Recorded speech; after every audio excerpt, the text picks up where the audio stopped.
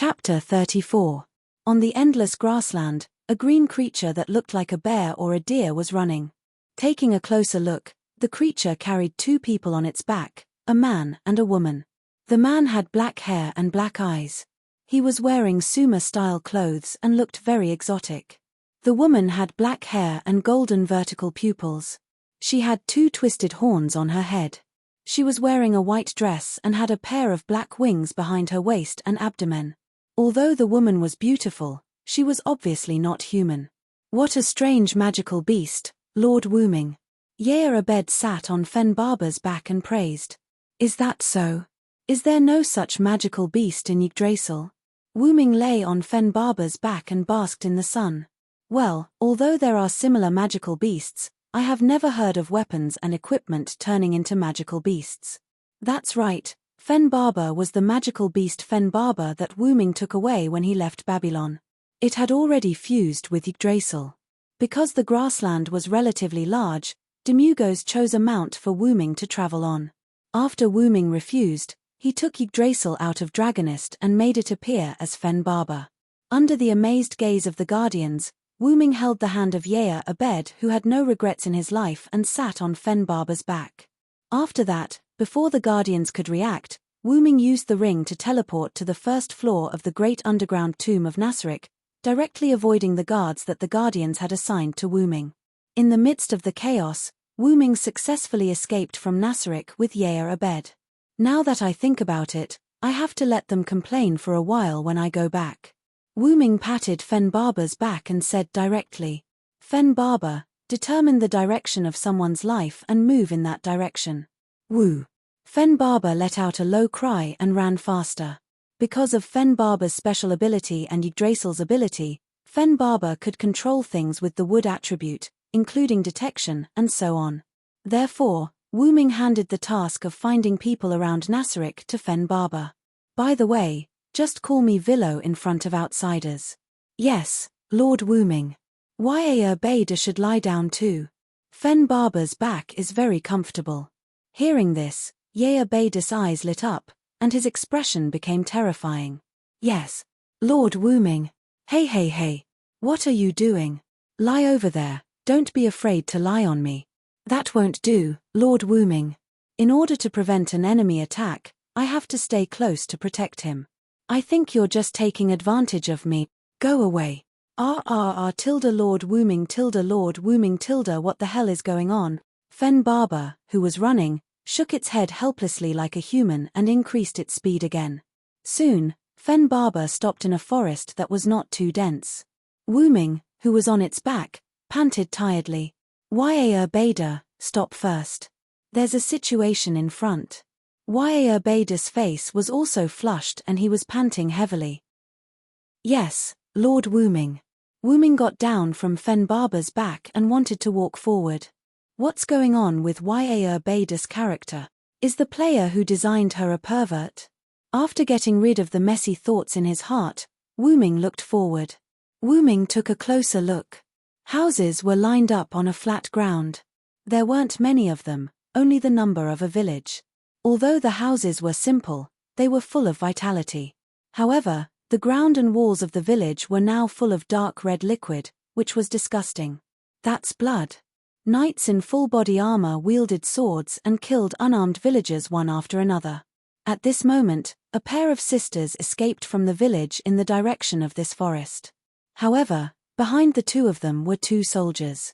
Coincidentally, the younger sister of the sisters fell because she was too young. Quick! Nim, get up quickly. We have to get out of here quickly. Because she often did farm work, the older sister's physical fitness was obviously much better than the younger sister. She pulled the younger sister up from the ground with a little strength. Okay, I know, sister. Nim said while holding back her tears. Okay, let's run.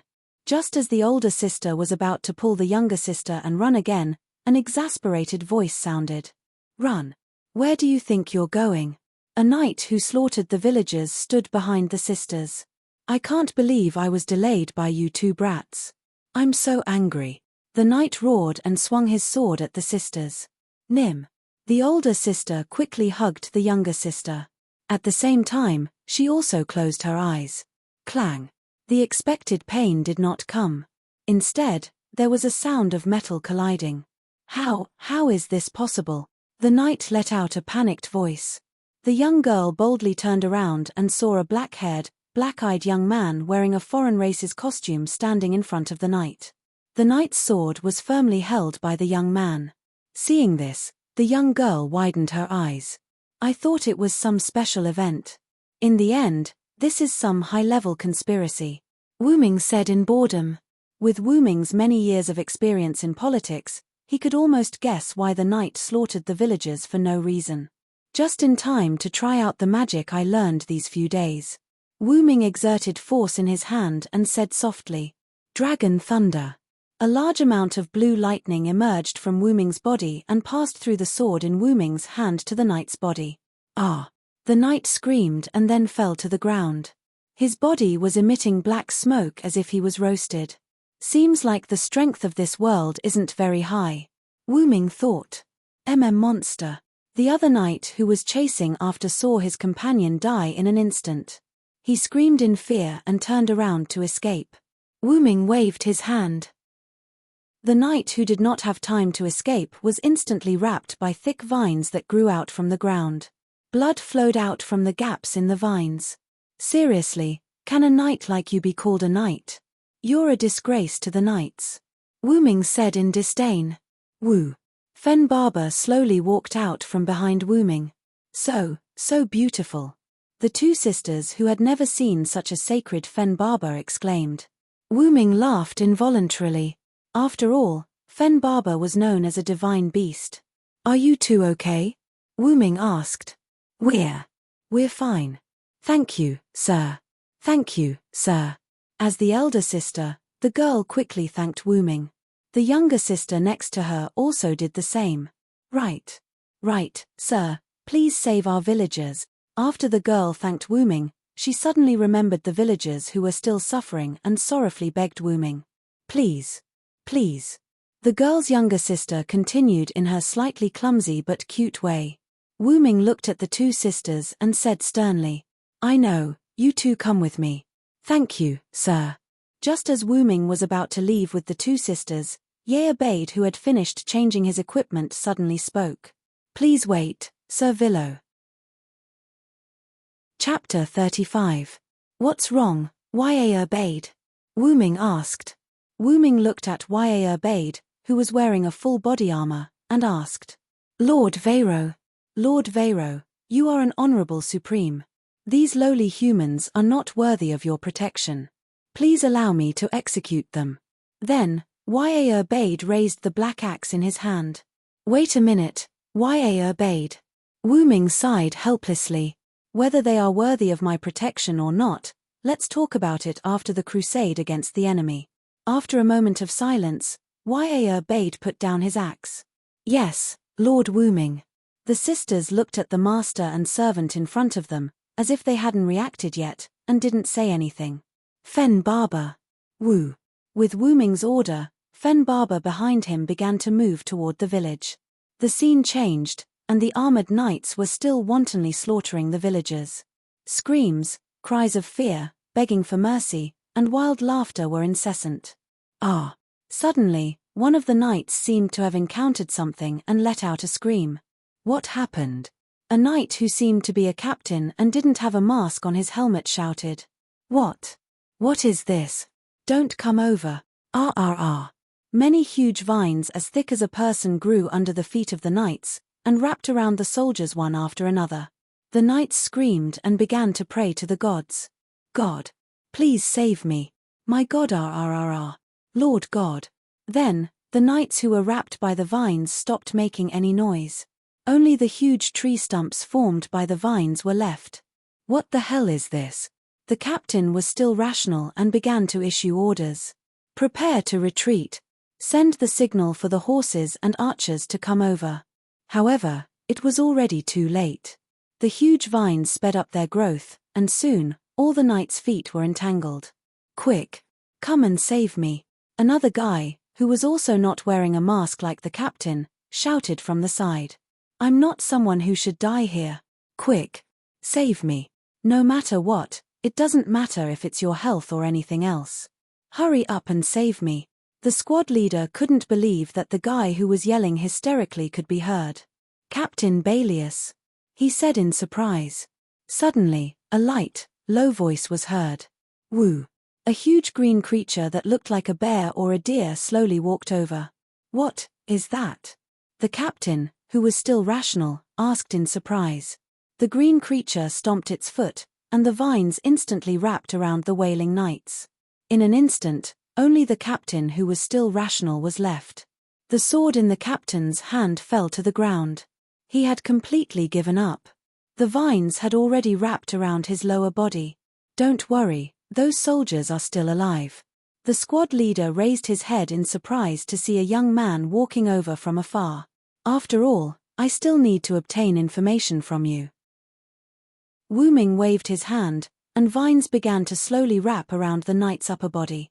Is that so? Thank you for sparing my life. However, I believe that my companion won't do anything. The vines had completely wrapped around the soldier. You're the only one who still looks like a knight. Wu Ming said calmly. The rest of the villagers fell into a dead silence. After a while, under the arrangement of the village chief, the villagers temporarily rested in the undamaged houses. The village chief, on the other hand, welcomed Wu Ming. In the village chief's house, Wu Ming picked up the simple cup of water provided by the village chief, took a sip, and listened to the village chief introduce the village. Khan Village. Is it? Yes, Khan Village's geographical location is not very good. It happens to be in the middle of 3 countries. The village chief said with a hint of sadness. After some questioning, Wu Ming lied that he was a magic chanter who cultivated deep in the mountains. Wu Ming originally said that he was a magician, but it seemed that in this world, people who used magic and magic were called magic chanters, so Wu Ming called himself a magic chanter. Wu Ming used information as a reward to offset the village chief's suspicion. After all, in this village where no one knew when something would happen, it was really hard to be at ease. According to the village chief, Khan Village belonged to the Restay Kingdom, and was located in the southeast corner of the kingdom. The Restay Kingdom, the Bohaz Empire, and the human supremacy of the Syrian theocracy were located in the middle of the mountain range that ran through the north and south. According to the map provided by the village chief, the kingdom was in the northwest corner, the empire was in the northeast, and the theocracy was in the south of the 2 kingdoms. Khan Village was in the middle of the 3 kingdoms.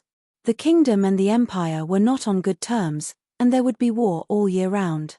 The location of the war was in the plains near the border city of the Restay Kingdom, Yalantir. According to the village chief, the knights who slaughtered the villagers were given the empire's badge, so it could be inferred that it was the empire's so-called. However, Wu Ming felt that it was not that simple. After all, the village chief also said that the kingdom and the empire were at war all year round, and there was no benefit for the empire to slaughter the villages at the border of the kingdom. Moreover, these knights were praying to the gods before they were wrapped in vines. It seems that I have fallen into some conspiracy again. After asking the village chief for the necessary information, Wu Ming bid farewell to the village chief and went out. Lord Wu Ming. Ye Abaid had been guarding outside the door. As for Fen Barber, Wu Ming asked it to check if there were any other enemies in the surroundings. After all, the captain just said that he was going to send a signal. I have gathered enough information.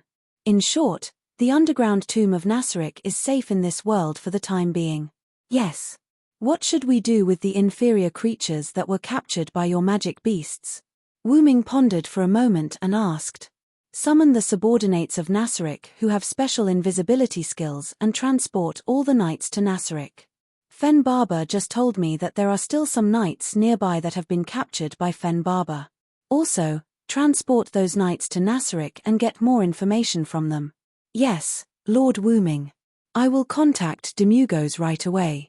Ye Abaid placed his hand on his temple near his ear and began to contact Demugos. Oh right, remember not to kill them first. Also, do some anti-reconnaissance work. After all, we don't know if these people have tracking magic or something like that on them. Yes, Lord Wu Ming.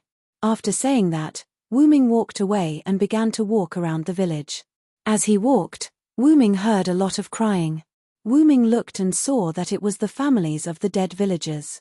Among them were the sisters that Wu Ming saved. They were crying on the corpses of their loved ones. Sigh. I am used to seeing people die. In the end, I still can't help but feel melancholy over tears. Whether it was in Connaught or Camelot, Wu Ming was used to seeing all kinds of deaths. In the end, Wu Ming still felt melancholy over these things. It wasn't that he was sad. It was just that he couldn't stand it. I remember that your name is Anli, right? Wu Ming half squatted in front of the sister that Wu Ming saved. Yes. Yes, Lord. The girl named Anli choked and said, Don't cry. In any case, I am a powerful magic caster. I have a way to revive your loved ones. As soon as he said that, the villagers who had lost their loved ones all knelt on the ground and begged Wu Ming. Lord Villo, please save my son. Lord Villo, please save my sister. All right, all of you, get up. Move the villagers' corpses to an empty space. Hearing that, the villagers started to move. Ye obeyed, who had finished talking with Demiragoth, walked over and asked Wu Ming in confusion. Lord Villo, are you going to use a rare resurrection tool to revive these lowly worms? Hearing that, Wu Ming couldn't help but laugh. All right, Ye obeyed. Although I am not a human, I like humans very much. Moreover, I am going to use the resurrection magic that I have learned. I will not use a resurrection tool. Besides, I don't have one. But, Lord Villo, all right, Ye obeyed. Wu Ming interrupted Ye obeyed's speech. If I die, you will definitely try your best to revive me, just like how these villagers begged me. Put yourself in my shoes and forgive my stubbornness. After that, Ye obeyed didn't say anything else. Chapter 36. The villagers had already moved the corpses to the village square. Everyone made way for Wu Ming and waited quietly for him to cast the spell. Although I also learned a resurrection spell because of interest, I have never tried it before. I don't know if it will work on these villagers. Wu Ming shook his head and walked forward. The sixth order spell, Angel's Return. Wu Ming accidentally saw this spell in Nazarik's library. In the Yggdrasil, world tree, magic was divided into 10 levels. There were 1st to 10th level spells. In Yggdrasil, there was also a supreme level spell, which was the 11th level spell. Supreme level spells were more like skills than magic. There were many restrictions. Not only did it take time to cast, but there was also a limit to the number of times it could be used per day, and it could not be cast continuously. The cooldown after casting could not be offset in Yggdrasil, whether it was a krypton item or something else, it could not offset the cooldown time. Of course, these were all obtained from Wu Ming's data memory. Wu Ming chanted the name of the spell, waved his hand, and a holy light rose into the sky. The light shot into the sky and gathered into a large sacred cloud. The cloud transformed into the appearance of an angel. A large number of sacred white feathers slowly fell on the villagers' corpses and integrated into the villagers' bodies. The angel made a sacred and indescribable sound toward the sky and dissipated. After the villagers' corpses merged with the feathers, the wounds on their bodies disappeared, and their skin color changed from pale to healthy. Under the villagers' excited eyes, the corpses that were originally lying on the ground opened their eyes one by one. The family members of the resurrected villagers, including Anli and her sister, rushed up with the villagers' cheers and hugged their family members fiercely. The sixth order spell is so powerful, it scared me. It seems that I have to go back to Nasarik to find some items to use. Wu Ming did not expect this spell to be so amazing. After all, the dragon thunder that Wu Ming used before was also a sixth order spell. Wu Ming's Sama, Yaruda has been waiting outside the village with the special forces. At this time, Yaruda walked behind Wu Ming. Stay low for now, I don't think it will be so simple this time. Yes. Wu Ming couldn't help but sigh as he turned to look at the villagers who were crying with joy. To be able to see you all so happy, my efforts have not been in vain. After all, ever since Wu Ming could remember, he had always thought that he was a human being. After knowing that he wasn't, Wu Ming still had special feelings for humans. After settling down the villagers who had just been revived, the village chief grabbed Wu Ming's hand and thanked him profusely. Thank you so much, Sir Villo. Wu-ming felt a little helpless against such a village chief. All right. Village chief, you've thanked me enough. Village chief, you've just suffered a disaster. You should go and arrange the situation of the village. All right, Sir Villo, thank you so much. Just as Wu-ming was about to say something polite, a villager suddenly ran over. Not good, village chief. A group of cavalrymen is approaching. What? This. Sir Villo. Seeing the village chief's expression, how could Wu-ming not know what was going on? I understand, village chief. Let the villagers hide first. I'll go with you to see what's going on. All right. After a while, Wu-ming and the village chief stood at the entrance of the village. A group of cavalrymen with different equipment rode over. The leader was a man in his 30s. The man rode his horse to the front of Wu-ming and the village chief and said, I'm Gegef Stolanov, the head warrior of the Riesti kingdom. I heard that there were cavalrymen from the empire causing trouble nearby. I've been ordered by the king to suppress them. I'm currently patrolling the villages. The head warrior of the kingdom, the village chief said in shock. Wu-ming looked at the village chief in confusion. The village chief hurriedly said, That. I've only heard that the head warrior of the kingdom is the strongest man in the kingdom. That's just the king's love and respect. It's just a title, not worth mentioning. Gegef looked at Wu-ming again. May I know who you are? Nice to meet you, head warrior of the kingdom. My name is Villo Silenst. I'm a magic chanter who was passing by and saw the village chief being slaughtered. I'm here to help. As if he heard something unbelievable, Gegef quickly got off his horse and walked to Wu-ming. He held Wu-ming's hands. Thank you so much for saving this village. Looking at Gegef's sincere eyes, Wu-ming was stunned for a moment. Seems like he's a good official who cares about the people. I'll save him. You're welcome, head warrior. Suddenly, someone from Gegef's troop ran over. Head warrior, there are many figures nearby. They're closing in on the village. Seeing this, everyone frowned. Seems like someone can't sit still. Soon, Gegef's troop and Wu-ming retreated to the outermost house of the village chief. Wu-ming looked at Gegef, who was observing the situation outside, and asked directly, Who are those people outside? Gegef retracted his gaze and looked at Wu-ming. To be able to mobilize so many magic chanters, it could only be the Sai Lian cult. And it's a special troop directly under the head priest, one of the Sai Lian cult's 6-color holy books. After hearing this, it seemed to confirm Wu-ming's thoughts. Seems like they're coming for you, head warrior. Gegef was stunned for a moment. After thinking carefully, he realized that they were really coming for him. Oh, I didn't expect the cult to want to get rid of me. After that, Wu-ming said with a smile, You're very lucky, head warrior. What do you mean? Gegef was puzzled. Seeing that you have a good temper, I've decided to help you. Hearing this, Gegef was overjoyed. Really, Lord Silenst? Thank you so much.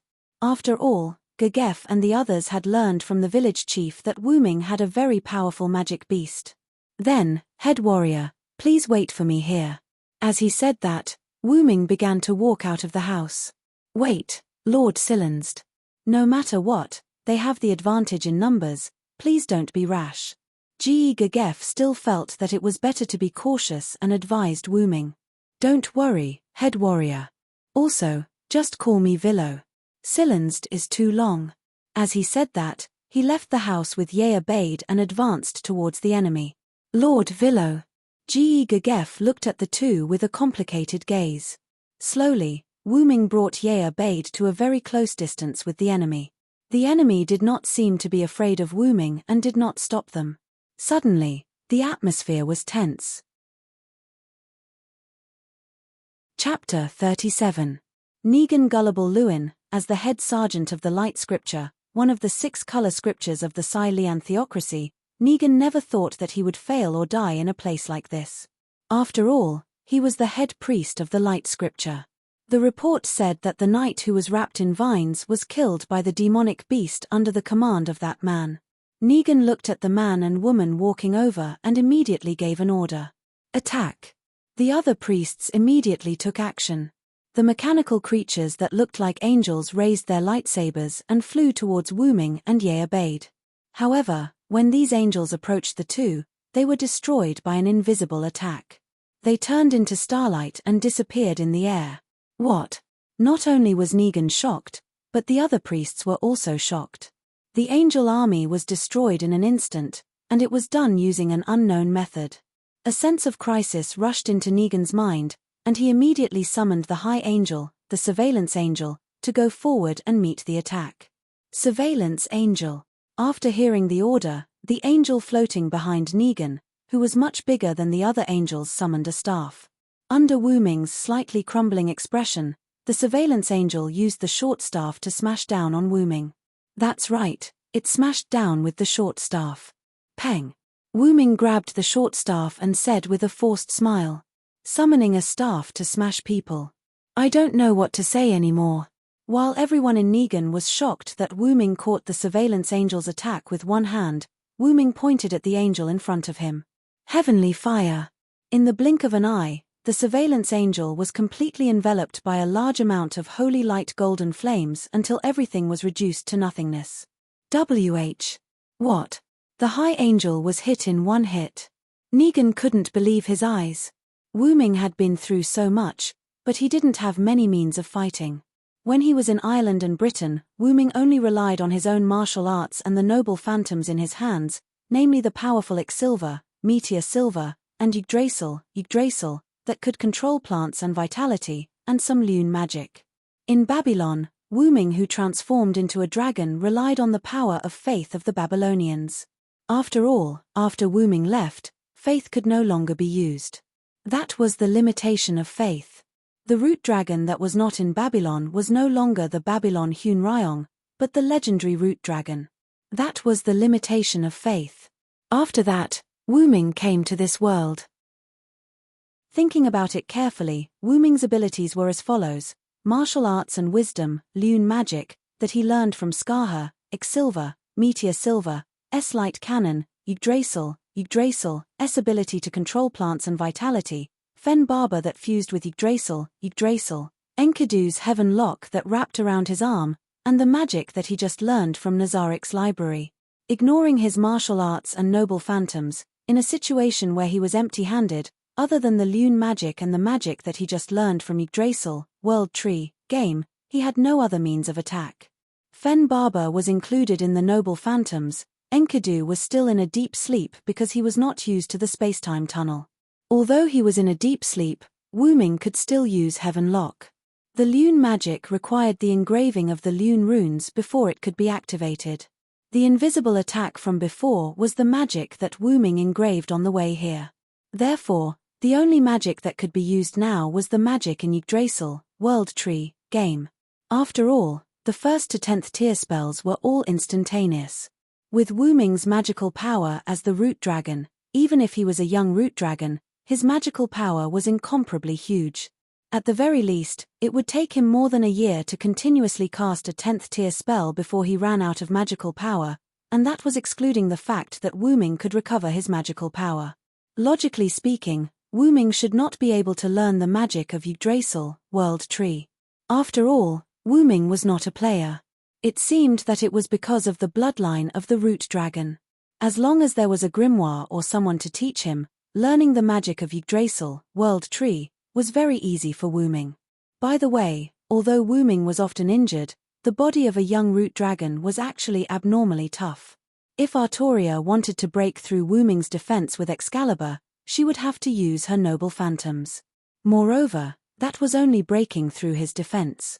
If she wanted to seriously injure Wu Ming, she would have to use an unknown but abnormally powerful black gas like Morgan Le Fay. Of course, ever since he was corroded by the black gas, Wu Ming's resistance to things like poisons and curses had basically reached the limit. To put it simply, regardless of the level of the poisons or curses in the world, they could no longer affect Wu Ming. This was the characteristic of the root dragon that was born from the root of all worlds. Otherwise, those that could transform into dragons would be called root dragons. For example, special abilities such as traveling through space and time without being affected, and learning the magic of Yggdrasil, World Tree, that should not be able to learn, were all brought about by the bloodline of the root dragon. Don't worry. If this thing doesn't die after being hit by a tier 9 magic, I'll have to look at it in a different light, Wu Ming said with a wave of his hand. Although Nasaric was an alien guild, the spells that the members of the guild organized were not only of the Dark series. The Skyfire just now was a Faith-type spell. Although it was strange to use Faith-type magic to attack an angel, Wu Ming did not think too much about it. The Skyfire spell had a special ability that increased its attack power on non-human enemies. In Yggdrasil, World Tree, apart from races such as humans, elves, and dwarfs, demi-humans, aliens such as orcs, goblins, ogres, vampires, bugmen, demons, and dragons all had attack power. Coupled with the support of Wu Ming's powerful magic, how could a mere level 45 monster withstand it? That's right, Ye Abade was the one who told Wu Ming the monster's level. According to Ye Abade, there were such monsters in Yggdrasil, World Tree. Is it a coincidence, or? Wu Ming pondered. What? Tier 9 magic? How is that possible? Negan shouted as he broke down. Tilda, calm down. You're the leader of these priests after all, Wu Ming said with a smile. Impossible. How could anyone know a tier 9 magic? Negan seemed to have broken down as he took out a crystal from his pocket. Item? I remember that crystal item seems to be used to seal spells from the 1st to the 10th level. After thinking for a while, Wu Ming swung his arm and a silver chain flew out from Wu Ming's palm. Before Negan could react, the chain snatched the crystal item from Negan's hand. After putting away Enkidu, Wu Ming looked at the item in his hand and then tossed it to Ye Abade, who was beside him. Go back and see what's inside. Yes, Lord Villo. Then, Wu Ming looked at Negan's group. As for you. Just as Wu Ming was about to say something, the sky shattered like a piece of glass in front of Wu Ming's group. Just in case, I even learned a high-level counterintelligence spell called Mirror Reflection. The Motherland is spying on me. Negan was in disbelief. Wait. Negan suddenly shouted as if he had broken down. Sir. No. My lord, no, I'm fine by myself. Please let me go, I'll give you any amount of money, I beg you. Don't embarrass yourself here, lowly creature. Ye Abade suddenly shouted. The only thing you can do now is to quietly kneel on the ground and gratefully accept Lord Villo's gift of death. Low-class, creature. Purgatory said in an uncertain tone. Since Ye Abade said so. Wu Ming closed his eyes and opened them again. A golden vertical pupil appeared in Wu Ming's eyes. Accept your fate, lowly creature. Chapter 38. Under Wu Ming's orders, Yuf captured the members of the sacred scripture of sunlight and brought them back to Nasaric. Wu Ming used the excuse that the sacred scripture of sunlight could be resurrected to order Yuf not to kill the members of the sacred scripture of sunlight. This was cruel to the members of the sacred scripture of sunlight. After all, Nasaric was an alien guild created by a group of insane gamers. After Nasaric transformed into a physical body, Nazaric's interrogation methods were devastating. Moreover, Wu Ming had ordered them not to kill the members of the sacred scripture of sunlight. It was obvious that the members of the sacred scripture of sunlight had been offended. However, this had nothing to do with Wu Ming. The battle between Wu Ming and the members of the sacred scripture of sunlight was witnessed by some villagers and Jiefu. Wu Ming used the excuse of feeding the magical beasts to transfer the members of the sacred scripture of sunlight to Nasaric. Since he had gathered enough information about this world, Wu Ming decided to bid farewell. Is that so? Is Lord Villo leaving? Jiefu asked thoughtfully. Lord Villo, I would like to thank you again. Thank you for saving my parents. Thank you. Anli and Nim heard that Wu Ming was leaving and hurried over to express their gratitude to Wu Ming. Wu Ming could only smile helplessly. Oh yes, Anli, I have something for you. Wu Ming extended his hand to Yuf Bade. Yes. Yuf Bade took out two objects that were the size of a cow's horn and handed them to Wu Ming. This is a flute that can summon goblins. Use it well. Anli was taken aback. She wanted to reject the gift, but Wu Ming stuffed it into her hands. Lord Villo, this is too precious. It was a magical item, and it was extremely powerful for a village girl like Anli. Just take it. It's not a very valuable item, Wu Ming said with a smile. Wu Ming was not wrong. These were the tools that he had asked Yeabed to bring out from Nasaric. According to the information in Wu Ming's mind, these 2 pairs of flutes could only summon a dozen low-level goblins. Of course, that was in the game. Though the low-level goblins weren't enough to protect the village, the goblins could teach the villagers how to defend themselves. Although Khan village was not too far away from Nazaric's underground tomb, Wu Ming did not plan to protect Khan village forever. As for who to give the item to, Wu Ming undoubtedly gave it to the pair of sisters he met first. Sir Villo, are you interested in going to King's City with me? Ji Jefu suddenly asked. May I know why you are inviting me? From the battle between you and those people, I can see that Sir Villo is a very powerful magical chanter. After all, I am a citizen of the kingdom, and it is necessary for me to recruit talents for the kingdom, Ji Jefu said seriously. Please forgive my refusal, Sir Ji Jefu. I still have some family members to take care of. I won't go to King's City with you, Wu Ming said naturally. When Yeabed heard the word family, her expression under the helmet instantly became emotional. Is that so? That's a pity. Then, I wish Sir Villo a safe journey. Ji Jefu was not angry at Wu Ming's refusal. He only smiled faintly. If I have the chance to go to King's City, I would like to ask Ji Jefu to lead the way for me, Wu Ming said jokingly. Of course, Ji Jefu said, leave it to me. After that, Wu Ming summoned Fen Barber from the forest near Khan village. Sister, look, it's that beautiful deer. Don't talk nonsense, Nim. That's Sir Villo's magical beast. So this is Sir Villo's magical beast. It's really an excellent magical beast, Ji Jefu praised. Wu Ming also got on the Fen Barber with Yeabed. He waved at Ji Jefu, Anli, and the others and walked into the distance. After a while, Wu Ming noticed that Yeabed, who was sitting behind him, seemed to have some questions. What's the matter, Yeabed? Yeabed hesitated for a while and asked. Sir Wu Ming, do you like humans very much? Hearing this question, Wu Ming smiled faintly. What about you? What do you think of humans? Yeabed answered without hesitation. Weak, inferior creatures. What a beautiful scene it would be to stomp them to death like insects. After hearing Yeabed's words, Wu Ming had an expression that said, I knew you would say that. Yeabed, I quite like humans. After all, I was adopted by a kind old man when I was born. Sir Wu Ming was adopted by humans? Yeabed was very surprised. Ah, yes. You guys didn't exist back then. Back then, I thought I was a human. Wu Ming recalled the past and said slowly, is that why Sir Wu Ming likes humans? Not only that, Yeabed. Wu Ming sat back and sat at the same level as Yeabed. Humans are very mysterious creatures. Their bodies are weak, their strength is weak, and they often fight among themselves. They are vulgar and sad. But humans love life, love peace, are positive, united, and tolerant. Humans are such a strange species.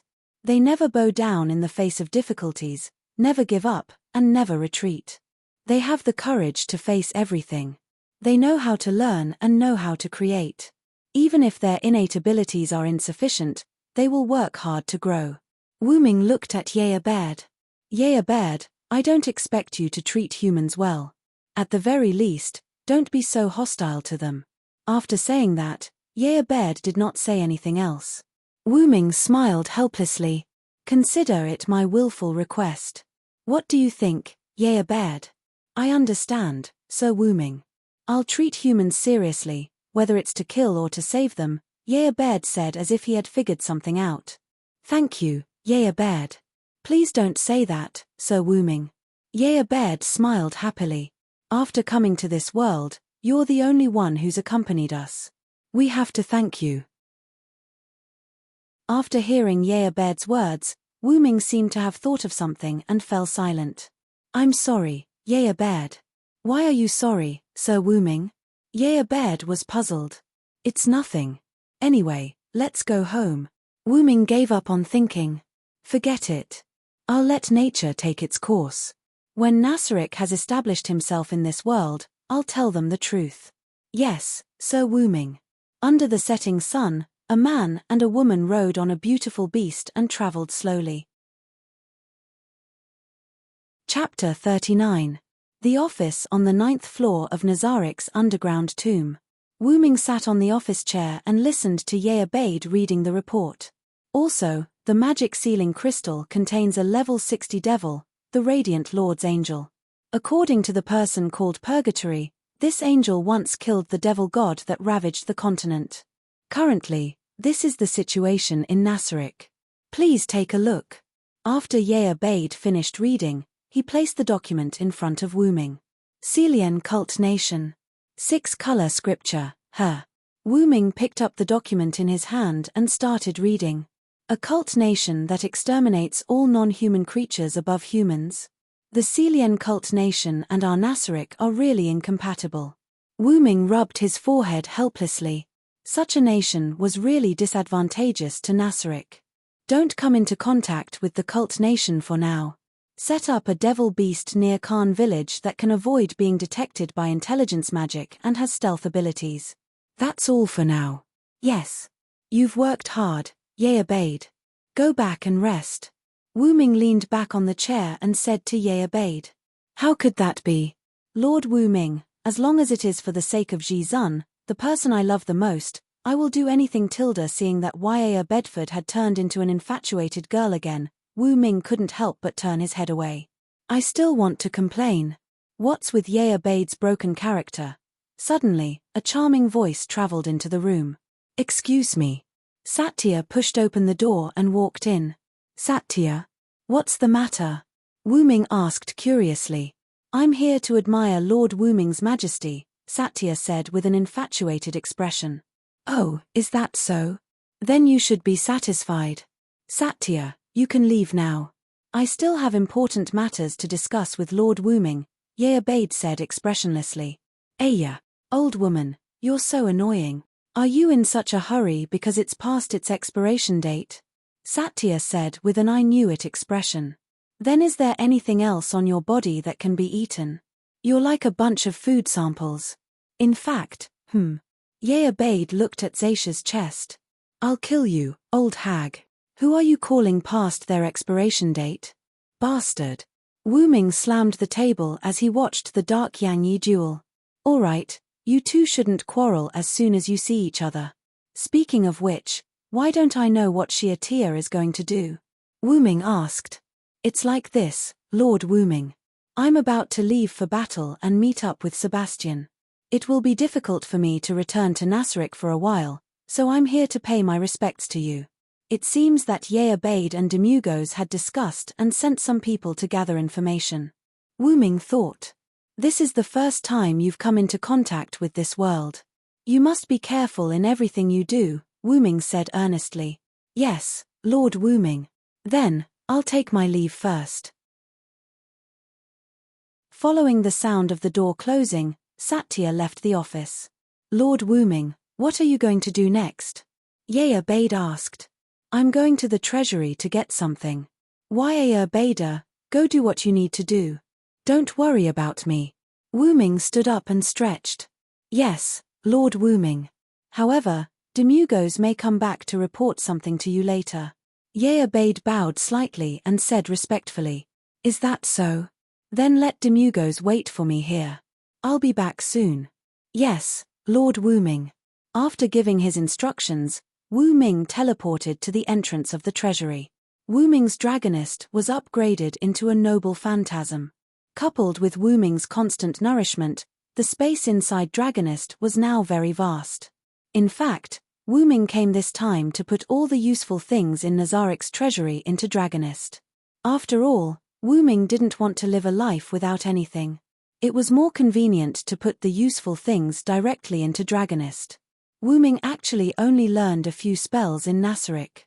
The 5th-tier magic Dragon Thunder, the 6th-tier magic Angel's Return, the 9th-tier magic Heavenly Fire, and the magic skills Mirror Reflection, Dragon Thunder, and many other high-level spells. They were mainly used to deal with humans. Angel's Return was a low-level resurrection spell without side effects.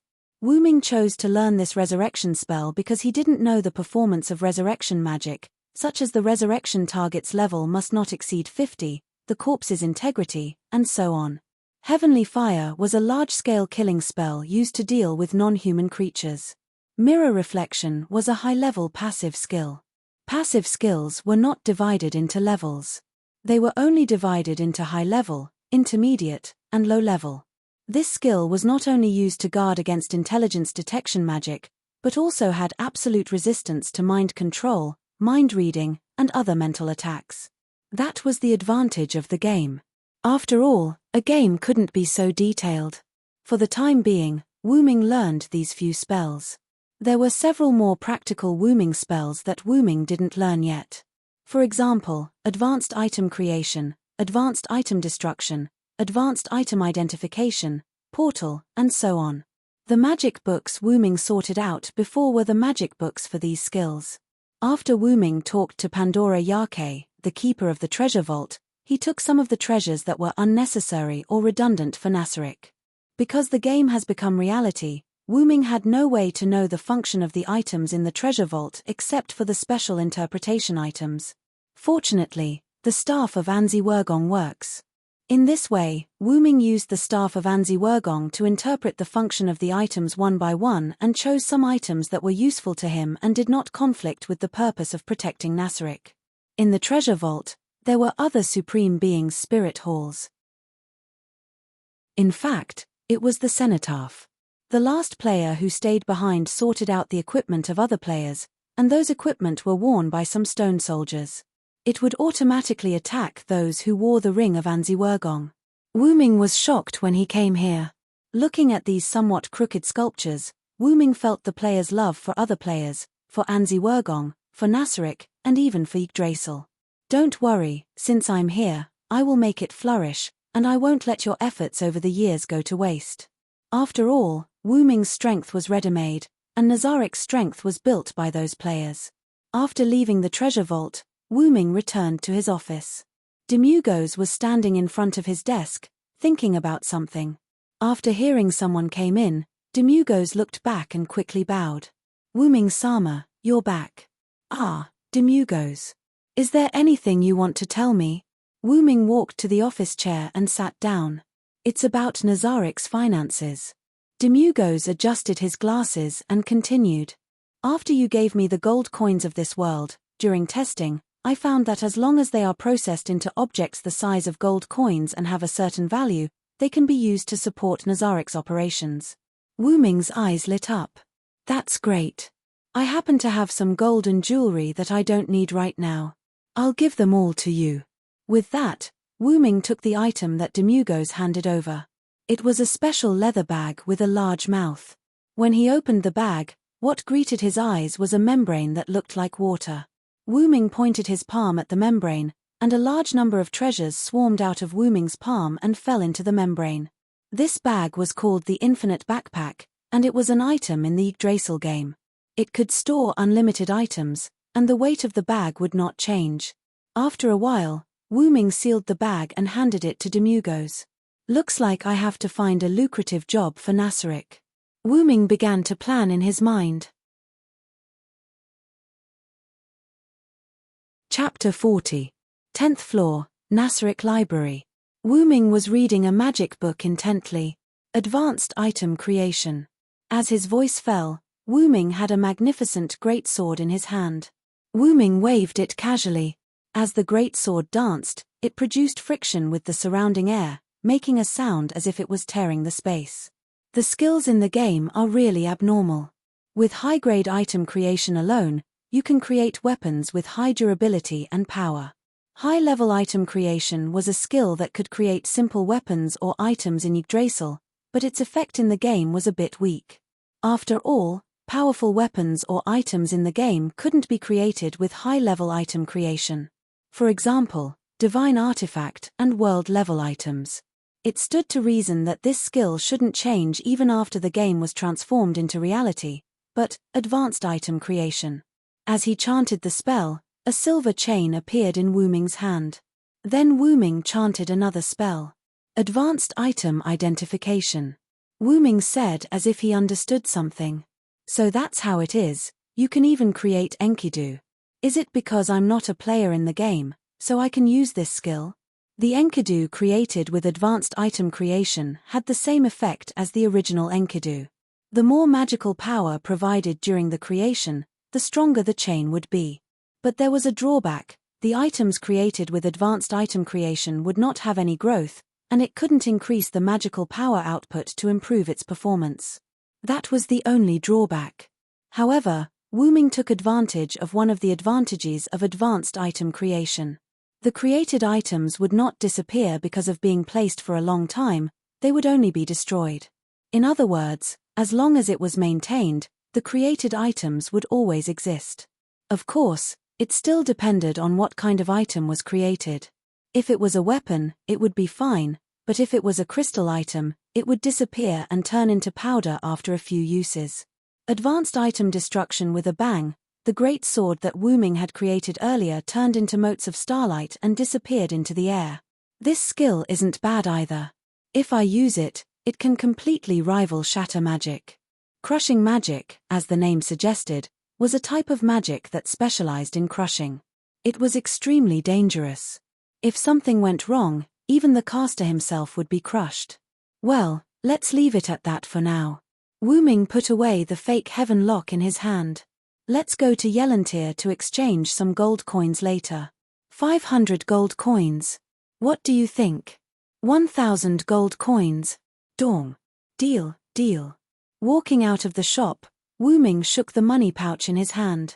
Seriously, this shop owner is really interesting.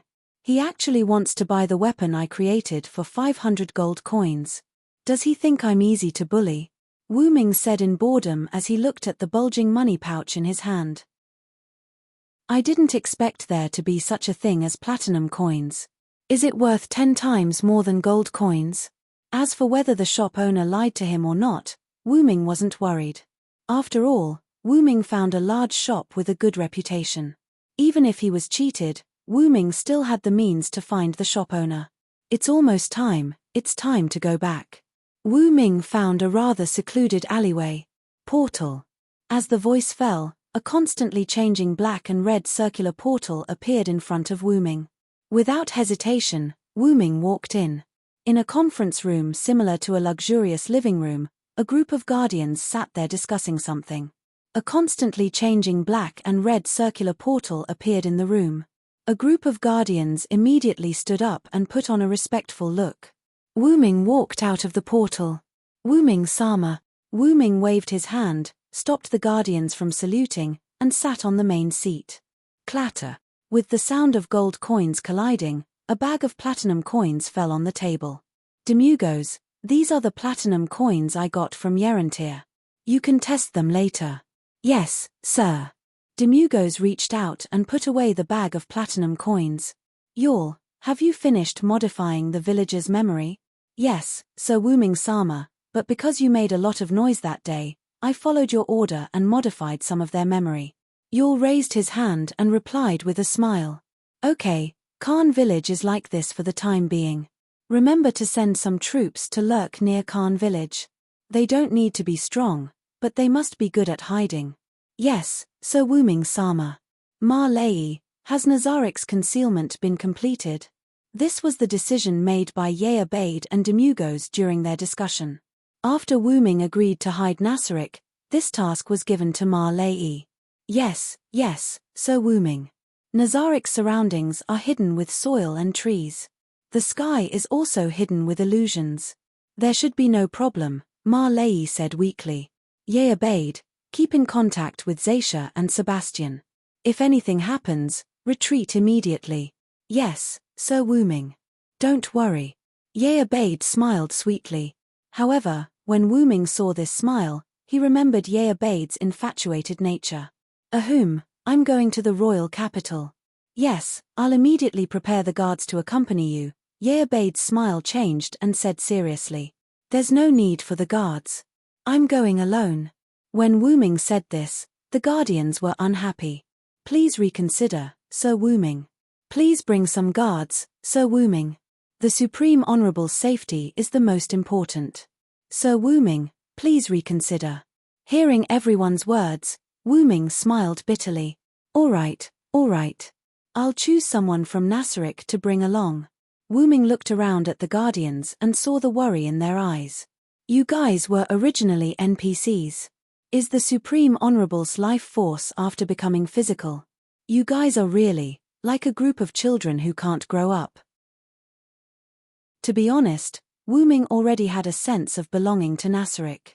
After all, Wu Ming had been on the move ever since he left the ordinary world where he had nothing to worry about. From the country of shadows to Connaught, from Britain to Babylon, although he stayed in some places for longer periods of time, Wu Ming was still a passerby.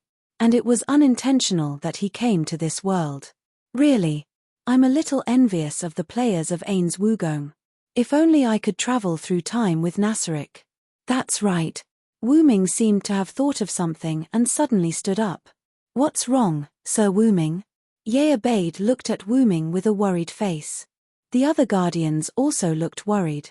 Sorry, I just thought of something. That's all for the meeting. I'll take my leave first. After saying that, Wu Ming hurriedly opened the portal and stepped in, leaving a group of Guardians staring at each other in bewilderment. Chapter 41. After Wu Ming left the meeting room, he immediately went to his bedroom. Wu Ming stretched out his hand, and a twisted golden scepter appeared in his hand. I hope my idea can be realized. With that, Wu Ming crossed his legs and activated the floating function of the scepter of Anzi Wurgong, allowing it to float in front of him.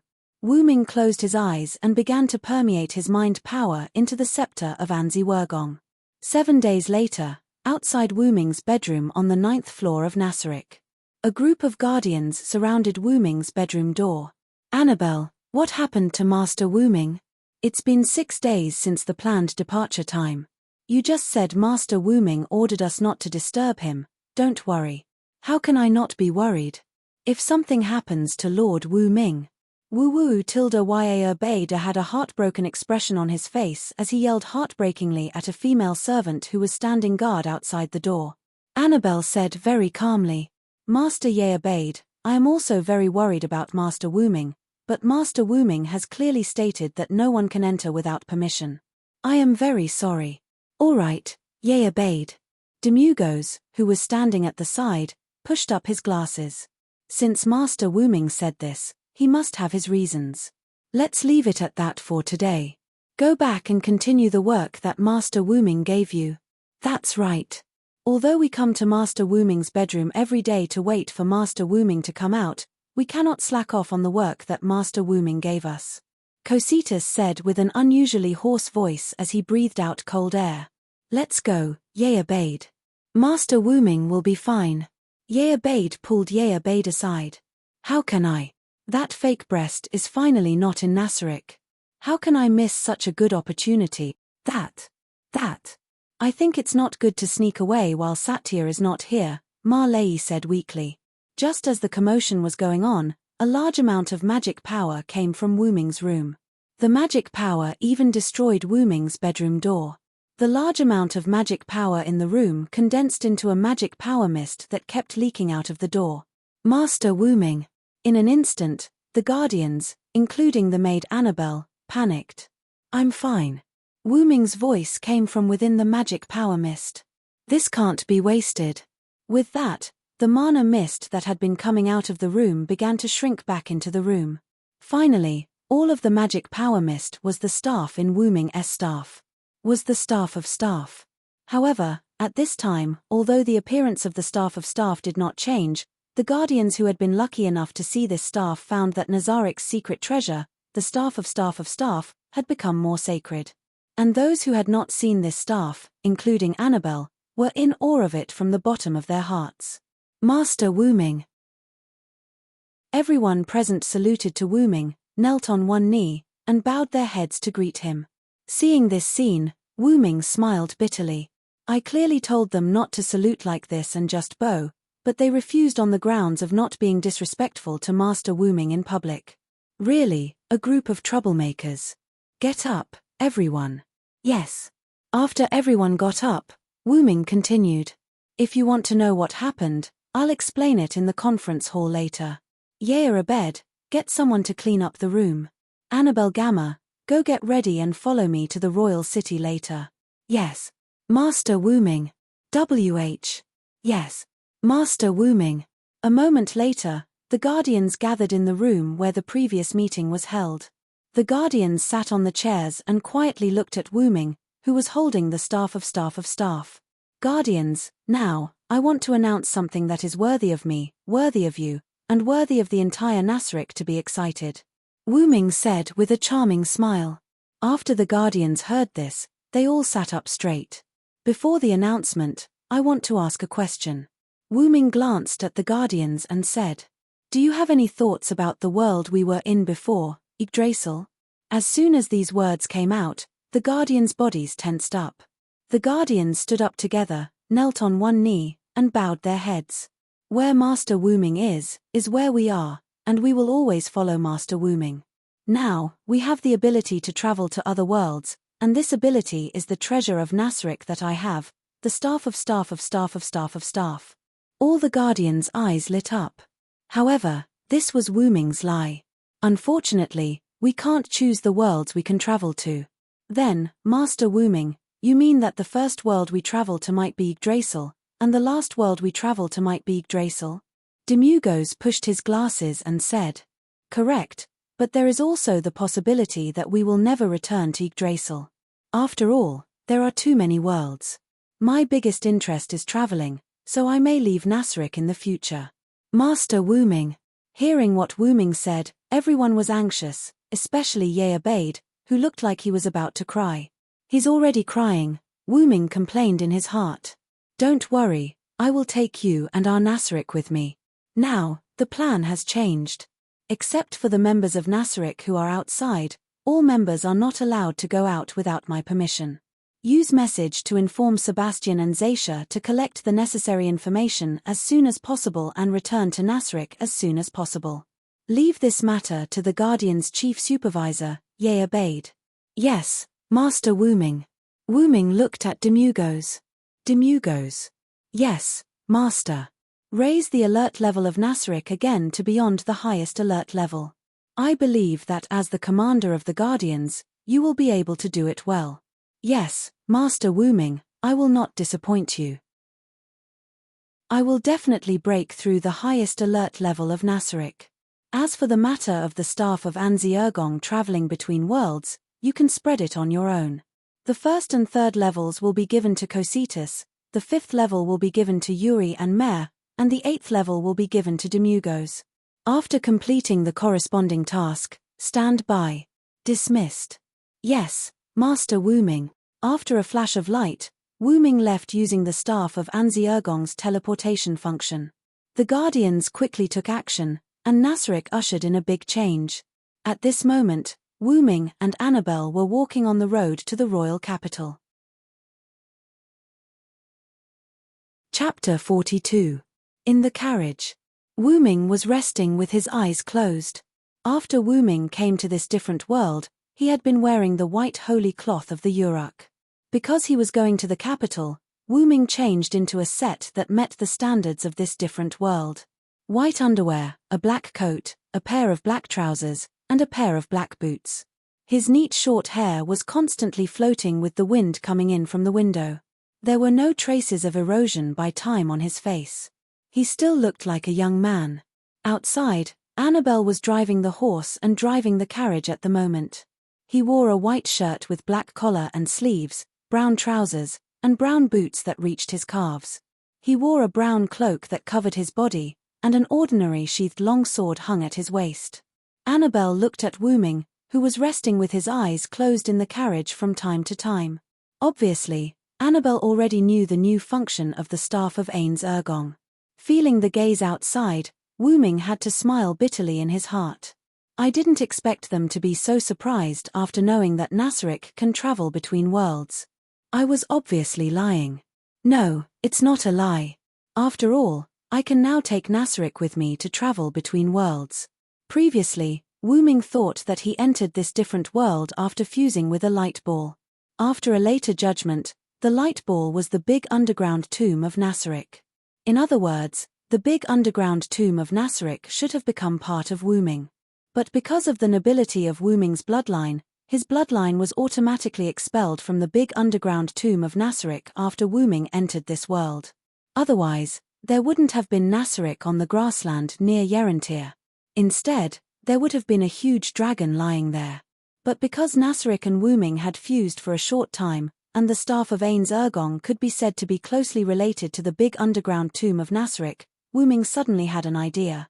What would happen if the staff of Anzi Ergen became my noble phantasm? Wu Ming was filled with curiosity and unknowns. That was why Wu Ming went into seclusion in his bedroom for 7 days despite his plans being disrupted. These 7 days were used to upgrade the staff of Anzi Ergen into a noble artifact. As Wu Ming had fused with Nazaric's underground grave for a short period of time, the time it took for Wu Ming to transform the staff of Anzi Wergong into a relic was much shorter than the time it took for other relics to evolve. After the staff of Anzi Wergong was transformed into a relic, it had 2 abilities. Firstly, it was because the staff of Anzi Ergen had a large number of magic skills. After it was upgraded to a noble relic, it became a super weapon that could release tens of thousands or even hundreds of thousands of magic spells. Secondly, Anzi Ergong Guild's stronghold was located in the underground graveyard of Nasaric. The staff of Anzi Ergong was the guild weapon of Anzi Ergong Guild. If the guild weapon was destroyed, the guild would be forcefully disbanded. The guild weapon had the highest authority in the guild. After the staff of Anzi Ergen was upgraded into a noble relic, its ability became to store the underground graveyard of Nasaric into the staff of Anzi Ergen. It could also form an enchantment that eroded the world, and summon the underground graveyard of Nasaric to its master in the form of magic. In short, it was the reality marble of the world in the shape of the moon. The magic that could instantiate the scenery in one's mind was called reality marble. Once the reality marble was activated, it would change the surrounding space into a completely different scenery, shaping the caster's mind, and eroding the real world. That was why Wu Ming said that the staff of Anzi Ergen could allow the underground graveyard of Nasaric to travel between worlds. However, what I care about is the second ability of the noble relic, the staff of Anzi Ergen.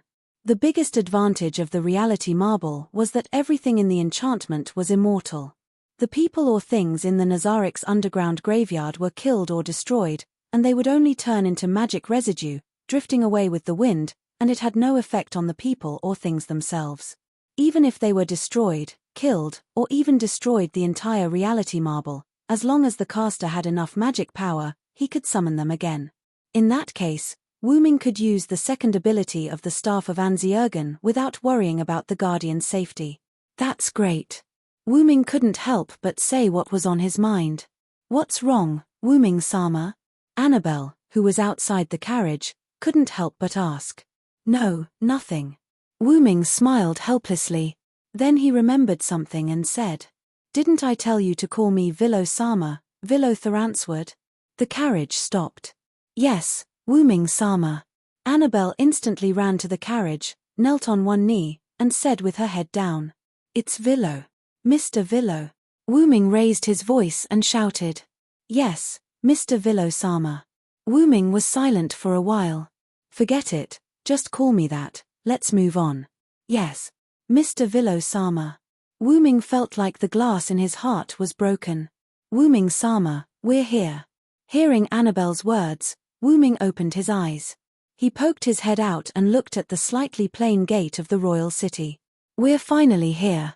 In fact, Wu Ming was a little anxious about coming to the royal city before he upgraded the staff of Anzi Ergen into a noble artifact. After all, Nasaric wanted to survive in this world, and it was inevitable that he would have to deal with the natives of this world.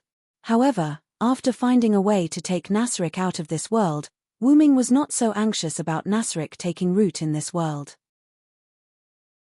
After all, there is no world that Nasaric likes to move to, so it's better to take root in this world for the time being. That was Wu Ming's thought. "Let's go, Annabelle, find a hotel to stay first."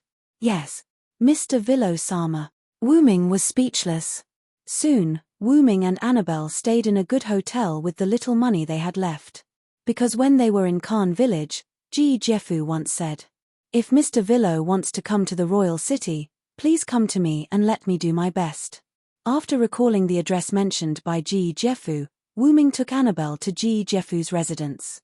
It was a very ordinary house without any special features. Except for Annabelle, who was slightly dissatisfied, Wu Ming felt that this house was good. Wu Ming stepped forward and knocked on the door. After waiting for a while, no one responded. It seems that Ji Jefu is not at home. Forget it, let's go back to the hotel first, Annabelle. A mere bug can make the supreme wait like this. Mr. Villo-sama, please rest assured that I will personally tie it up and bring it to the hotel. With that said, she was about to raise her hand to cast magic on the house. Wu Ming was just about to stop Annabelle, and suddenly a voice that was quite familiar to Wu Ming came from a distance. "Are you Mr. Villo-sama?" Chapter 43. Wu Ming looked at the source of the voice. A strong man in his 30s stood there in plain clothes. "Long time no see, Sir Ji Jefu." Wu Ming waved and smiled. "Please forgive me for not being able to entertain you at my humble abode." Ji Jefu put 2 glasses of water in front of Wu Ming, who was sitting. "Isn't this proof of Sir Ji Jefu's integrity?" Wu Ming didn't mind and took a glass of water to drink. "Annabelle, don't stand there, sit down and drink a glass of water. This is an order." "Yes, Villo-sama." Annabelle, who was standing behind Wu Ming, had to sit down after hearing Wu Ming's order. As for the address, after Wu Ming thought about it again and again, he still let Annabelle call him sir. After all, Mr. Rosen was stranger than Rosen. "Thank you again, Villo-sama.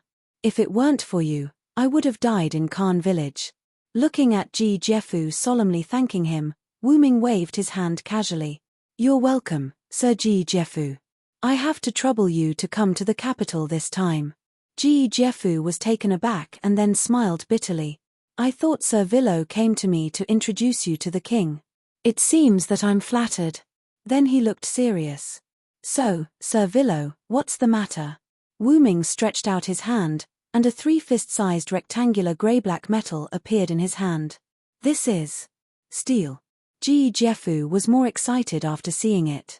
Yes, that was the pure steel block created by Wu Ming with advanced item creation.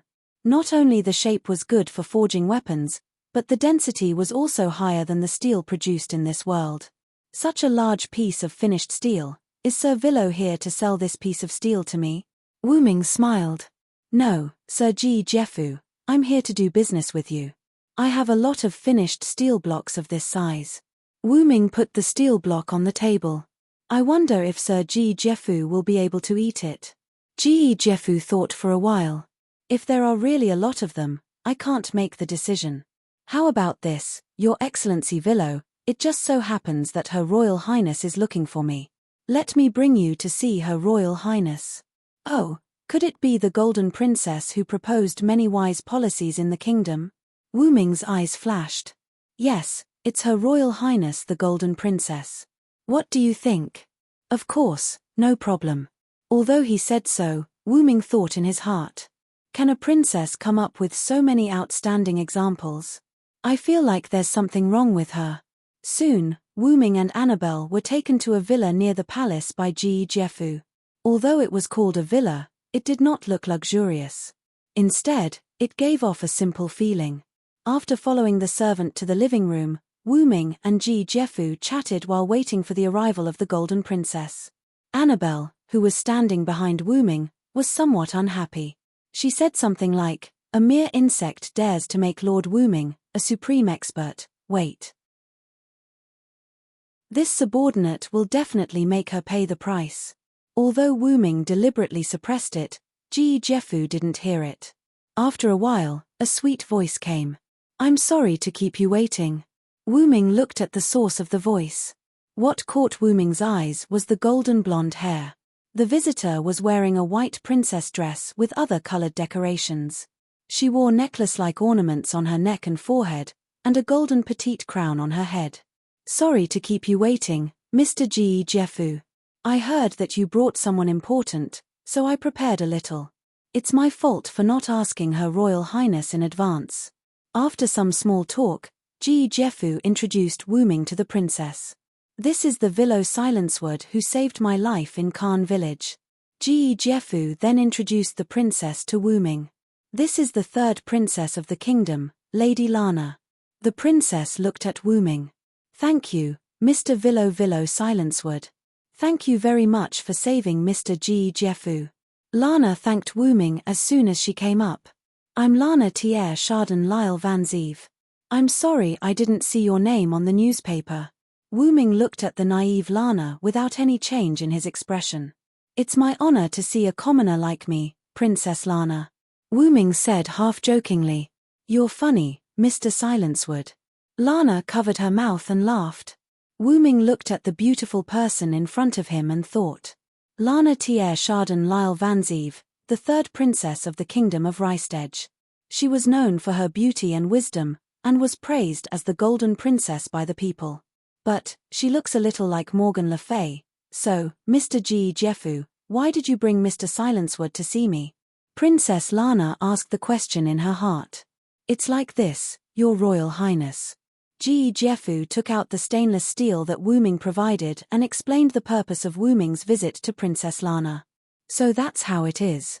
Princess Lana, who understood the cause and effect, had a look of sudden realization. Don't worry, Mr. Silencewood. I will help you find a trustworthy merchant. Please allow me to purchase some of your stainless steel as a member of the royal family. Wu Ming didn't have a problem with that. I don't have a problem with the kingdom buying it all. After all, I'm just a merchant here to sell things, Your Royal Highness. Wu Ming smiled. Just call me Lana. I believe that a person who saved the kingdom's warrior captain must be a good person. Lana smiled at Wu Ming. This sentence surprised Wu Ming. After all, in Wu Ming's eyes, he wasn't a good person. Whether it was in Connaught, Britain, Babylon, or now Nasaric, Wu Ming was always protecting his own interests. In order to let Maeve let him go, Wu Ming promised Maeve to help him finish the war. In order to protect Britain, Wu Ming had done a lot of dirty things. He had thought of buying goods and murder countless times. In Babylon, with Gilgamesh there, Wu Ming didn't have to do too much for Babylon. However, it was also because Wu Ming couldn't defeat the gods of Sumer Pantheon and could only bluff. Otherwise, Wu Ming wouldn't have left with Enkidu who faked his death. In Nasaric, the original Nasaric people were people with a negative sense of justice. Wu Ming didn't ask them to change. He only advised a few people not to be too hostile towards humans. Of course, that was only towards people who were kind. As for people who were full of evil intentions and scum, even if they were killed by the people of Nasaric, Wu Ming wouldn't bat an eye. Wu Ming was such a person who was full of egoism and did as he pleased. Hearing Lana praise Wu Ming as a good person, Wu Ming was a bit absent-minded. Since it's daily, Princess Lana should also call me a Willow. Otherwise, it wouldn't be fair. Wu Ming said. Yes, Mr. Willow. Well, since they don't have any evil intentions, I don't need to care whether they miss Morgan Le Fay or not. It doesn't affect me anyway. Just like that, Wu Ming's merchant plan was successfully carried out. Just as Wu Ming and Lana were happily talking, a young man came into the room. Chapter 44. I'm very sorry, Your Highness Lana, I'm late. A young man opened the door and walked in. The young man had short blonde hair, a youthful face, and a resolute face. He was wearing white armor. Although he looked young, he gave off a very reliable feeling. Lana smiled and shook her head. It's okay, Clem. I'm here to discuss something with Mr. Gagejeff. Not to mention, Mr. Gagejeff also brought Mr. Willow Silencewood, who saved Mr. Gagejeff's life in Khan village. Hearing that it was the person who saved Gagejeff's life, the young man named Clem's eyes lit up. He turned his head and looked at the only male in the room other than Gagejeff. That direct gaze made Annabelle a little unhappy. Just as Annabelle was about to say something, Wu Ming reached out his hand to stop her. After all, if the situation was not right, Annabelle would speak very arrogantly. He had to stop her. Is your name Clem? Do you have something to ask me? Yes, Mr. Silencewood.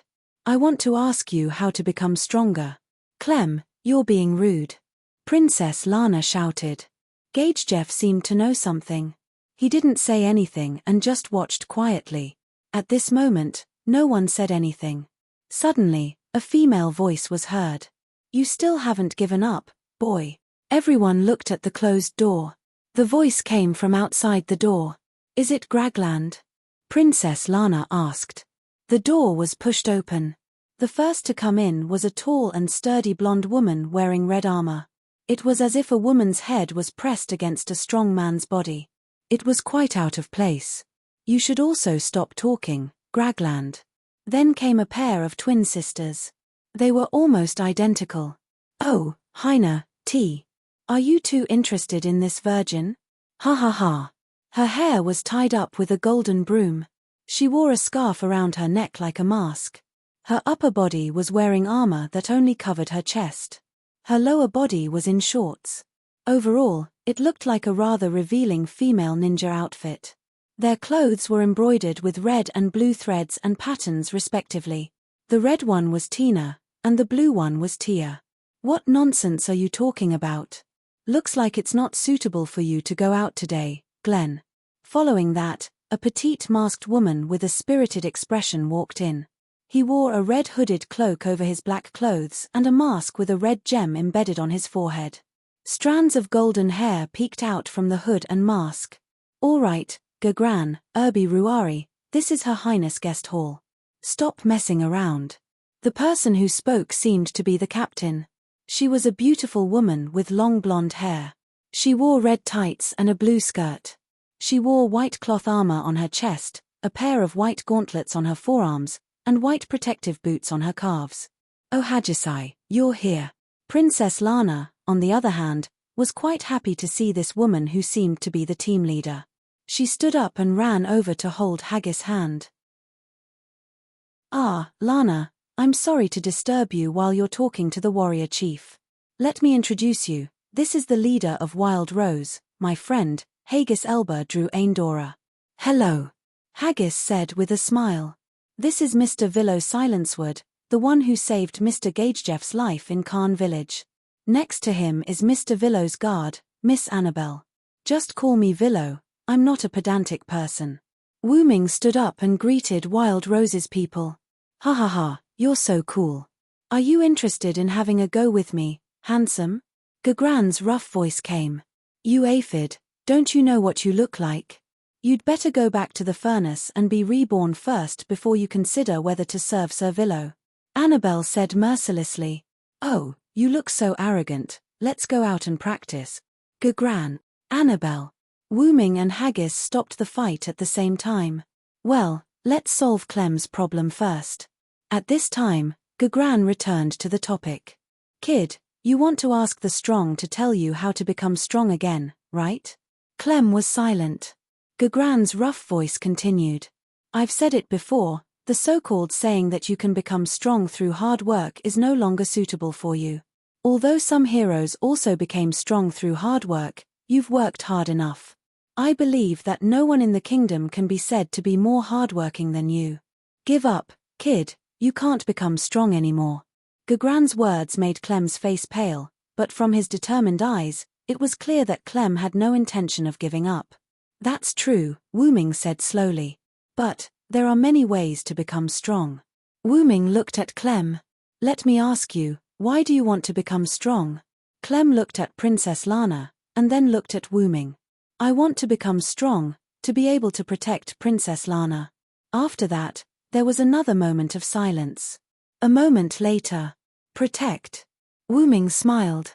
Come out with me. After that, Wu Ming walked out of the room. Annabelle glanced at Clem and followed Wu Ming. Clem and Lana's faces were filled with joy.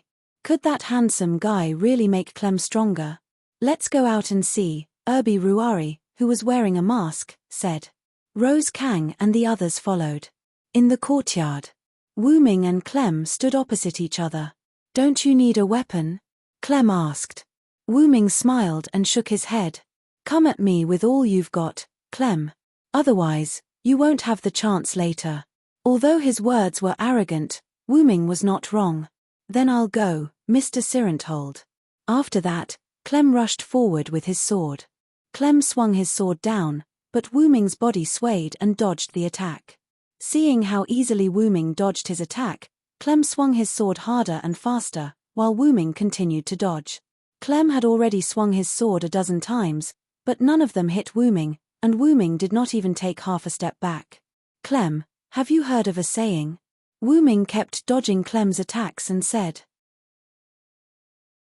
when a person is in danger, they will explode with unprecedented power. Yes, I know. Clem replied. After hearing this, Wuming squinted his eyes. Are you ready?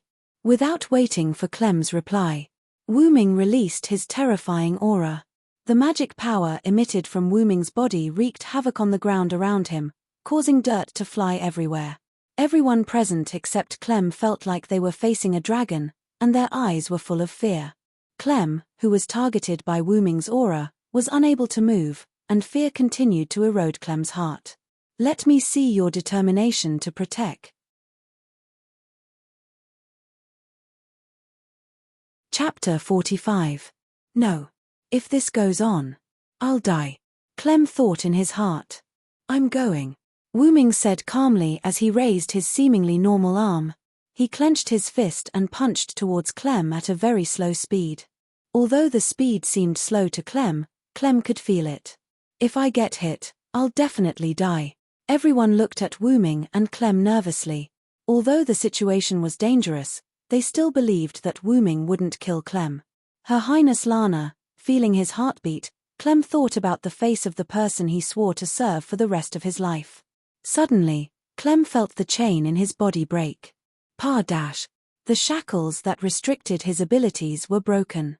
Wuming's fist wind formed a tornado, sweeping up the dirt on the ground. In an instant, dust filled the air. Lana, Rose Kang, and the others stared at the dust in the courtyard without blinking, wondering what the outcome would be. Slowly, the smoke and dust dispersed, revealing the figures of two people. Clem. Princess Lana couldn't help but call out. Clem's posture didn't change as he stood on the spot. The sword in his hand was swung forward, held tightly by Wuming's other hand. Wuming's arm that swung out stopped beside Clem's head. Wuming slowly retracted his arm and smiled at Clem. Congratulations, you've broken through your limits. This sentence was like the last straw that broke the camel's back. After Clem heard it, his body couldn't support itself and fell to the ground. Breathing heavily and feeling the pain on his body, Clem looked at the sky.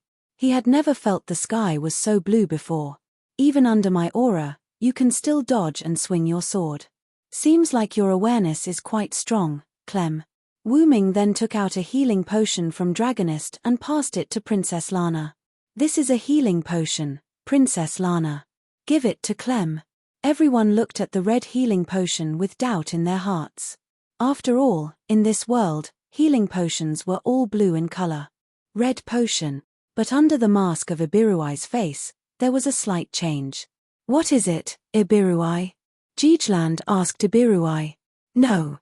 I'm fine. After Lana fed the healing potion to Clem, everyone returned to the meeting room. Clem asked impatiently as soon as he sat down, fully recovered. Lord Villo, just now the Villo understood Clem's doubts and asked. A person's brain will limit most of their skills to prevent damage to their body. Just now, you broke through part of the limit under my pressure, which is why your body is in so much pain. After taking a sip of the tea, Wuming put it down. Now, you should be able to control the release of this restriction. You should be able to sense it yourself. Yes, thank you very much for your guidance, Sir Villo. This humble one is eternally grateful. Well, Tilda Virgin, you have indeed become stronger, although it was only for a moment. You should have reached the level of a platinum-level adventurer. Jijland said from the side. In this world, there was a profession called an adventurer. Wuming knew from the interrogation of the people from the Sunshine Holy Bible that adventurers were people who dealt with monsters. These people were similar to multipurpose mercenaries, and were managed by the Adventurers Guild. The Adventurers level was differentiated by the rarity of the metal. The metal that symbolized their identity from lowest to highest were copper, iron, silver, gold, platinum, mithril, orichalcum, and stainless steel. Hearing this, Wu Ming reached out his hand, and a thin white knight's sword appeared in Wu Ming's hand. Then, how about adding this? Wu Ming tossed the knight's sword to Clem. This is stainless steel? Clem was confused. It's a pure stainless steel knight's sword. When everyone heard this, they were all shocked. Although a small amount of stainless steel could increase the weapon's quality, no one would use pure stainless steel to forge a weapon. Moreover, with such a large piece of stainless steel, it was hard to say if they could find a blacksmith who could forge a pure stainless steel weapon. After all, stainless steel was the hardest metal in this world. How can I, Mr. Villo, I can't accept such a valuable weapon. Clem's expression was determined not to accept it, and Rose Kang's expression was the same. After all, no one would be so nice for no reason. Okay, just accept it. After all, I still have something to ask of Her Royal Highness. Of course, Mr. Villo. Everyone was confused. After all, accepting a request without hearing it was strange no matter how they looked at it. But after thinking about it for a while, Hagrid felt relieved. Wu Ming also looked at Princess Lana in confusion, then seemed to have thought of something. It seems that Her Royal Highness Lana values Sir Clem a lot. Princess Lana just smiled sweetly. Of course, after all, I like Clem the most. Clem's young face blushed when he heard that. Then, Her Royal Highness Lana is not afraid that I will make a request that will harm the kingdom? You must be joking. As I said before, I believe that Mr. Villo who saved His Excellency the warrior is a good person. Wu Ming waved his hand. Forget about being a good person, I just thought that Ji Jeffu was a good person, so I helped him. That's enough. Lana smiled. My request is simple, if you have any business in the future, please consider me first. No one in the conference room spoke. A moment later. Is that all, Mr. Villo? Princess Lana asked. That's all. How about it? Can you accept it? Okay, no problem. But, with such a small request, you let me accept such a valuable treasure. Clem was still a little unbalanced. It's okay, Clem, just accept it. This is a reward for your determination to protect. Wu Ming smiled. Yes. Mr. Villo, I will live up to your expectations, and I will use it well. Clem accepted it quite solemnly. Looking at Rose Kang and the others present, Wu Ming looked at Princess Lana. Then that's it for today, I'll take my leave first. Wu Ming stood up. It's really a blessing to talk with you, Mr. Villo's thinking is really advanced. It couldn't be helped. Previously, Wu Ming was discussing business matters with Princess Lana. As they talked, the topic deviated from the main topic. They even talked about the country, policies, and such. Wu Ming even expressed his own opinion, which made Princess Lana very surprised.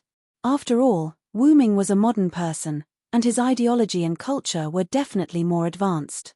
Of course, Her Royal Highness Lana's opinion surprised me, as expected of the Golden Princess.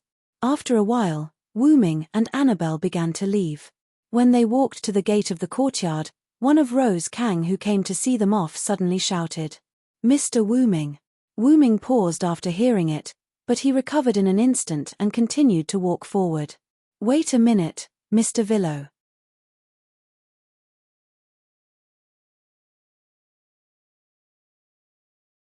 Chapter 46.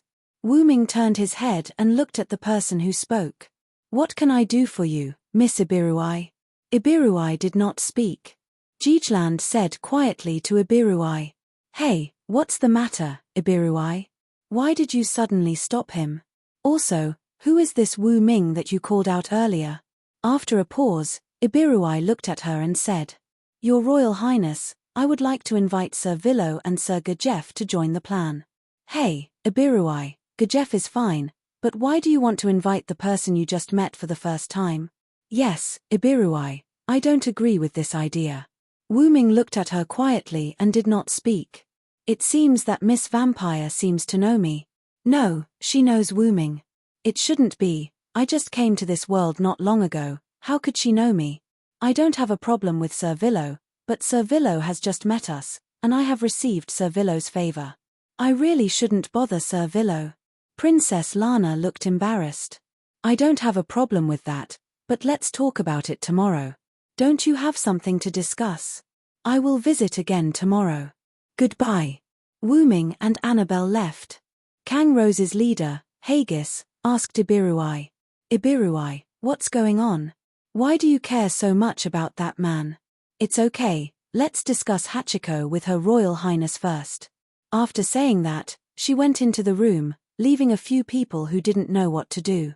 On the other side, Annabelle walked behind Wu Ming and asked, "Do we need to get rid of that woman?" "No, I really want to know where she knew my name."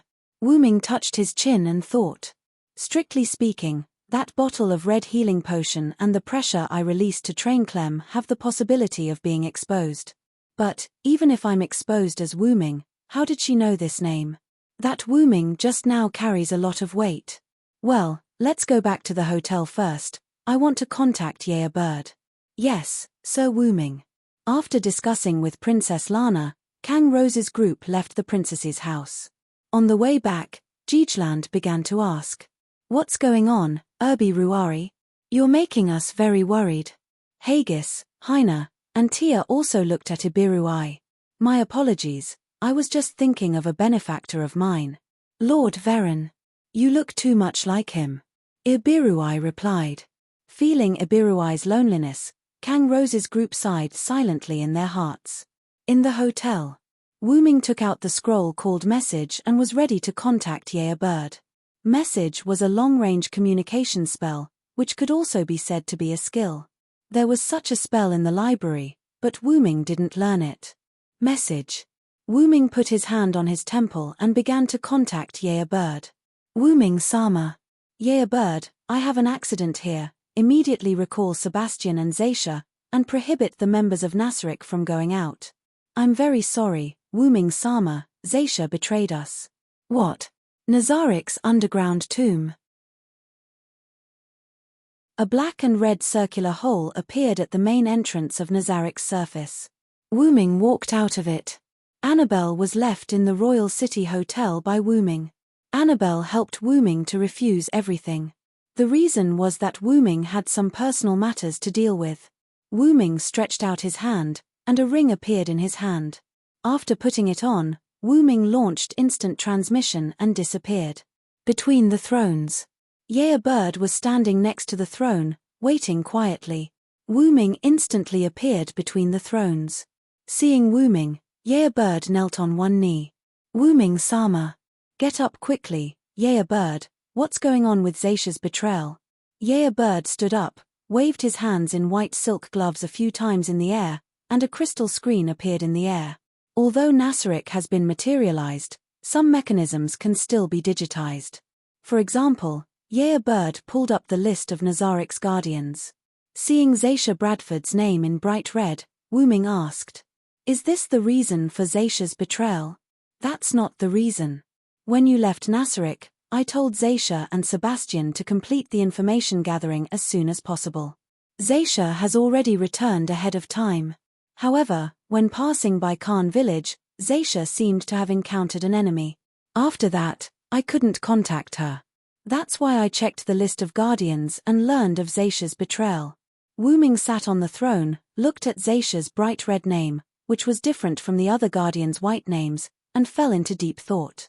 If I'm not mistaken, the enemy should be from the Celian theocracy. I deduced the same thing when I discussed with Demugos, but because of Lord Wu Ming's orders, I didn't send troops to Khan village to check. Send the highest level assassin to the vicinity of Khan village to check the situation. Understood. Yaya Badord left. A moment later, Yaya Badord returned to the throne. Lord Wu Ming, Zaisha is fully armed and stopped on the plains near Khan village. We sent our subordinates to question her, but Zaisha didn't answer as if she was unconscious. Our initial judgment is that Zaisha is under mind control. To be able to affect the undead who are immune to mind control, the other party has at least a world-class item, Wu Ming analyzed after pondering for a moment. Wu Ming frowned. Although Wu Ming was much stronger than these level 100 NPCs, if he could control Zaisha's mind, Wu Ming did not dare to say that it was ineffective against him.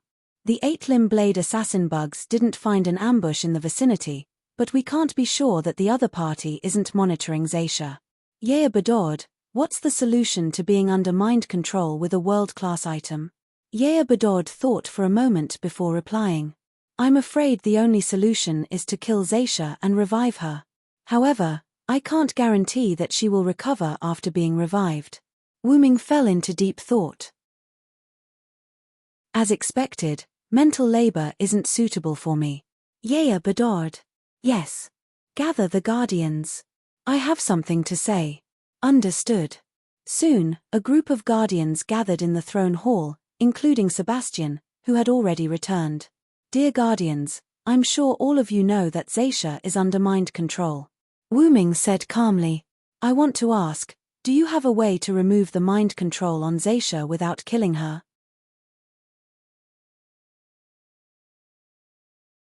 Chapter 47. Looking at the silent Guardians, Wu Ming thought to himself. It seems that I can only kill Zaisha. I'm very sorry, Wu Ming-sama, we can't solve the problem for you. It's a crime worthy of death. Demugos said in a serious tone. Don't say that, Demugos. I'm too harsh. After all, that's the effect of a world-class item, and it's not so easy to remove. Wu Ming shook his head. First, I want to give you the world-class item. Wu Ming's words were shocking, and the Guardians immediately knelt down and bowed their heads. Demugos, you know the reason, right? Demugos still knelt on one knee and bowed his head. Yes, Wu Ming-sama. Wu Ming-sama gave us the world-class item to prevent us from being affected by the enemy's world-class item. Wu Ming nodded. Demugos is still smart. With that, Wu Ming waved his hand. A sword, a cup, a large scroll, and a pair of gloves appeared in the air and fell to the hands of Cositas, Yuri, Mare, and Demugos. Because Ye Abade already has the world-class item Infernal Abyss, I won't give you the world-class item this time. Yes, Wu Ming-sama. Ye Abade said with a regretful look. The names of these 4 items are Blade of Billions, Cup of Zaisha, Mountain River Map, and Avarice and Desireless. I will tell you how to use them and their effects after the meeting. Thank you, Wu Ming-sama, for giving us these treasures. We will not hesitate to go through fire and water for you. Several people said at the same time. One more thing, I'm going to fight Zaisha alone. How can that be, Wu Ming-sama? Please think twice, Wu Ming-sama. Wu Ming-sama. Silence. Wu Ming shouted. We can't be sure if the other party will suddenly use a teleportation spell to teleport over. Moreover, we can't guarantee our chances of victory if you guys go. Most importantly, you are like newborn children. I am someone who has accepted your loyalty. How can I let you kill each other? Lord Wu Ming, since you've already made your decision, as your subordinates, we shouldn't say anything more. However, please promise us that you'll return safely, Ya Abade said. I agree. In Wu Ming's bedroom. Wu Ming placed many props in front of him. It feels like I'm raiding a dungeon. Seriously, how can someone like me, who has experienced many battles, be used to preparing for a one-on-one battle like a game? As mentioned before, after Nasrik transformed into a physical body, he retained some of his digitized parts. For example, Nazarik's members could use magic to detect a target's HP and MP, and Yair Abed could also manage Nasrik through the system. Sure enough, it's more suitable for me to fight directly. Can I determine if there are any players on the other side? At the end of the meeting, Demugos proposed that after a series of anti-teleportation spells, anti-detection spells, and other spells were placed near Satya, Wu Ming would fight Satya one-on-one. Stay put, I'll go check the situation. Master Wu Ming, don't you need guards? No, to avoid misunderstandings, you can continue to hide near Zaisha. Yes, Master.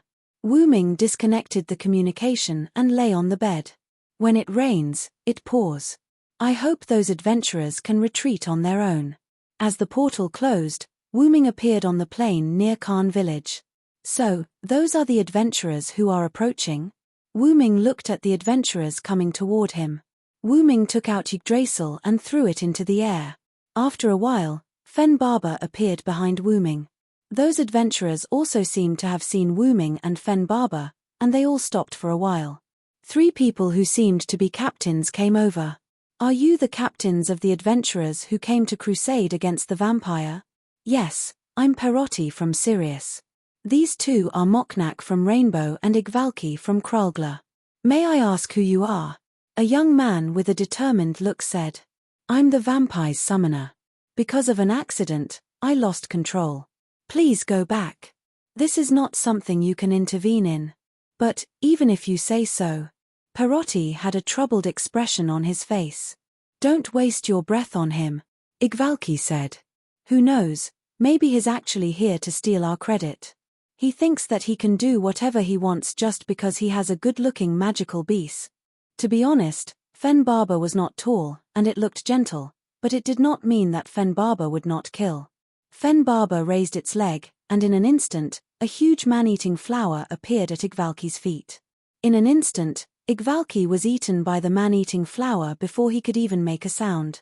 Perotti and Moknak put their hands on their weapons with a solemn expression. I'm in a bad mood. Persuading you to leave is for your own good. Do you have to make an example of me? Ah. Wu Ming released the aura of a giant dragon. The wind pressure caused by his aura overturned the adventurers in the distance, and Perotti and Moknak in front of him were unconscious. Wu Ming slowly retracted his aura. Ever since Silent Wonder turned into a dragon, he had mastered an invisible pressure similar to draconic aura. This could be considered a blessing in disguise. Looking at the hurried and orderly retreat, Wu Ming turned around and walked toward Satya.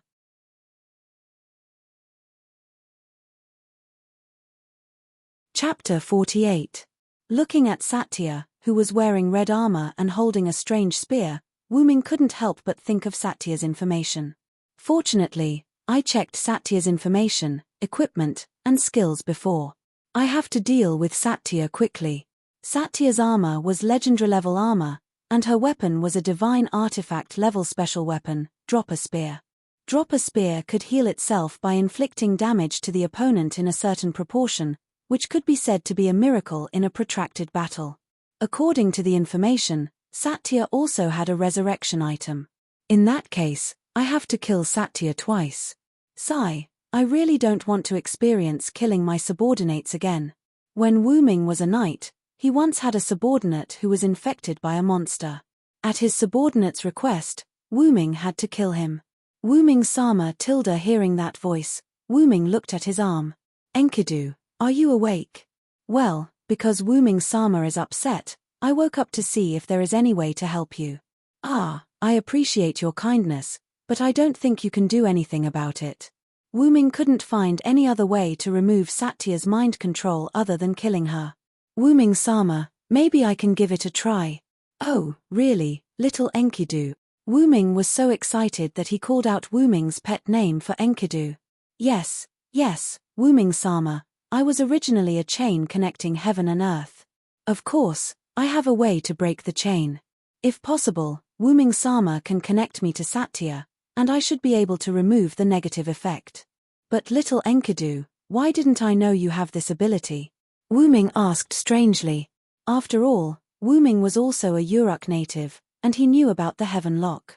It's strange. After I came to this world with Wu Ming Sama, I began to change, which is why I fell into a deep sleep. I'm sorry, little Enkidu, there is no way to lift the curse on your body. When Enkidu was cursed by the gods, Wu Ming only took away Enkidu's soul, and his body was indeed dead. Therefore, Enkidu couldn't show his body, and could only accompany Wu Ming in the form of Heaven Lock. It's all right, Lord Wu Ming. Enki is very happy to be able to be tied to Lord Wu Ming like this. Wu Ming touched Enkidu hidden on his arm and didn't say anything. Little Enkidu, my first battle in this world. Let's go. Yes. Wu Ming Sama. High-level item creation. A white light flashed, and a white armor appeared on Wu Ming's body. That was the silver dragon armor that Wu Ming used in Britain. Fen Barber. Fen Barber changed, and a silver-white spear flew in the air. As if it was calculated, Wu Ming stretched out his hand and firmly grabbed the spear. Yggdrasil. The silver-white spear slowly melted like liquid, attached to Wu Ming's left hand, forming a silver-white left-hand armor. Then Wu Ming stretched out his hand, and a white hole appeared on the right side of his body, and the hilt of a sword slowly came out of it. Wu Ming held the hilt with his right hand and pulled it out. The silver-white holy sword appeared in Wu Ming's right hand. Heavenly fire. The white flame attached to the silver holy sword. Then I'll start first, Satya. Wu Ming held the sword with both hands and raised it above his head. Although it was daytime, there was a trace of starlight in the sky, and the starlight began to gather on the sword. EX silver, meteor silver. The white holy sword gathered the light, and the moment the real name was shouted, the light overflowed. A huge silver-white beam of light rose into the sky, and the silver-white beam of light continued to expand, covering a few kilometers in an instant. 1/3 of the nearby forest was destroyed, and Khan village was almost affected. Gradually, the light disappeared, revealing the ground that was more than 10 meters deep as if it was baptized by a nuclear bomb. The guardians in the conference hall who watched with a long-end perspective mirror were surprised. It's comparable to the destructive power of supreme magic. As expected of Wu Ming Sama. Demugos pushed his glasses and said with a trembling voice. That seems to be the attack launched by Wu Ming Sama's weapon. Is it a world-class item owned by Wu Ming Sama? Cositas opened his mouth. Cositas, who had dozens of weapons, could clearly see that this wasn't Wu Ming's skill, but a weapon. Such a powerful blow, as expected of my lover, Wu Ming Sama Tilda Ye obeyed did not show her infatuation side, but with a rather calm expression. Satya Sama shouldn't be able to withstand Wu Ming Sama's attack. It should be Wu Ming Sama's victory. Although Sebastian was a level 100 NPC, he still called the Guardians Sama. Yuz and Mare, who were on the edge of a nearby cliff, were covered in dust. Phew tilde that was close tilde we were almost finished. Wu Ming Sama is really powerful, isn't he, sister? That's right. If Yuz and Mare had not activated their special skills in time, they might have ended up like Satya. Wu Ming looked at Silver, Meteor Silver, and scratched his head awkwardly. I accidentally used too much magic power. Ha, ha ha, ha ha ha ha, what should I say, Lord Wu Ming? Enkidu, who was on Wu Ming's left arm, sighed. I can't help it. Ever since I turned back into a dragon, I haven't used my noble artifact. Who knew that its power would increase so much? This was also the bloodline advantage of the root dragon, the qualitative increase in magic power. The same magic power, but the current one was much purer than before. She should be fine. Satya, just as Wu Ming was discussing Satya, a burst of laughter was heard. Ha ha ha ha ha, isn't this Lord Wu Ming? As expected of the supreme Wu Ming, Lord Wu Ming, who killed me instantly. Fortunately, I still have a resurrection item. Lord Wu Ming, ha ha ha ha ha. Sure enough, I've already killed Satya once. What a big mistake.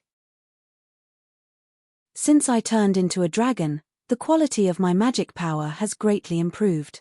Coupled with the bonus of the Tier 9 spell, Heavenly Fire, the power of Ixilver's noble artifact is really amazing. Wu Ming shook his head and looked at Satya with his eyes hidden under the helmet. I'm sorry, Satya, I accidentally killed you.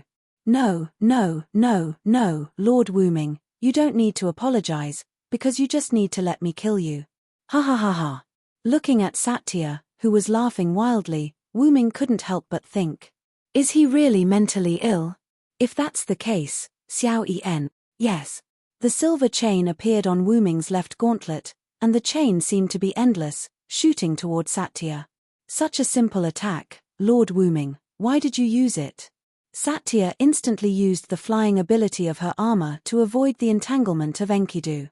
Is that so, Satya? What about this? The sound of chains colliding could be heard as white holes similar to spatial doors appeared in the air around Satya, surrounding her. Greater teleport. Don't even think about it. Wu Ming was already prepared. Wu Ming instantly tore the scroll from Dragonist. What? Greater teleport doesn't work, is it dimensional lock? Yes, it's dimensional lock that can restrain teleport. Enkidu. In an instant, Enkidu extended from each white space and bound Satya. Damn it. Einherjar. As Satya chanted the spell, A white light flew out of Satya's body. After the white light took shape, it was a figure exactly the same as Satya, but this figure was completely white. Einherjar summoned by this skill only had the physical ability of the original body, and it could not use magic or skills. Einherjar rushed toward Wu Ming, but Satya knew very well that Einherjar was no match for Wu Ming. Struggling to break free from Enkidu, Satya activated magic essence and began to check Wu Ming's magical power. What she saw was a huge amount of magical power gushing out like a bottomless pit. As expected of the supreme being of the great underground tomb of Nasrik.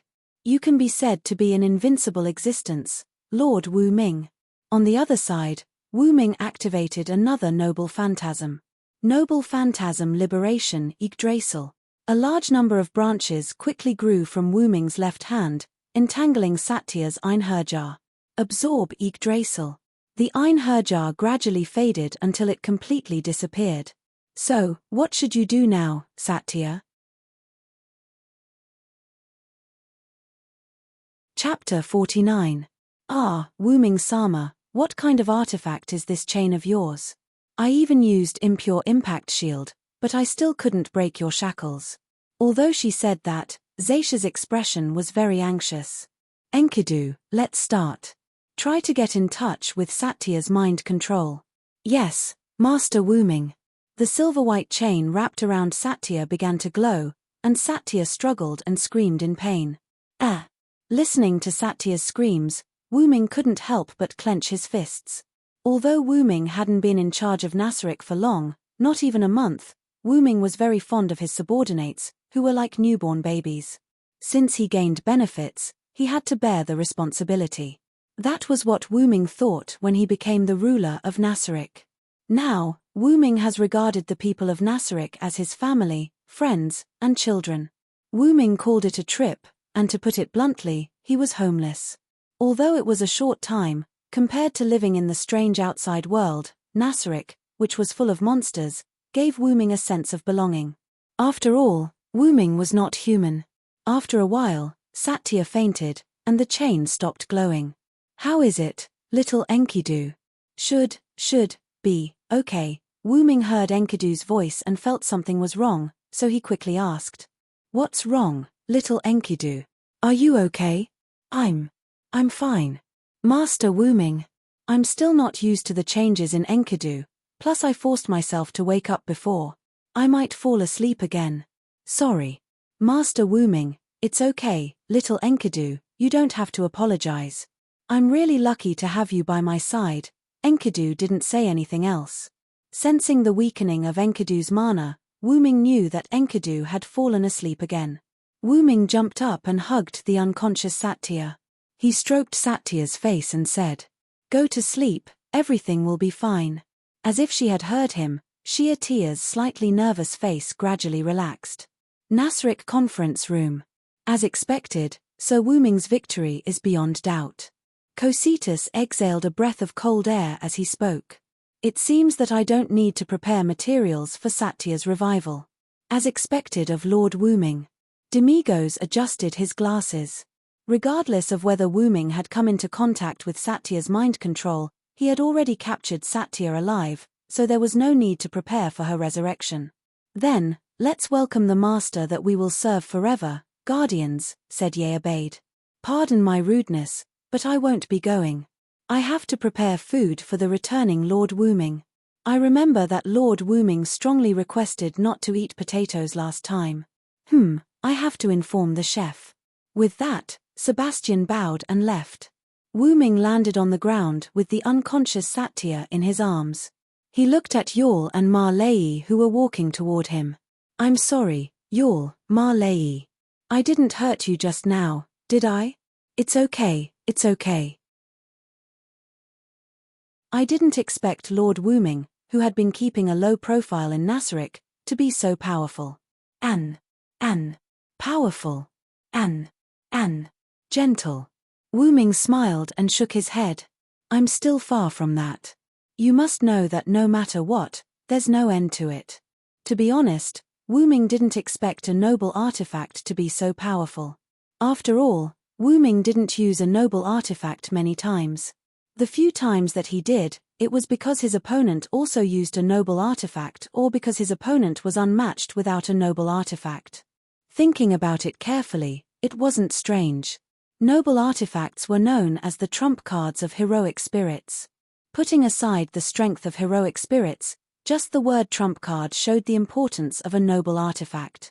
By the way, Yawl. Wu Ming looked at Yawl and asked, the anti-detection magic is working, right? Yes, Lord Wu Ming. Although Lord Wu Ming's attack destroyed most of the magic, I repaired it in time, so there's no problem. Then, as if he thought of something, Wu Ming said to Ma Lei, don't make any changes to the traces of the battle here. It can serve as a deterrent. Yes. Yes. Lord Wu Ming.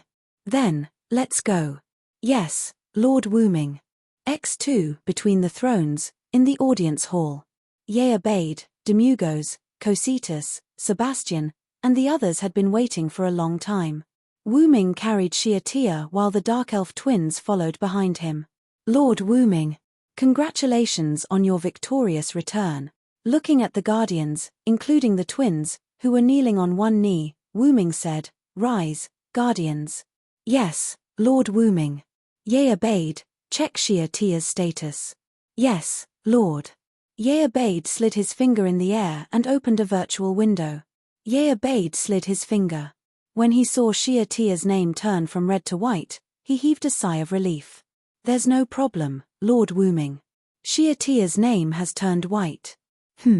How about this? Bring Xia Tia to the room on the 9th floor to rest. During this time, arrange for many monsters above level 90 to guard her and set up many magic traps to prevent Xia Tia from going berserk. This, Lord Wu Ming, to let the servants step into the residence of the supreme beings.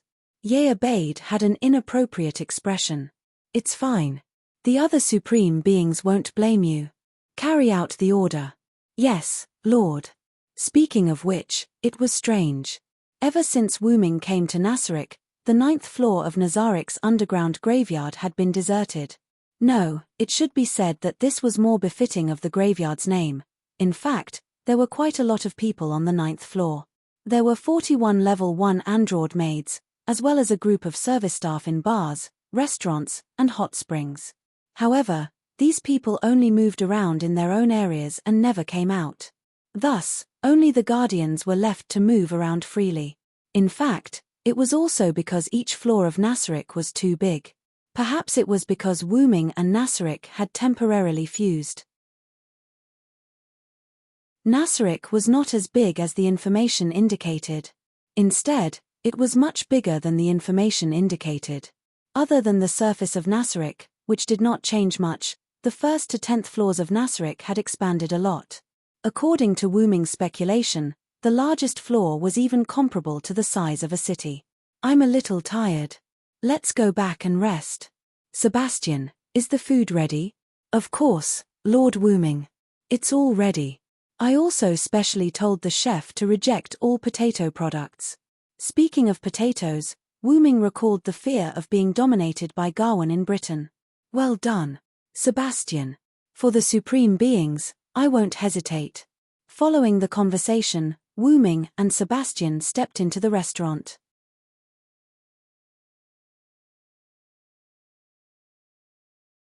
Chapter 50. Wu Ming looked at the ceiling as he lay on the bed and covered himself with a blanket. Seriously, it's tough being the ruler of Nasaric. Is that why I can't be a king? Because of Satya's incident, Wu Ming fell into deep thought. Well, I finally know the difficulties of Maeve, Leah, and Gil.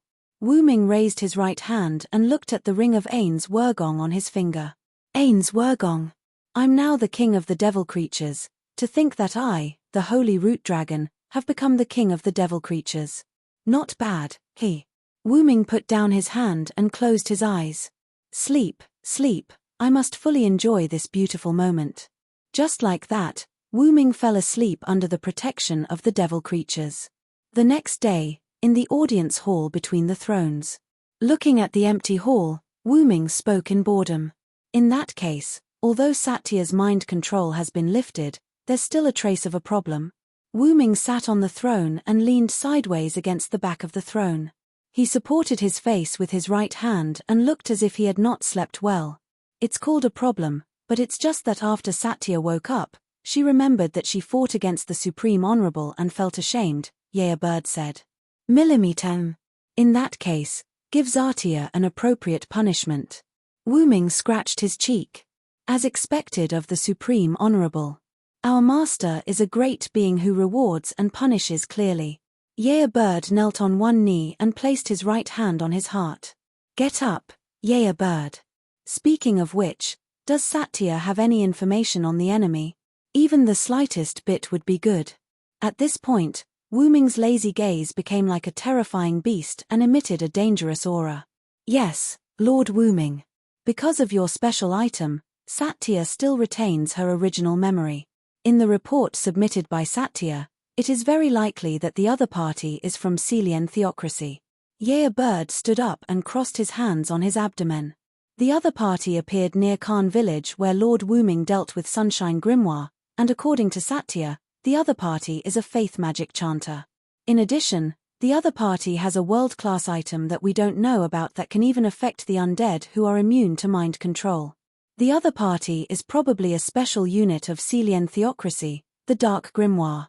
The Dark Grimoire? It seems to be mentioned in the information extracted from the Sunshine Grimoire's Captain Negan. Wu Ming looked at Yea Bird. 600 years ago, the 6 gods suddenly appeared, led human beings to establish a country, protected human beings, and left behind treasures. Wu Ming stood up and stretched his body. Maybe the so-called 6 great gods are actually YGG Dirisael's players, and the so-called treasure is actually YGG Dirisael's item. If that's the case, then it's not unacceptable that the other party has a world-class item that can even control a level 100 NPC's mind.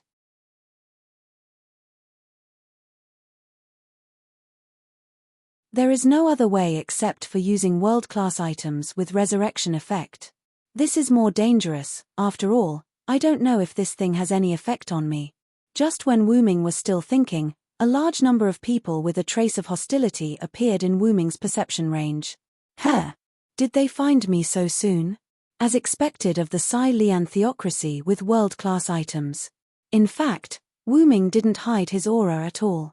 Even ordinary people will find that Wu Ming has a sense of oppression, let alone the elites who can stay in the capital. Since they are already here, I have to go out and meet them. Wu Ming got up and walked downstairs slowly. On the empty street where the crowd has been evacuated, Wu Ming put on the knight's armor that he created with high-grade item creation, and looked at the other party's leader hidden under the helmet. It was a young man with a gun, who seemed to be a teenager. So, what can I do for you? Wu Ming asked. Excuse me, are you Wu Ming Sama, Root Dragon King? Chapter 51. Hearing the other party's question, Wu Ming did not answer but fell into deep thought. What's going on? Not only did Ibiruai know that Wu Ming was looking for someone, but he also suspected that I'm Wu Ming. The people in the theocracy also know, but I just arrived in this world not long ago. Wu Ming looked at the young man who asked the question in front of him. What about you? Who are you? Wu Ming declined the other party's question implicitly. I'm the lead disciple of Dark Scripture in Celian theocracy, codename is Dark Scripture, Wu Ming Sama. Seeing the other party bowed politely, Wu Ming spoke again. So, Dark Boy, you know about the vampire near Yelantir, right? Yes, Wu Ming Sama, we found it when we passed by there, and we lost 3 people because of it. Very well, that's my subordinate. Don't you want to explain? Dark Scripture's lead disciple clearly perceived that the other party was constantly exuding a dragon-like pressure to the surroundings. I'm sorry, Wu Ming Sama, because you disappeared for too long, so we don't know much about your new subordinate, please forgive us. New subordinate? Do I have any old subordinates? Wu Ming's expression did not change at all, but his heart was already in a mess. Okay. Then take my blow. As he spoke, Wu Ming took out Ixilver, Meteor Silver, from Dragonist, Dragon's Nest, and raised it above his head with one hand. In an instant, a large amount of starlight gathered from the endless blue sky into the sword. Wu Ming Sama, please calm down, the lead disciple shouted nervously at Wu Ming, and the young man's subordinates also picked up their weapons, although they didn't have much effect. At the same time, they also sent a message to the higher-ups of Celian theocracy. Take this sword that's comparable to supreme magic, and I will leave. With that, the light on the holy sword stopped gathering. Shine. Meteor. Exsilver, meteor silver. The dazzling diamond-like starlight instantly drowned out the pitch-black scripture and also drowned out the tall building in the center of the capital that Wu Ming was aiming at, the main church. A large number of citizens of the Sai Lian cult's capital were temporarily blinded by the bright starlight. A moment later, after the white light, the pitch-black cannon and the large number of theocracy personnel in front of Wu Ming had disappeared. However, Wu Ming did not feel the sacred sword sweeping past them. He assumed that the sacred sword had used a legendary spell. Looking at the dilapidated Syrian church, Wu Ming said calmly, "Can you defend against one of my attacks?" "Although I didn't use much strength." With that, Wu Ming turned around and prepared to leave the capital of the Sai Lian cult. Due to Wu Ming's deliberate control, other than the street and the church in front of Wu Ming being destroyed, the residential buildings were not damaged at all. As expected, due to the release of my dragon body in advance, the precision of my magic power control has increased by quite a bit. Wu Ming took out Yggdrasil and aimed it at the sky. A green energy began to spread throughout the entire capital of the Sai Lian cult. "No matter what, it's because of me that you have all been indirectly blinded. I'm really sorry." A large amount of life force was injected into the bodies of all the citizens in the capital. "This should be enough. It's time to go." At that moment, Wu Ming felt that something had locked onto him. Wu Ming turned around and saw a huge light spear flying out from the destroyed church. Wu Ming frowned. He could feel the threat of the light spear, but it was not serious. A world-class tool? A large number of thick trees surged up from the ground and formed a wooden wall. The light spear pierced through the wooden wall layer by layer without any decrease in strength. The light spear completely pierced through the wooden wall and hit Wu Ming directly. The light spear turned into a light film, enveloping Wu Ming, and Wu Ming's body began to disappear. Just when the Sai Lian cult's higher-ups hiding in the ruins of the church relaxed, the light film shattered. The shattered light turned into a little golden light and dissipated into the air. This should be the Holy Slayer's lance. Wu Ming looked at his hand that was not wearing a single ring and smiled. Sure enough, even without a world-class tool, a mere game tool can't destroy me as the root dragon. After all, the adult root dragon's roots and time were its home. How could a mere tool transformed from a game into reality affect Wu Ming, even if Wu Ming was an underage root dragon? Wu Ming looked at the Sai Lian cult's higher-ups as if he could see through the wall. So, here comes the revenge. Wu Ming raised Yggdrasil and wanted to release its real name. At that moment, Wu Ming seemed to hear something and put away Yggdrasil. "You're lucky." After saying that, Wu Ming left the capital of Sai Lian cult without looking back, leaving behind a group of confused residents who felt as if they were in a dream and a group of terrified higher-ups. After Wu Ming left the capital of Sai Lian cult, he immediately moved to the northwest. After tearing the flight scroll, Wu Ming flew into the sky and flew toward the Riestige kingdom. Soon Wu Ming arrived at the sky above the kingdom, but Wu Ming did not stop and continued to move toward the northwest of the kingdom. That was the most northwest country on the continent, known as the Agrand Kingdom. It was a country built by the demi-humans, located in the north of the Riestige kingdom, northwest of the continent. It had a long history and strong national power. It was said that there were 5 or 7 dragons as counselors. The reason Wu Ming returned here was because someone had sent a message to Wu Ming through message magic. "Come to the Agrand Kingdom, partner. I will tell you everything you have doubts about." Wu Ming sensed the message and map left behind by the other party and arrived at a cave. After entering the cave, Wu Ming found a teleportation magic circle in the deepest part of the cave. Wu Ming activated the magic circle. After a flash of white light, Wu Ming found himself in a large palace, as if he had been in the palace of Babylon. And on a huge platform in front of Wu Ming, a huge white dragon was lying on it. "Are you the one who called me?" The dragon raised its head and looked at Wu Ming. Sure enough, You don't know me at this time, partner. Judging by your tone, we are very close, Wu Ming asked. Ha ha ha, of course, we are partners who have gone through life and death together. No, master. This surprised Wu Ming. Then, let me guess, is it because of the time travel magic? As expected of you, partner. According to the you I know, you came from 700 years later. 700 years later. Wu Ming was puzzled. As far as I know, the 6 great gods from 600 years ago, the 8 desires king from 500 years ago, the demon god from 200 years ago, and the 13 heroes should all be transmigrators. The dragon said to Wu Ming. Yes, that's right. You told me that back then. And there were other transmigrators 400 years ago, 300 years ago, and 100 years ago, but their strength and character were inferior, and they were all destroyed by us. Wu Ming looked at the dragon. This is really interesting. What about me? Did I leave? To be precise, you left 100 years ago. Except for the era of the 6 great gods, the 8 desires king, and the 13 heroes when you woke up, the rest of the time you were asleep because you were about to leave your childhood. Oh, then I'm going to be an adult. Wu Ming was a little excited. After all, the root dragon's childhood was too long ago. The dragon smiled. No, you've entered your youth. That's what you said yourself. For a moment, Wu Ming felt like the world was joking. Let's not talk about this first. Why did you stop me from destroying the Silent theocracy? And why did you call me here today? To tell me my future. Unfortunately, you guessed wrong. Neither. There was a smug smile on the dragon's face. It was an expression of you finally have something you can't guess. I'm going to return the uninscribed book to you today.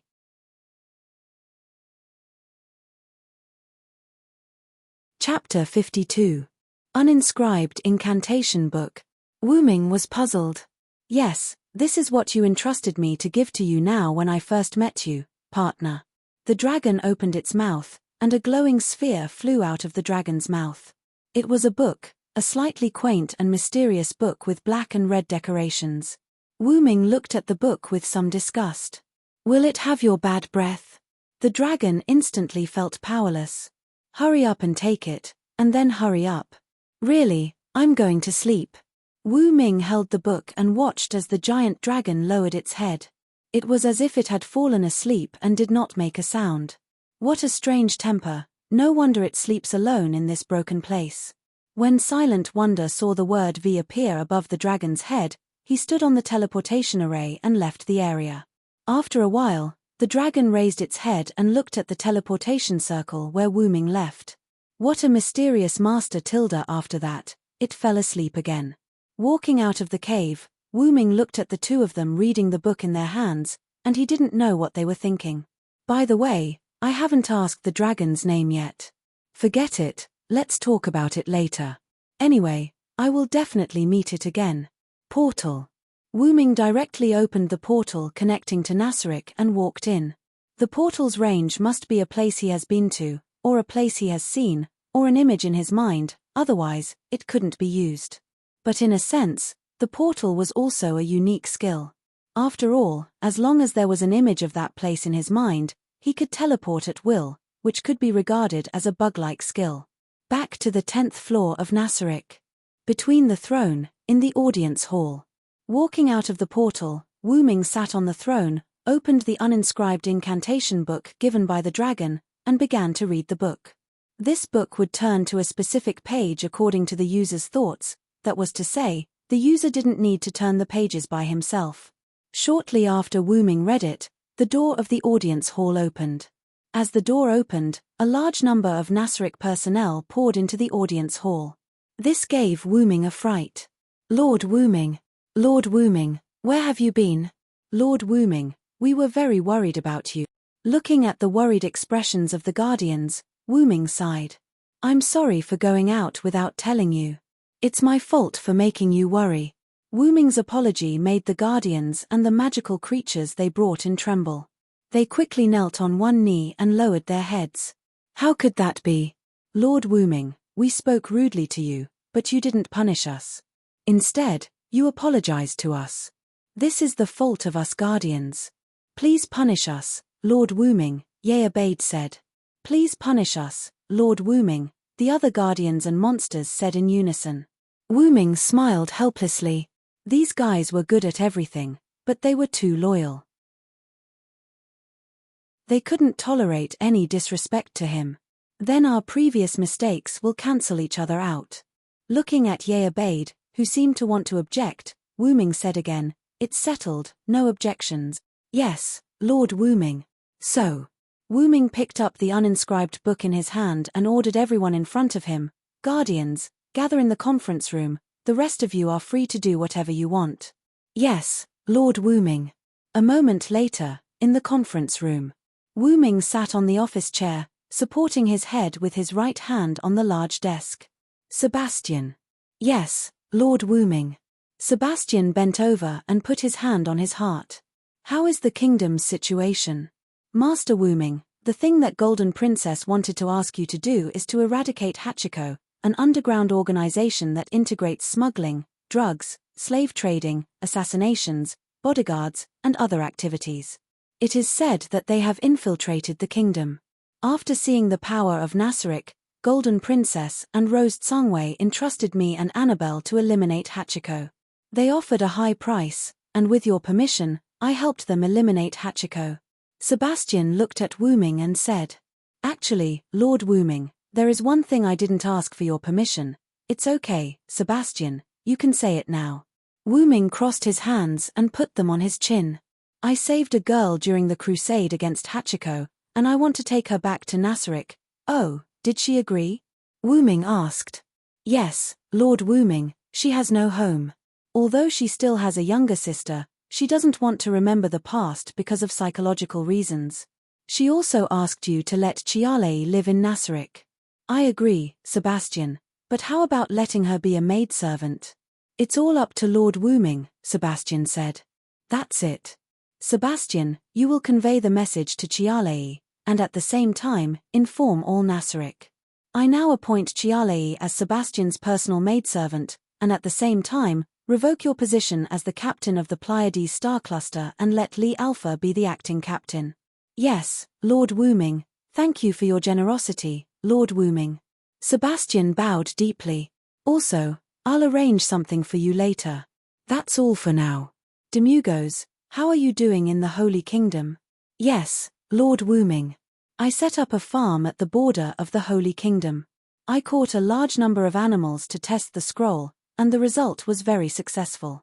Demugos knelt on one knee and said to Wooming, Animals. Well, Demugos, your demons should be able to see the good and evil in people's hearts. Let go of the good and keep the evil, understand? Wooming thought for a moment and realized that Demugos was talking about animals.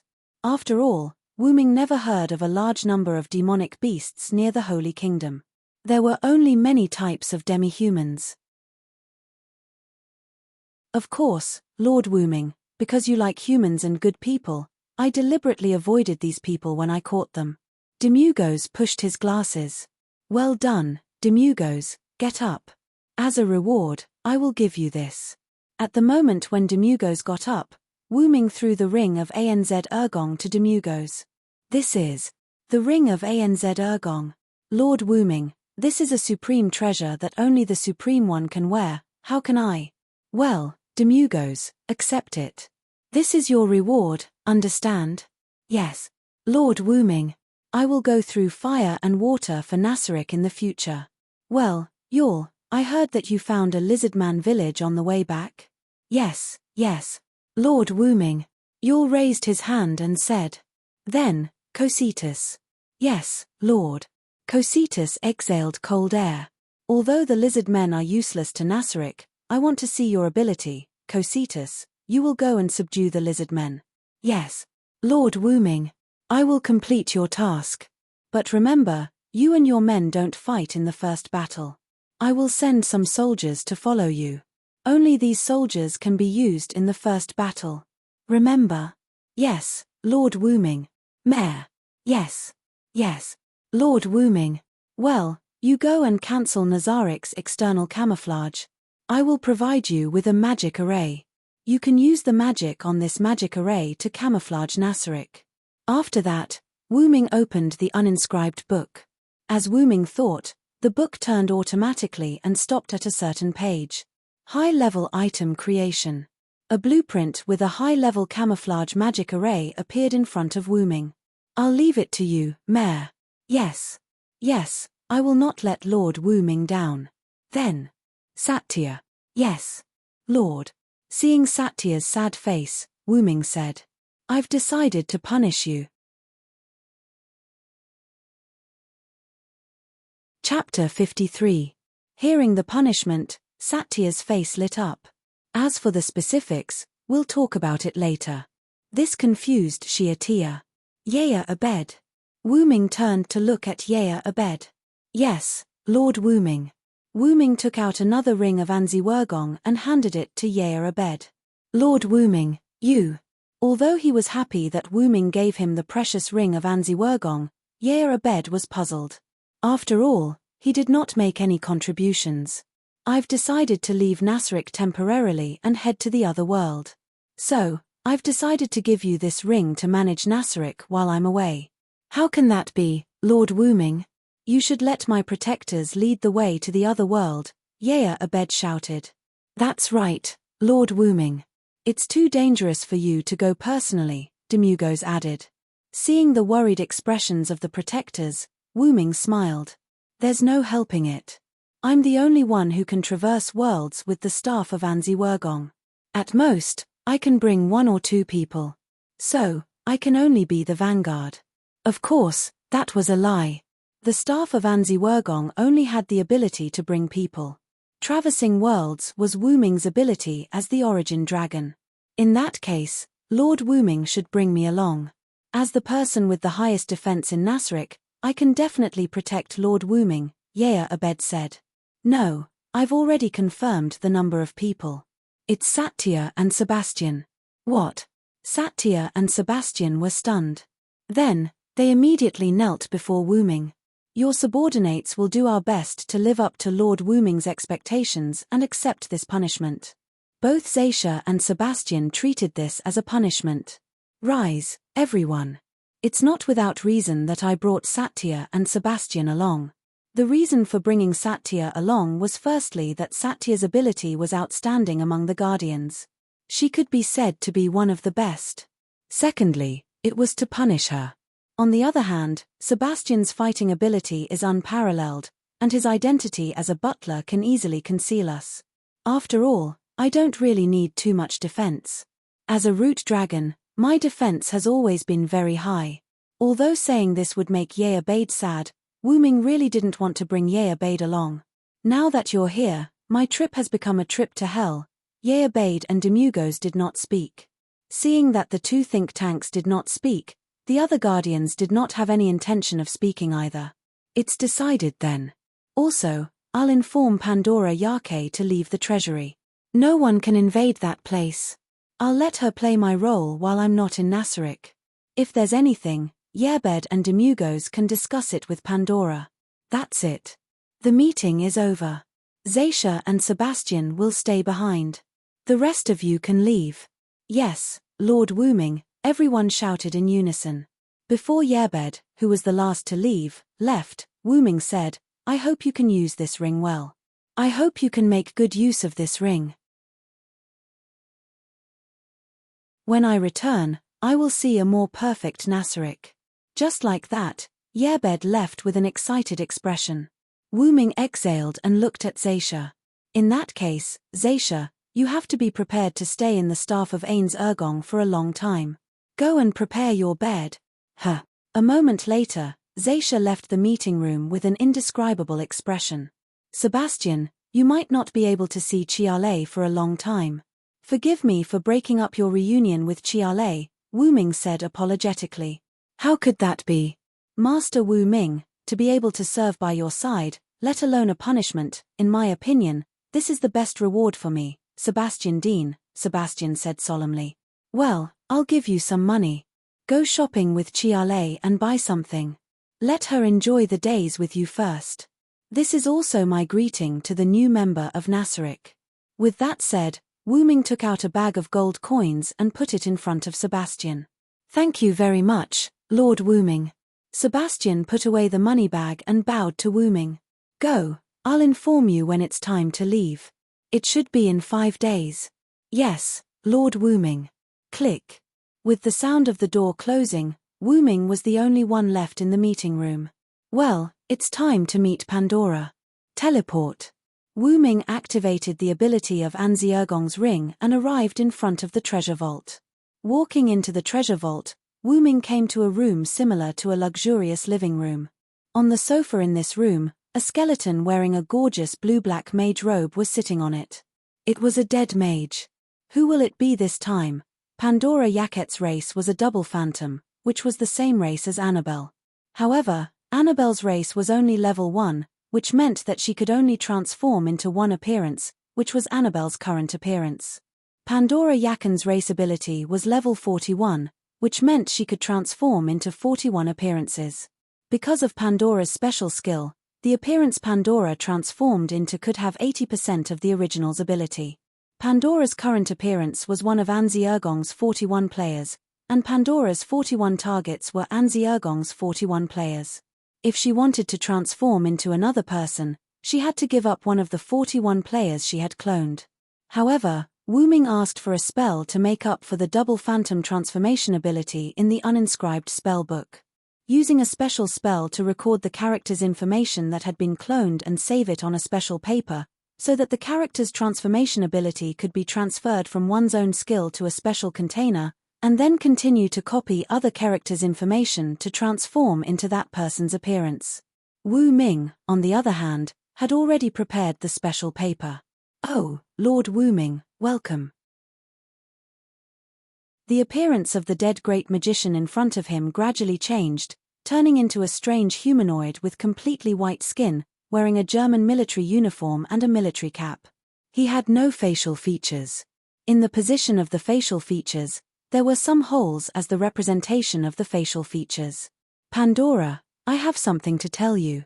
After briefly explaining Wu Ming's idea and the special paper Wu Ming took out, Pandora instantly understood. Understood. Lord Wu Ming, leave it to me, I will turn you into a hero. Don't worry. Looking at Pandora, who was performing a German military salute, Wu Ming was a little helpless. Don't act like you're a real hero. Try not to interact with others. It's best if you're unpredictable. I'll pass on the memories and conversations of acquaintances to you. Do your best. I know you can do it. In Nasaric, your wisdom is no less than Demugo's. Understood. Lord Wu Ming. Looking at Pandora, who was making a strange sound and performing a military salute, Wu Ming couldn't help but think. Am I doing the right thing?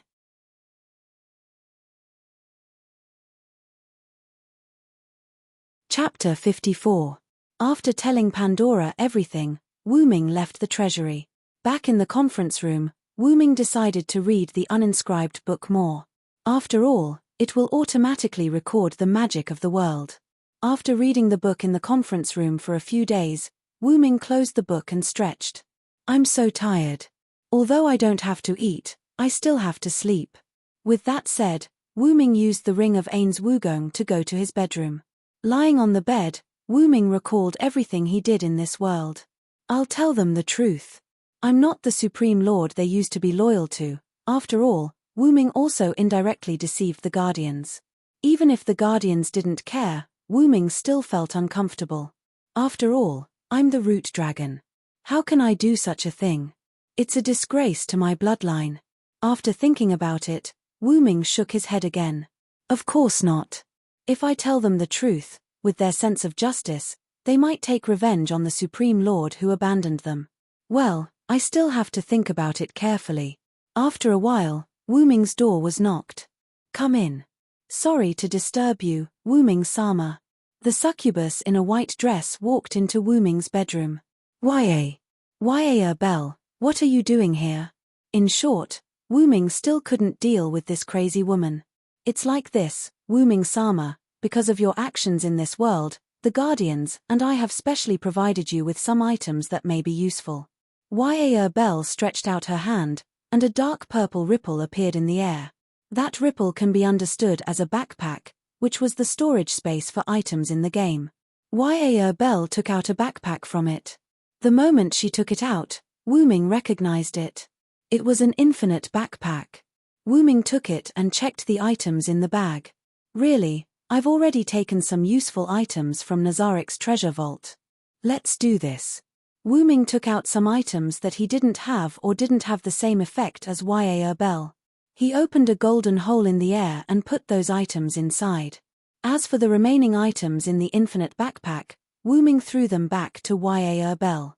That golden ripple was an extension of Wu Ming's space noble artifact, Dragonist, Dragon's Nest. Previously, Wu Ming could access items from Dragonist in an instant, but it wasn't suitable for storing or retrieving a large number of items. Therefore, Wu Ming learned the Guardian's skill of opening backpack and developed this skill. I'll take some items that don't have the same effect as me. You can divide the rest among the Guardians or the anti-theft treasure vault. Anyway, I won't touch it again. Wu Ming waved his hand and said somewhat willfully, yes. Wu Ming-sama tilde Ya Bell was taken aback at first, then she showed a smile. Well then, I'll take my leave first, Wu Ming-sama. When Ya Bell was about to leave, Wu Ming stopped Ya Bell. Wait a minute, Ya Bell. I have a question. Wu Ming said awkwardly, what's the matter, Wu Ming-sama? Is there a problem that I, as your subordinate, can solve? Ya Bell looked at Wu Ming. If, and I'm saying if, I'm not the Supreme Venerable you served before, but just a Supreme Venerable who came in after the other Supreme Venerables left, what do you think? Wu Ming asked a little guiltily. Faced with this question, Wu Ming thought Ya Bell would say something like that's impossible. What does it matter, Wu Ming-sama? Looking at Ya Bell's smiling face, Wu Ming was a little overwhelmed. According to Ya Bell's words, she already knew, whether you are the Supreme Venerable we served before or not, it doesn't matter. In the end, you were the one who accompanied us into the other world. You were the one who accompanied us and protected us. When everyone was afraid of coming to the other world, you were the one who guided us in the front. Ya Bell walked in front of Wu Ming and touched Wu Ming's face. You shouldn't think about this problem. You just need to move forward, because we will only choose to follow you forever. There was a moment of silence in the bedroom. Do the other Guardians know? Wu Ming asked. Yes, Lord Wu Ming. Demugos and I were the first to guess. The other Guardians were also told by Demugos and I during the Guardians meeting. They all said that whether Lord Wu Ming is the Supreme Venerable or not, the one who is accompanying us now is that Lord. Only by doing our best for that Lord can we repay that Lord's kindness towards us. That's what they said. Is that so? Let's not talk about how you and Demugos came to this conclusion, but I hope you don't resent the other Supreme Venerables. After all, they will never have the chance to return to Nasarik. Yes. I promise you, my beloved Lord Wu Ming. Then, can you explain why you took off your clothes? Ya Bell. Wu Ming looked at Ya Bell who was taking off his clothes and shouted hysterically. Of course, I'm taking advantage of the atmosphere to take down Lord Wu Ming. How can I let go of such a good atmosphere? Lord Wu Ming. Ya Bell returned to his infatuated expression. Really, you've ruined such a rare atmosphere. Get out of my way. Wu Ming opened his palm, and silver chains bound Ya Bell. What is this? Damn it. Don't disturb me and Lord Wu Ming's happiness. Wu Ming smiled as he looked at Ya Bell who was struggling on the ground but was unable to break free. No matter what, it's still a noble artifact. Just stay here obediently. Once the magic power of this skylock is exhausted, it will automatically disappear. That's it, goodbye, wait. Lord Wu Ming. After that, Wu Ming used the ring of Anzi Wurgong to teleport out of the bedroom, leaving only Ya Bell who was crying. On the 9th floor corridor, Wu Ming walked and muttered to himself. Seriously, to think that I was so vexed. In the end, all the Guardians know about it. Sigh. As he walked, Wu Ming found himself in the corridor of the conference room. Demugos. Wu Ming saw Demugos standing in front of the conference room, looking at who he was talking to. Wu Ming speculated that Demugos was using message magic to communicate. And Demugos seemed to be too focused, he didn't notice Wu Ming's arrival for the time being. Until Wu Ming stood behind Demugos. Lord Wu Ming, I'm so sorry, I didn't notice your arrival. Wu Ming said as he looked at Demugos, who was kneeling on one knee. It's okay, Demugos, I don't blame you, including the conversation between you and Cositas just now. I'm so sorry, Lord Wu Ming, your intention was to let Cositas understand by himself. I really shouldn't have said that. Demugos lowered his head even more. It's okay, Demugos, I said I won't blame you. Come in with me, Wu Ming said as he opened the door of the conference room. After Wu Ming went in, Demugos followed.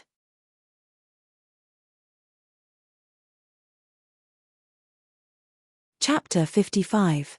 Wu Ming sat on the office chair and looked at Demugos standing in front of the desk. I know, Demugos, you can understand my thoughts, and I am very satisfied with your way of helping your companions, so you don't have to blame yourself. Thank you for your magnanimity, Wu Ming-sama. Demugos bowed. So, how is Cositas's progress? Wu Ming asked. Cositas has just finished his first attack, and there is no doubt that he was defeated. Well, I think so too. After all, the soldiers I gave to Cositas were all mindless soldiers that were automatically produced by Nasaric. If they could win, I would be surprised by the lizardman's strength. Wu Ming continued. Demugos, tell Cositas that I want to watch the battle between him and the lizard men. He is allowed to fight, but only one person can fight. Yes, Master Wu Ming-sama. Demugos began to use message to contact Cositas. When he was free, Wu Ming stretched out his hand and took out the staff of Anzi Ergong from the golden ripple. Remote perspective mirror.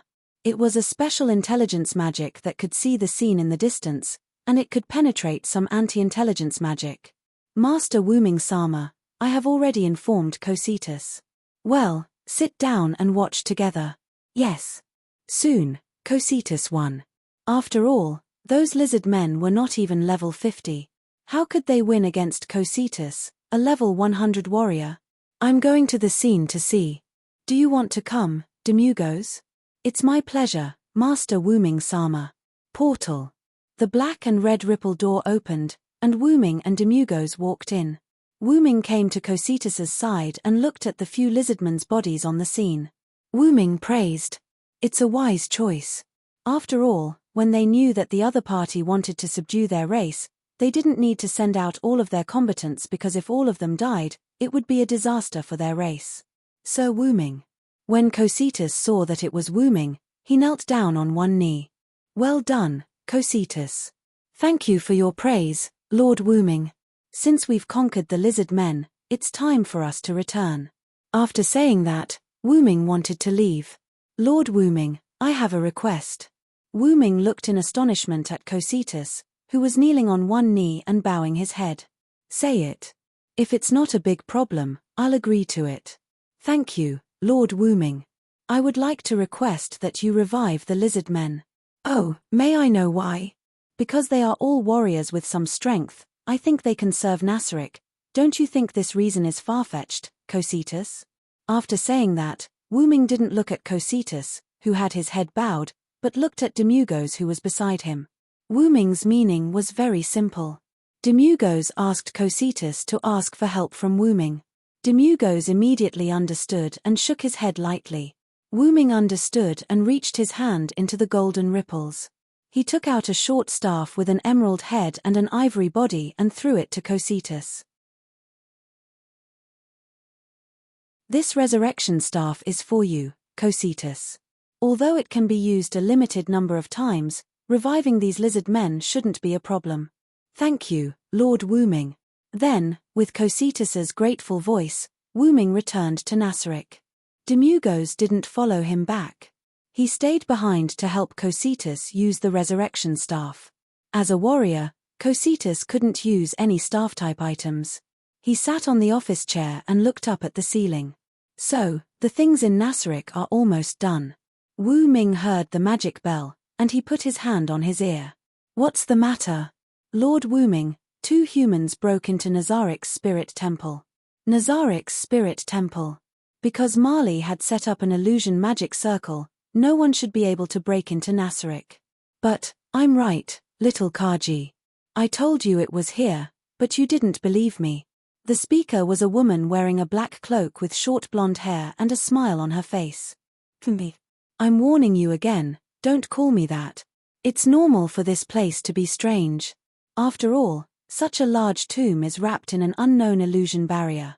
If you hadn't stepped into the hero domain, even if you had seen this place before, you wouldn't remember the location of this place.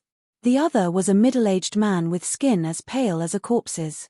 He wore a dark red mage robe and held a magic staff and a dark grey pearl. He didn't have a single strand of hair on his head, whether it was a beard, eyebrows, or hair, he didn't have any.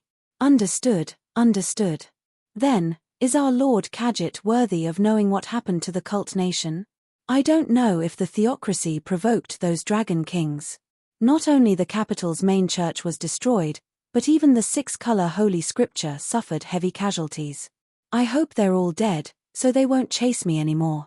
Okay, let's go, Clementine. The orb of death told me that there is a huge amount of death energy under this tomb.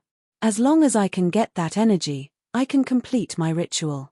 After that, the man named Kaji began to move toward the entrance of the spirit temple.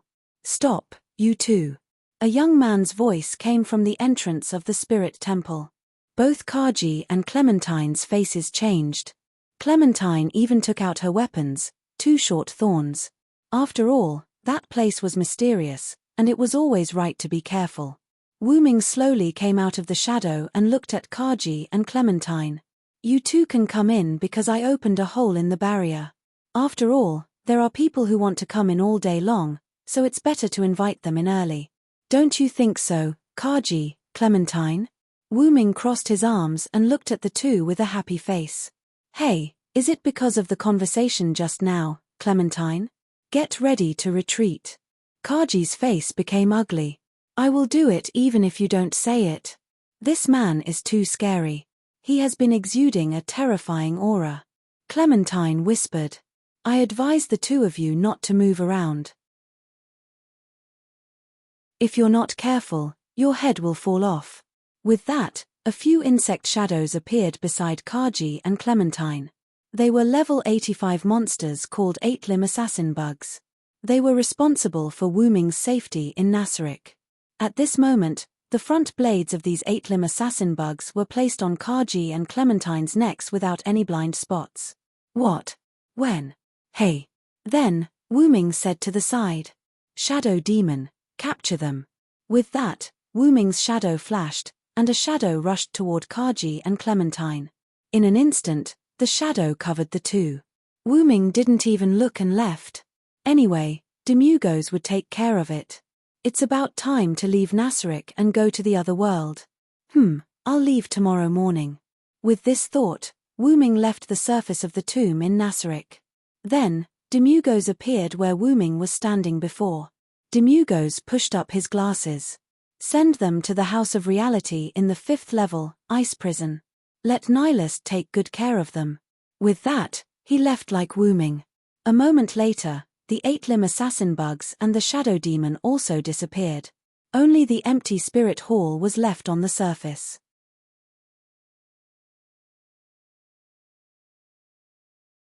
Chapter 56.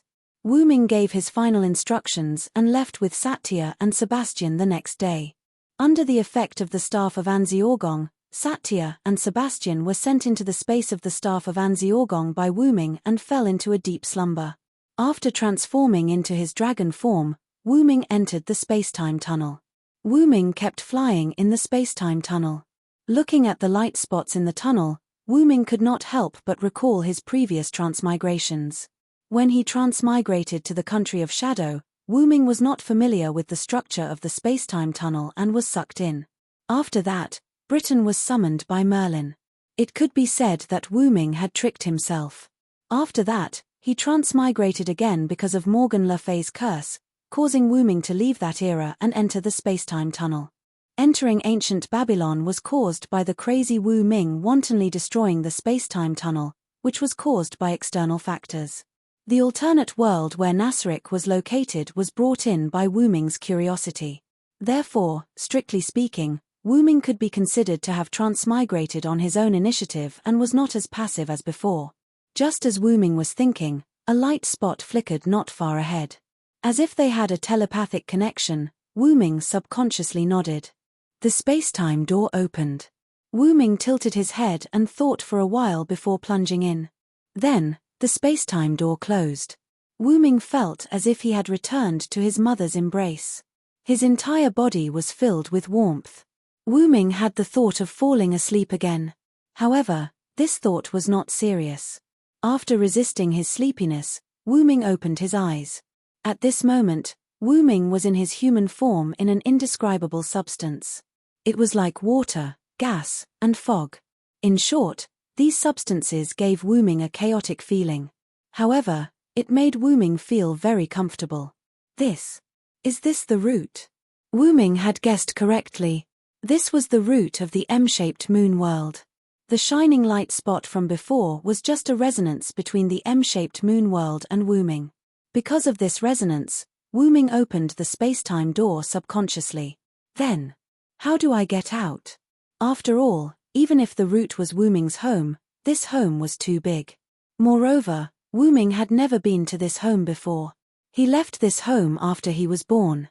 Do I have to stay here until I can enter and leave the root on my own? This feels good. The root is home is the root's bloodline.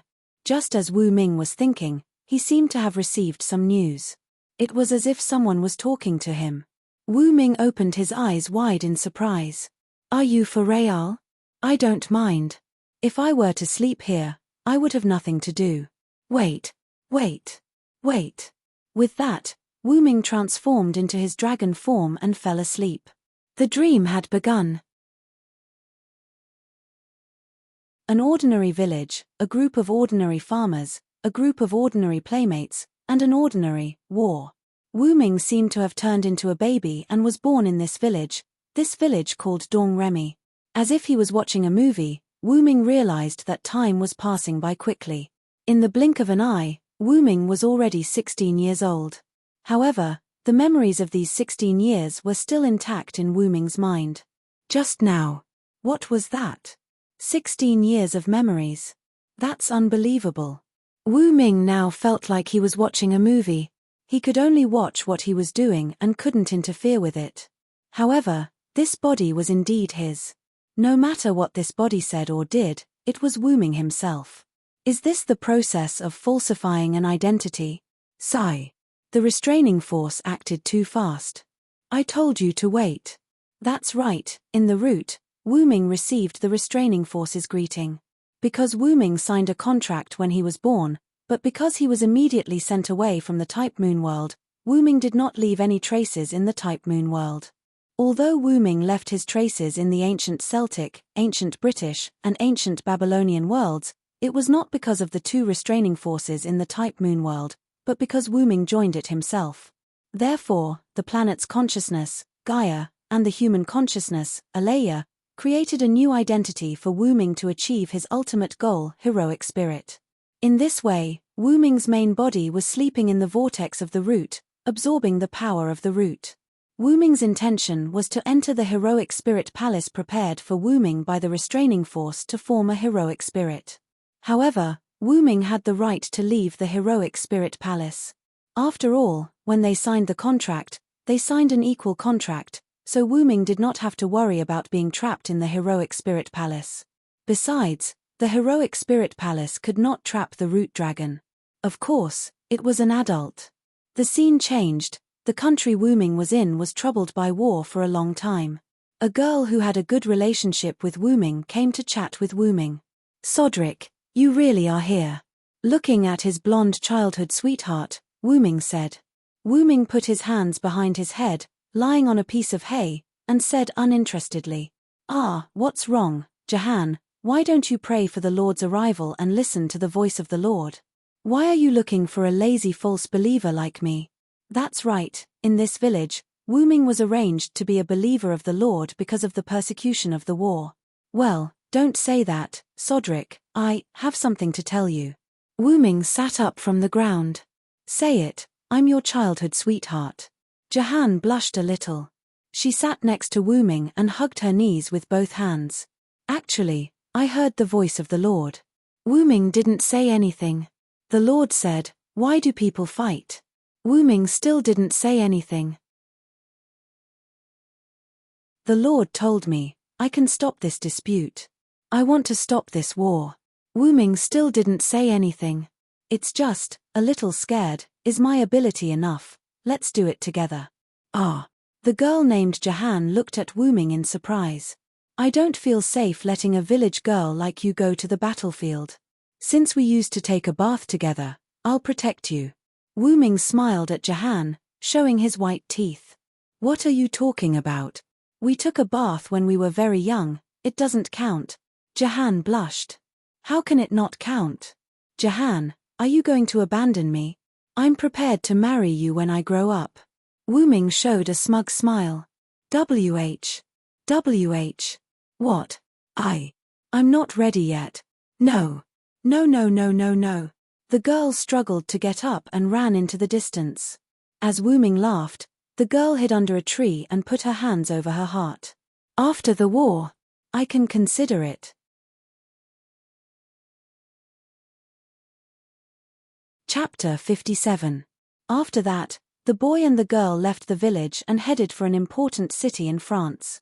After a long and dangerous journey, the boy and the girl became a member of the army. The girl got the command of the army because God's revelation was verified. With the help of the boy's wisdom and advice, the girl won one battle after another. In the end, even without the boy, the girl kept winning. And because of the boy's outstanding military talent and powerful force, soon, his status in the army rose and caught up with the girl. In this way, King Charles VII, who was helped by the girl and the boy, divided the French army into two parts and gave them to the boy and the girl. In this way, in less than 2 years, most of the invaders were driven out of France by the efforts of the boy and the girl. The people called the boy Celestial General Sodric, and the girl Saint Joan. And when the invaders were driven out, the girl was captured and slandered as a witch. The British authorities decided to execute the girl in Rouen, France, by burning her at the stake. After the boy failed to get the support of the French nobles and the king, he left the army and went to rescue the girl alone. When the boy came to the execution ground, the girl was already deep in the sea of fire, and the boy directly rushed into the sea of fire and hugged the girl. In the end, the boy and the girl were burned together. Only then did France manage to drive out all the invaders from England. The French king conferred the title of a general to commemorate the boy's achievements. And the girl, after being slandered as a witch, was canonized as a saint in Vatican City hundreds of years later. At this moment, the boy opened his eyes with tears in his martyr's palace. Jahan. As if it was just a moment ago, Wu Ming's eyes were still filled with tears. As if it was a long time ago, Wu Ming's eyes were full of confusion. Seriously, if you want to make history a mere figurehead, then so be it. Why did you give me such an annoying identity? Wu Ming wiped the tears from the corner of his eyes. I said before that I won't cry anymore, but I cried again. Wu Ming laughed at himself. But I heard the last sentence clearly, Jahan. Alright, let's see if there's any place where I need to be summoned. Wu Ming sat on his seat in the martyr's palace and closed his eyes to sense the surroundings. This could be considered Wu Ming's privilege. Other heroic spirits could only be summoned passively, but Wu Ming could choose to take the initiative. As for Wu Ming, he only needed an opportunity to appear on his own. Lord, Wu Ming opened his eyes. Yes, that's Jahan's voice. Since he didn't need to pay attention to the heroic spirit's body in the Valhalla, Wu Ming prepared to directly descend his consciousness into the servant's body. Wu Ming's body began to glow. Then, as if he had fallen asleep, Wu Ming closed his eyes. In a certain cemetery, there was a middle-aged man with 3 scars on his face. His name was Lion Jie Li. He was a magician and was holding a ceremony. Thy body shall be my life, and my fate shall be thy sword. In accordance with the Holy Grail's request, if you are willing to abide by this principle, then respond. I hereby swear. I am the one who becomes all the good in the world, I am the one who suppresses all the evil in the world. Thou, bound by the 3 spirits of words for 7 days. Wheel of self-restraint, come forth. Guardian of Libra, The magic formation in front of him produced a large amount of storms that constantly impacted everything around him. Lion Jie Li raised his arms to cover his eyes and head. After a while, the smoke slowly dispersed, revealing the person standing in the magic formation. A knight wearing a white armor with red patterns and holding a red magic sword stood there. The knight's helmet began to disintegrate and scattered around the armor like a machine, revealing a pretty face with a single golden ponytail. There was an unruly smile on her pretty face. "I ask you, are you my master?" However, Lion Jie Li in front of the female knight didn't speak. Instead, he looked at her with a shocked expression. The female knight was a little puzzled and looked at Lion Jie Li fiercely. "Hey, say something, bastard." He is surprised that he can summon 2 servants at once. Mordred. "What?" A voice came from behind Mordred. Mordred didn't seem to know that there was someone behind her. She hurriedly jumped away and raised the magic sword in her hand. "You are. How is that possible?" As if she saw an incredible existence, Mordred cried out in surprise. Wu Ming was wearing a silver-white armor. He followed Mordred's example and opened up his dragon head helmet. "Long time no see, Mordred." To Wu Ming's surprise, Mordred was summoned in this Holy Grail war, and she was with him. "No, it should be, I followed Mordred here. So that's how it is. That opportunity is you, little Mordred. Don't give me such a disgusting name. What the hell is going on?" Villo Thorans. Although Mordred's tone was still bad, she put down the weapon in her hand. "What? Is this the Villo Knight known as the Silver Dragon of Britain?" Lion Jie Li on the side was very surprised. "No, master, I summoned Sodric Villo Ste as a saber." "Huh? Sodric? Are you kidding me?" Mordred obviously didn't believe it. Could it be that the legend of Heavenly Commander Sodlek is true? Jie said. "What is the legend, master?" Mordred asked. Lion Jie Li swallowed and looked at Wu Ming nervously. Legend has it that the young Sodlek, who joined the army together with Joan of Arc, became the highest-ranking general in France in less than 2 years with his innate martial prowess and strategic command ability. He was loved and respected by the French people. But Lion Jie Li didn't dare to say it. After all, if the person in front of him was really Sodric, it would be taboo. "No problem, master, please continue." Afterward, Lion Jie Li continued.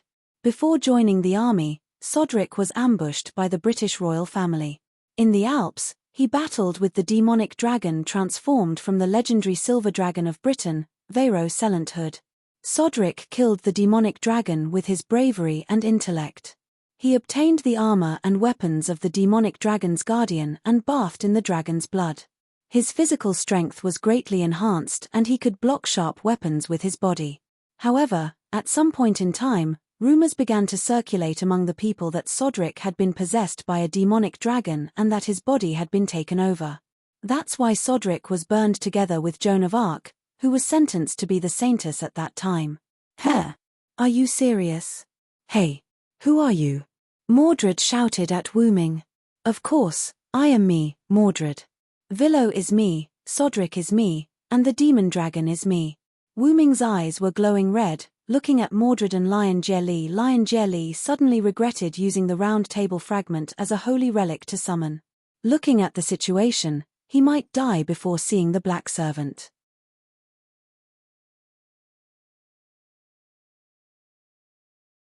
Chapter 58. Mordred protected Liu Jie Li and pointed her sword at Wu Ming with both hands. Wu Ming looked at the two with a smile. Both sides were on the verge of fighting. Then, Wu Ming spoke. Okay, I'm kidding. After all, the magician behind you is not only your master, but also my master." Speaking of this, Lion Jie Li realized that the other party had also been calling him master all this time. Looking at his hand, Lion Jie Li exclaimed in surprise. "Are you for real? I actually have 6 command incantations." Wu Ming and Mordred both looked at Liu Jie Li's hand. Liu Jie Li's left and right hands had a red pattern similar to blood clots. Each pattern was composed of 3 lines, and the thickness and shape of each line were different. "That is the command seal. Normally, there should only be 3 command incantations, but having 6 command incantations meant that Jie Li had 2 servants. Well, for the time being, just think of me as a reincarnated Willow Knight. That's it, please advise me, Master. And, you can perceive the connection between us, can't you, Mordred? Yes. Mordred didn't say anything, but she was very unhappy. After removing the sword and armor in a very unhappy manner, he turned around and said to Jie Li, "My real name is Mordred. Nice to meet you, Master." Then Wu Ming also officially reported his name. "My real name is Sodlek. Please take care of me, Master." Please advise me. My name is Liu Jie Li said helplessly. "Let's not talk about the 2 servants you summoned. You actually summoned a Knight of the Round Table in this place. Are you a necromancer?" Mordred crossed her arms and said with a look of disgust. Yes, my childhood was accompanied by corpses. Speaking of which, King Arthur's son Mordred is actually a girl. Hey, Master, you'd better not say that word, otherwise, I don't know what Mordred will do." Wu Ming interrupted Liu Jie Li, looking at Mordred, who was looking at him coldly. Liu Jie Li swallowed his saliva. I know. So, what is your wish?" Liu Jie Li first looked at Mordred. "Of course, I want to challenge you to pull out that sword, but I think with my qualifications, I will definitely pull it out," Mordred said with a proud face. "How is that possible?" Wu Ming accidentally laughed. "What did you say? Willow? Believe it or not, I'll kill you." After saying that, Mordred was about to condense a sword and slash at Wu Ming. The position of king has already been decided. "Mordred, it doesn't mean that just because you have the right to be king, you can pick her up." Jie Li on the side. "Why do you say that? You also know that I was a knight during King Yosef's time. As the strongest knight at that time, King Yosef naturally told me about the next king." Wu Ming looked at Liu Jie Li, then looked at Mordred and continued. "To be precise, even if I tried to pull out the sword, I could pull it out. The reason why I couldn't pull it out was because Merlin cast a spell, making everyone who tried to pull it out at that time unable to do so. Only my king could pull it out." Hearing this, Liu Jie Li was dumbfounded. What? It was Merlin who interfered. Mordred expressed that she was very angry. However, to pull out that sword, having the qualifications of a king is the most important thing. At that time in Camelot, other than my king and me, no one else had the qualifications of a king. However, if you win the Holy Grail, you can try. Mordred, I have to tell you, you are not inferior to my king. My king didn't accept you because she knew you couldn't bear the fate of Britain. These words caused Mordred to fall into silence. Then, as the first knight of King Arthur, the Willow, and as the general of France in the 100 Years' War, what do you wish for? Liu Jie Li asked. Wu Ming smiled. I participated in the Holy Grail War this time because I have something to do with a servant, so strictly speaking, I don't have a wish. Huh! Liu Jie Li cried out in surprise. After all, in Liu Jie Li's view, whether it was the Knight Willow or the General of France, they were all tragic figures. The former became a demonic dragon because of the curse of the Black Magician and was sealed. The latter was slandered by the British royal family and was rumored to be a demonic dragon. In the end, he was burned to death with Joan of Arc. Therefore, in Liu Jie Li's view, it was a bit unrealistic for Wu Ming to say that he had no wish. Well, after all, I haven't died, so I don't have any wish that can be fulfilled with the Holy Grail. What? Liu Jie Li looked at Wu Ming in surprise. This time, even Mordred looked at Wu Ming with a surprised face. After all, it was strange to become a heroic spirit without dying. Well, after all, I'm not a human, so I didn't die. I'll tell you this story when I have the chance in the future. Shouldn't we go and meet the other Red Masters first? Yes, the supervisor of the Holy Church and the Red Master sent me a message before, asking me to go to a church somewhere to find him. Then, let's go, Master. In this way, under Mordred's complaint and Liu Jie Li's helpless expression, the three of them began to move toward the designated location. Sighiora, Romania, a small church on a mountain. Liu Jie Li walked in alone. Wu Ming and Mordred both turned into spirits and followed behind Liu Jie. After entering the church, the first thing he saw was a white-haired young priest. The agreed place is here, right? Did you call me here? Although it was a question, it was a tone of certainty. The priest heard someone come in and turned his head. Nice to meet you, I'm Shiru Kotomine. White hair, dark skin, a black priest's outfit, a cross ornament hanging on his chest. This was a person who, whether it was his voice or his personality, would give people a feeling of peace. I'm Liu Jie. I'll skip the self-introduction. Well, then the servants around you are a bit abnormal. Did you find Sodric? Liu Jie thought. Wu Ming told Liu Jie that he just followed Mordred to the world. It was also because of his own skills, so he didn't need Liu Jie to provide much magic power. He just needed to maintain the contract. After all, without a contract, the servants couldn't appear. The servant I summoned is a little special. Forgive me for my lack of manners. Of course, no problem. This is also your privacy. Mordred, who noticed that something was wrong, removed her spirit form and revealed her body in full armor. Through the contract, Mordred sent a message to Liu Jie. Annoying aura, let me be like this for the time being. Liu Jie looked at Mordred and didn't speak. Wu Ming also appeared. He was clad in white full-body armor, a helmet that resembled a dragon's head, and a cape that was used as a decoration. He gave off a rather reliable feeling. Wu Ming and Mordred stood on the left and right side of Liu Jie. Then, I'll come out here too. Feng Shiro said. A woman in black clothes who looked very sinister appeared behind Feng Shiro. This sinister woman was also a servant. I'm Assassin, my real name is Semiramis. She gave Wu Ming a feeling of seeing Morgan Le Fay. Immediately, Feng Shiro and Liu Jie sat on the chair in the church and began a short conversation. After that, Liu Jie said that he wanted to act alone. So, you're not going to act with other masters? Are you not used to group battles? Feng Shiro asked. Yes, and I have enough power here, so I'm not going to act with you. Liu Jie said calmly. After that, Liu Jie got up and walked toward the door. I wish you a prosperous martial arts, Mr. Liu Jie. Liu Jie opened the door and walked out. Thank you for your blessing. Peng dash. The door closed.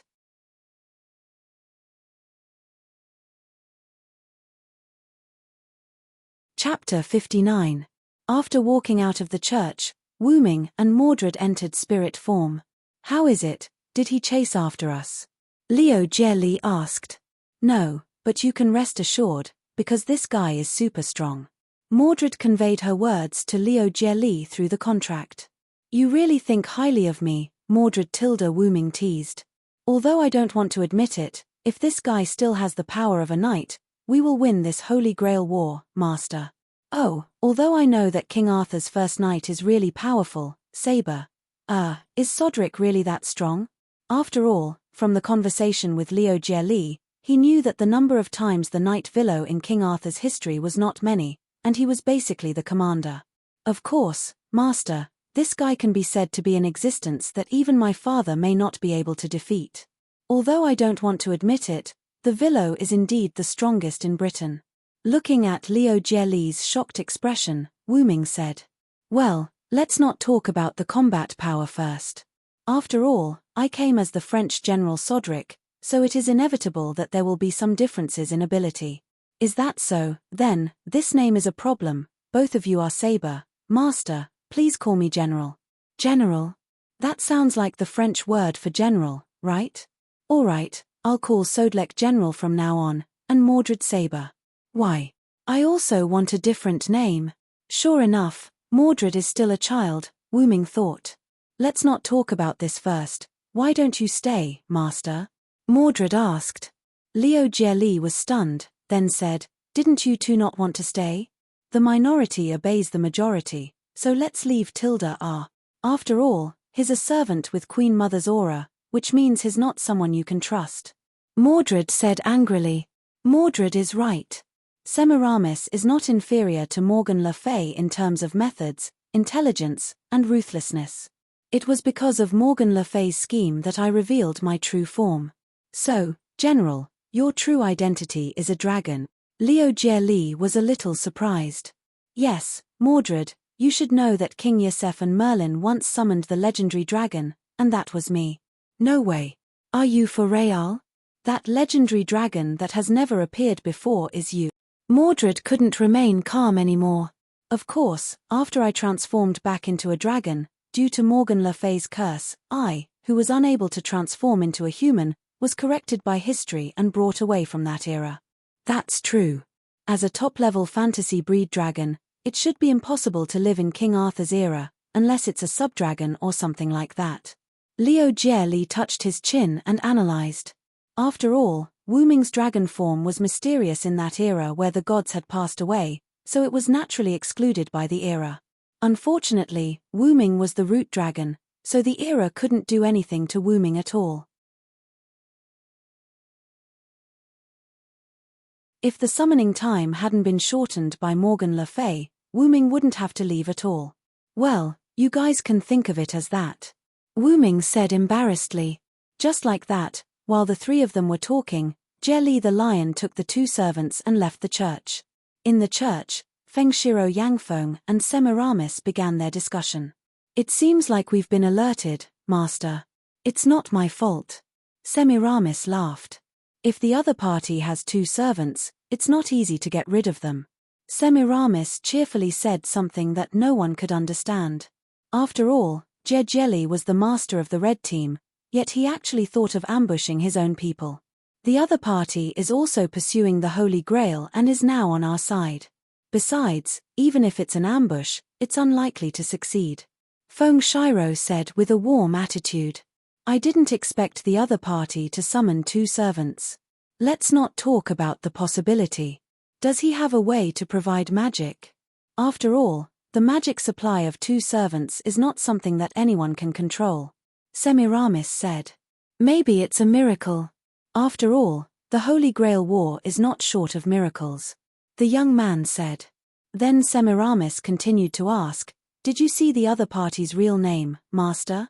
Yes, I saw the real name of one of the servants. The other servant has a hidden noble artifact or skill.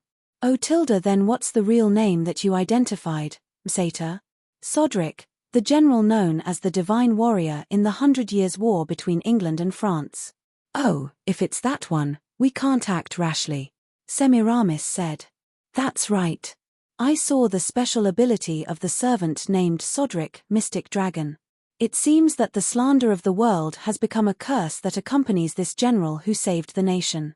Well, it seems that we have to finish the courtyard quickly. The ritual should be completed in a day or two, right? Well, of course, at this moment, a brown-haired bearded man dressed in a greenish-brown British costume with a cape draped over his left shoulder shouted as he barged in. Horse. Give me a horse. I will exchange my whole kingdom for it. What are you doing? Caster. That was Semiramis who was scared. Oh. The Empress of Assyria. So, what are you doing here? The berserker went berserk. What? On the other side, because Wu Ming said that he was going to find the servant he was looking for, he separated from Jie Li and Mordred with his own skill. Really, why did you say I have solo action, so I'll leave first? You think you're so great just because you have solo action? Mordred, who was in spirit form, was wearing a pair of shorts, leather boots, a bra that barely covered her breasts, and a red jacket. She was walking with a displeased expression on her face. Don't say that. After all, it's General's wish. Besides, aren't you wearing the clothes that you really want to wear? Jie Li walked beside Mordred and observed the surrounding terrain. We are in the enemy's base, and no one is ambushing us. After that, there were a few people in the shadow in front of them. They were cyborgs that looked basically the same. Behind the cyborgs stood several large stone golems. Not only in front, but there were also enemies on the roof and behind them. Ha ha ha, as expected of my master, you even used yourself as bait. Mordred patted Jie Li's back and laughed happily. Ahem. I'll leave the golems to you, and the cyborgs to me, okay? Jie Li coughed a few times. Of course.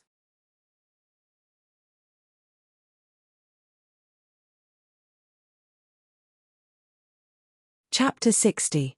At night. After separating from Leo and Mordred, Wu Ming embarked on a journey to find Joan of Arc. I always feel that there's something wrong with that priest, as if he saw through me. Wu Ming walked on the road, thinking about what happened in the church just now. Forget it, the most important thing now is to find Jean. She must have appeared as the ruler. Since it's a daily routine, she will definitely come here, Tulifers. What I need to do now is to set up some detection magic. Wu Ming couldn't help but show a proud smile. Fortunately, Dragonist also descended into this body as a noble phantasm. After finding a hidden place, Wu Ming opened Golden Ripple, reached into his hand, and took out a large number of scrolls. I remember Yoel and the others gave me a scroll with reverse detection magic. Sure enough, after picking and choosing for a while, Wu Ming found the scrolls. That kind of scroll could block the opponent's detection magic, which was the so-called false eye with the ability to see through the truth. Wu Ming planned to set up that kind of scroll in many places. Well, although there are many skills in the game that can detect this kind of magic, I believe that unless it's a servant's special skill, it's impossible for a magician to detect this kind of magic. Then, Wu Ming began to run all over Tulifers. Fortunately, Wu Ming had the skill magic, otherwise, it would be unrealistic to set up those scrolls in one night. After all, the servant's body also limited some of Wu Ming's skills. For example, Wu Ming forgot all the skills related to Lune's magic. The reason why he didn't forget the magic in Yggdrasil was because those magic were not the products of the moon world, and the servant's body couldn't make them forget. Although it's interesting, the servant's body is really inconvenient. After all, Wu Ming was not a dead hero. Being able to walk in the world again was a rare benefit for those heroes. Who would care about forgetting their skills because of their class? Is Master and Mordred done? Just as Wu Ming was setting up the magic scroll, he detected that Jie Li and Mordred were ambushed by the Yugo-Marine side. However, this ambush was only a probing attack by the cyborgs and the marionettes. Right now, Jie Li and Mordred were heading towards Wu Ming. Wu Ming sat on a big tree and looked up at the starry sky, waiting for Jie Li and Mordred. The starry sky in Nasric time is still the best. That's why, as long as we win the battle, it's fine even if we have to use our teeth. This was Mordred. Where did you come from, Berserker? Seriously. This was Lion Jie Li. Yo, did you have fun, Saber? Wu Ming jumped down from the tree and waved at Mordred. How could it be fun? Those magic puppets can't even take a beating. Mordred shrugged. Looks like it's a test by the other side. Well, General, have you found the servant you're looking for? Is she really not a member of the black side? Jie Li asked. Not yet. But didn't I say that she will only become a ruler, not a servant of both sides? Wu Ming said. It better be true. If she's not a ruler but a black servant, I will definitely beat her until she pisses her pants. Me. Mordred turned her head away fiercely. Actually, I've been curious for a long time. I remember in King Arthur's legend, Mordred and the Villo had a good relationship. Before Lion Jie Li could finish speaking, a crimson-red scarlet thunder demon sword was pressed against his neck. Who would have a good relationship with him? Be careful if you keep talking nonsense. I know, put down the sword first. Jie Li said embarrassedly. Hearing this, Mordred put down the sword. Ha ha ha ha, you're right, Master. Mordred and I have a good relationship. As for why Mordred is so mean to me, it's just a matter of bloodline. Wu Ming smiled and patted Jie Li's back. It was rare that Mordred didn't refute. She just turned her head away. Seeing this, Jie Li knew that it must be another story, so he didn't ask anything more. Well, where are you going next? Wu Ming asked. Back to the stronghold to rest. What about you? Do you want to continue looking for the ruler? Of course, then that's it. If there's anything, contact me through the contract. After that, Wu Ming's spirit body disappeared. Let's go, Saber. I know. On the other side, Wu Ming and Jie Li just separated from Mordred, and Wu Ming received the news of Jie Li. The red berserker went berserk. He's coming here, so is he going to attack the black team's base? As expected of a berserker. What are you going to do? Jie Li asked. You tell the priest, I'll go and see, Wu Ming said. Understood. After that, Jie Li cut off the connection. Wu Ming, on the other hand, went to the direction that Lion Jie Li said to meet up with the Red Archer and Red Rider who came to support the Red Berserker. In the forest near the Yugdomarinia's castle, a tall man wearing prisoner restraining iron armor was constantly moving forward. He let out a terrifying laugh as he spoke. Ha ha ha ha, oppressor, oppressor. On the tree behind him, there were only two figures, a man and a woman. The woman wore a green-brown dress with black garter socks, long green hair to her waist, beast ears on her head, and a beast tail behind her. The man wore a Greek-style light warrior suit, a red scarf fluttering behind him, green short straight hair fluttering in the wind, and a wisp of bangs fluttering in front of his forehead. It wasn't until the Red Berserker was temporarily intercepted by the enemy's golem that the two began to talk. You think you can only abandon him, Rider? You think it's strange that you can persuade him, Big Sister? My name is Atalanta, don't call me Big Sister, Achilles, the woman who claimed to be Atalanta said. This is just a more intimate name, don't mind it. In this regard, the person called Achilles just smiled.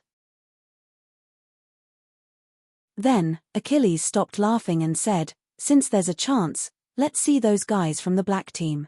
Well, but if this guy uses noble phantasm, retreat immediately, Atalanta said. Understood, Achilles said. You are Red Archer and Red Rider. Suddenly, a voice came from behind the two.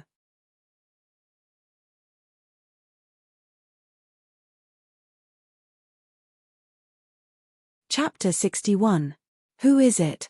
Achilles shouted and instantly condensed a cross spear and stabbed backward. Atalanta also drew her bow and aimed at Wu Ming who was behind Achilles. Sorry, I came here without telling you. I hope I didn't scare you. Wu Ming held the spear that Achilles stabbed with one hand and raised the other hand as if he was waving.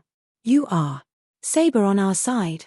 After all, Feng Shiro had previously informed the two through the contract that there would be a saber coming to them. As for why he said it as if there were other red sabers, Achilles and Atalanta didn't care anymore. Well, it's the first time we met. I'm Sodric, summoning with the saber profession. I'm Atalanta, summoning with the archer profession. I'm Achilles, summoning with the rider profession. I didn't expect you to be saber, I thought you were assassin, Achilles said with some pride. So, what's the situation now? Wu Ming didn't care and asked the two. As you can see, Berserker is still crazy, Achilles said. I remember that Berserker's real name is Spartacus, worthy of the famous rebel. Looking at the crazy appearance, Wu Ming couldn't help but sigh. By the way, have you seen your master? Achilles ignored Wu Ming and asked Atalanta. No, I've only seen Semiramis and his master, the priest. Me too. The circuits are connected, and the order has been issued, but I don't see the person. This is considered abnormal. Achilles looked at his hand and felt the connection of the magic circuits, and said so. It makes sense that the magician is hiding, but it makes people feel that he is timid, Atalanta said indifferently. Saber, where is your master? Achilles asked. My master didn't move with the other masters. We moved alone, so there wasn't any abnormal situation like yours. My master, on the other hand, looks like a fiend, but surprisingly, he's not a bad guy. Wu Ming waved his hand. Is that so? Then, the three of them didn't say anything. After a while, after Spartacus defeated these blocking puppets, a black servant appeared in front of them. That doesn't seem to be a lancer, is it a rider? Both of our riders like close combat. Wu Ming looked at Achilles who condensed a cross spear. Of course, I prefer to carry a spear myself than riding a chariot on the battlefield. Achilles said with a smile. That's a pity, I don't like war. Wu Ming said. Here. It. Atalanta interrupted the conversation between the two. The black rider raised his spear and seemed to have released his real name. It passed through Spartacus' leg, and Spartacus' leg was forcibly spiritualized. Immediately afterward, the black rider's master and servant came over, led by a green-haired middle-aged man riding a horse. Is that Vlad III? Wu Ming said lightly. This was what Wu Ming learned from the exchange of intelligence between Liu Jiejie and Yang Fengshiro. "Ah, it should be right," Atalanta said. The Black Rider raised his hand, and a large amount of enchanted soil wrapped around Spartacus, and then several spikes penetrated Spartacus. At this point, the Red Rider's berserker was captured by the Black Rider. It seemed that the other side didn't have the intention to attack together. They only sent 2 servants who hadn't fought before to attack Wu Ming's position. "One for each of us, Rider." Wu Ming took out the meteor silver from the ripple and used magic to manifest the silver armor, and said to Achilles, Well, really, they only sent 2 servants, they really don't put me in their eyes," Achilles sneered. "Then I'll cover you from the rear," Atalanta said. "Well, I'll leave it to you, Archer. It can't be helped, big sister." With that, Wu Ming and Achilles walked to the tree in front of them and looked at the Black Rider's servants. "Is it Saber and Berserker?" Achilles said. One of them was a silver-haired man wearing black and silver armor and holding a long sword. The other was a pink-haired girl wearing a wedding dress and holding a hammer. Achilles just wanted to say something, but Wu Ming suddenly rushed forward and rushed to the Black Rider's saber, swordsman. "Hey! You can't be like this, that's the opponent I want," Achilles complained. Wu Ming didn't know if he heard it or not, but at this moment, he had already started a hand-to-hand battle with the Black Rider's saber, swordsman. Maybe because of Wu Ming's fierce attack, the Black Rider's saber had been retreating. "What's wrong, Black Rider? Is this all you can do?" The Black Rider didn't speak, but he kept waving his sword. "This feeling. Is this a special attack?" When Wu Ming fought with the Black Rider, he felt that the other side had a sense of restraint. Wu Ming quickly hit the Black Rider's saber, swordsman, back a distance. Then, an arrow penetrated the atmosphere and hit the Black Rider's body, nailing it to the big tree behind him. It was an arrow shot by the Red Rider's archer. Oh, hearing the sound, Wu Ming looked at Achilles and found that he was injured by the Black Rider. Achilles was a hero in the Trojan War and had many noble phantoms. Because Achilles was burned by the heavenly fire after he was born, soaked in the river Styx, he obtained an immortal body. Therefore, if you want to hurt him, you must have divinity or god-killing weapons. From this point of view, the Black Rider's archer was a follower related to God. The Black Rider's berserker, went to fight against Atalanta. When Wu Ming looked at the Black Rider's saber again, he raised the big sword in his hand as if he was going to release his noble phantoms. The big sword began to emit light. "It looks like a special attack against the dragon's noble phantoms." Wu Ming felt a sense of threat from it, although it was not big.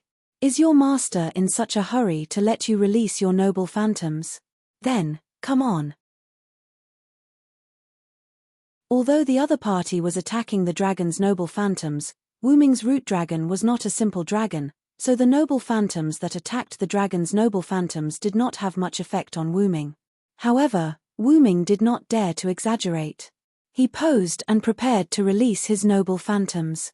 Just when Wu Ming thought that the other party was going to release his noble phantoms, the other party suddenly knelt on the ground like a broken string, and the light of his noble phantoms disappeared. Then, the Black Rider's saber spiritualized and left. Is there an internal conflict? It was obvious that the other party was interrupted by another command spell.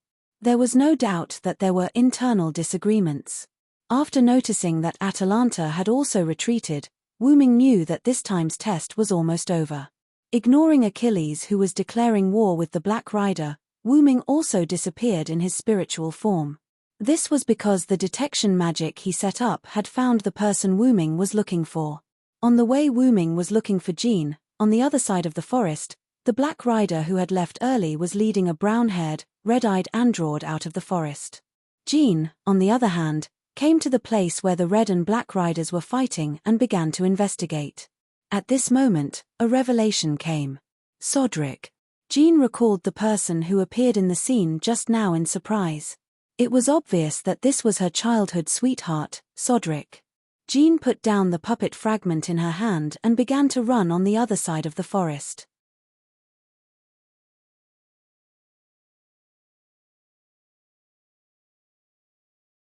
Chapter 62. On Wu Ming's side, as if they were discovered, the surrounding soil gathered and formed golems, surrounding the Black Rider and the android, including Wu Ming. Really, I shouldn't have followed you guys. Ari. Red Saber. Why are you here? Are you here to help us? The rider from the black team naturally voiced his doubts. Wu Ming didn't know what to say. He just waved his sword gently. The dexterous sword energy destroyed the golems surrounding the three people. Wu Ming turned to look at the Black Rider and the android. He saw the hope of survival in the eyes of the android. Wu Ming smiled. For this kind of guy who resisted fate, Wu Ming didn't hate Wu Ming. Wu Ming reached out, opened the ripple, and took out a bag from it. This was not an infinite backpack, just an ordinary bag. Wu Ming had to admit the advantages of game items. The collision damage of the outside world would not affect the things in the bag in the slightest. It would only reduce the durability. If the durability became 0, the bag would disappear. After filling more than a dozen bottles of red potions, Wu Ming threw the bag and a magic scroll to the Black Rider. After a moment of confusion, the Black Rider caught the bag and scroll. "What is this?" he asked. "There is a potion in the bag to heal this android. The scroll is a magic that can temporarily block the perception of the command curse." "No, it's a magic item. Take this android and leave quickly. A servant is coming," Wu Ming said lightly. Oh. You are a good man. My name is Astolfo. What about you?" Wu Ming said in his heart, no wonder. Astolfo, one of the 12 warriors of Charlemagne, was a rational person. He looked at the other party's outfit. The upper body was okay, a light night outfit, a fluffy cloak, but the lower body was a short skirt, suspenders, and long night boots. As expected of a rational person. "I'm an enemy servant. Is it okay for you to tell me your real name?" Wu Ming joked. As if he just realized something, the servant named Astolfo smiled nervously and awkwardly. "My real name is Sodric, a French general. Just call me that for now." Wu Ming looked at Astolfo helplessly. "Not bad, don't you think?" Astolfo looked at the androids. The androids didn't come back to their senses. After all, if they didn't hear it wrong, the servant in front of them gave Astolfo a potion to heal him. Yes, the android said tiredly. At this moment, a pot-bellied middle-aged man with a black saber caught up from behind. "Stop!" the middle-aged man shouted. Then, he lowered his head and panted heavily with his hands on his knees. "Damn it, why did you send me to do this kind of task?" Gold didn't realize Wu Ming's existence. It wasn't until he saw his servant holding a sword and looking ahead vigilantly that he noticed Wu Ming's existence. Red servant, why are you here?" This Gold seemed to be frightened, and he quickly ordered his servant, Quick, Siegfried, take him down." It could be seen that the master's spirit has been greatly stimulated, and he directly exposed his servant's real name. "Is that so, Siegfried? No wonder I have a bad feeling. I'm Sodric, the other saber of the red team, nice to meet you." The bad feeling that Wu Ming said was the effect of the dragon's special attack. After all, Wu Ming had the dragon attribute, coupled with Sodric's skill, Magic Dragon EX, it was inevitable that he would feel uncomfortable facing Siegfried. What? Another saber? But the one from before is also saber. Why do you have 2 sabers? Gold exclaimed. Wu Ming knew that Gold was talking about Mordred, but he didn't say anything and said to Gold, "Don't worry, after tonight, I won't participate in the battle between the red team and the black team.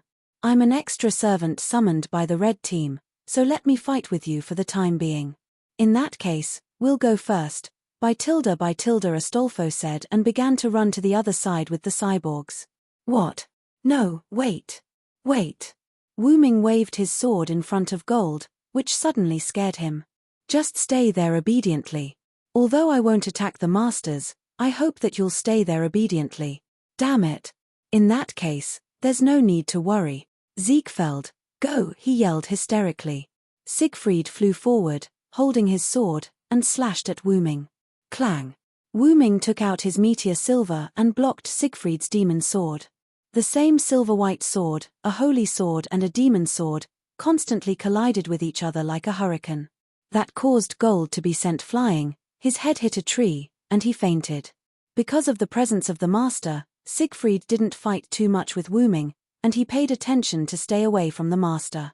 Although Wu Ming wouldn't take the initiative to attack other masters, he didn't care about that.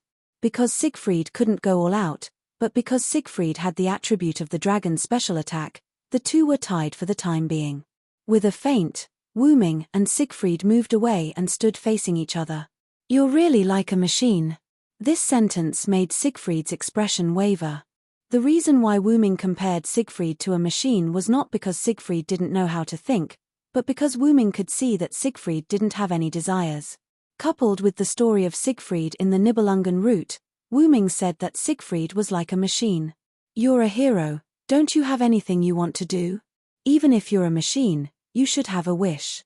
Wu Ming held his sword with one hand and put the other hand on his waist. Siegfried didn't speak, because he didn't know what he wanted to do. Just then, Astolfo came back with the android he took away. "Not good. Sodric. He's dying, what should we do?" Astolfo held the android who was constantly coughing up blood and had fainted, and asked Wu Ming anxiously, "Are you an idiot? Didn't I give you the potion to treat him? Forget it, let me take a look." With that, Wu Ming walked towards the two. As he walked, Wu Ming glanced at Siegfried. "Think about it, what do you really want to do?" "What I want to do? My wish is to make my own decision to do something," Siegfried muttered. Wu Ming took out a bottle of potion from the golden ripples and poured it all into the android's mouth. The android's body instantly emitted a green light. It seems that the potion is effective, but it only treats the symptoms and not the root cause. Wu Ming touched his chin. But this was only temporary. This android had a defect in his body, which caused the blood vessels in his body to rupture and bleed. The potion only temporarily treated the injuries in his body. "What do you mean, Sodric?" Astolfo asked. "It means that he won't live long, and it's very likely that he will face the crisis of death every day. After all, this is the racial defect of the androids. The one who caused the injury to the android was himself. This was the racial defect of the androids, which made them unable to survive outside the incubator. After all, the healing potion couldn't eliminate the racial defect. Then what can you do?" Astolfo looked at Wu Ming with tears in his eyes. Wu Ming turned his head away helplessly. "Unless I change his race, I can't do anything about it. If only I was summoned as a caster." If Wu Ming was summoned as a caster, he could use the uninscribed book and the staff of Anziwergen. Although Wu Ming could also use the uninscribed book as a saber, he couldn't use high-level magic because of his rank. It was just like in the game Yggdrasil, there was a sorcerer who used Perfect Warrior to equip the sorcerer's equipment, but as a result, he couldn't use the sorcerer's skills and items. Wu Ming's items were all game items. In addition to the racial conversion items, there were healing potions in the game for injuries, detoxification items for poisons, and holy items for curses, but many of those items couldn't be used by his current rank. Apart from those items, Wu Ming didn't have any items to remedy racial defects. After all, racial defects were common in the game, and customer service wouldn't specifically prepare items to overcome racial defects for a certain race. Just like Satya's vampire race, Satya had all the weaknesses of vampires, but those weaknesses were all weakened or protected by item effects, and they couldn't be eliminated completely. Although there were androids in Nasaric, the androids in the game had no defects. In this regard, Wu Ming couldn't do anything about it. You can try the power of the Holy Grail, or ask its creator. I think if it's the one who made it, there should be a way to prolong its life. At that moment, Joan of Arc, who Wu Ming was looking for, came here.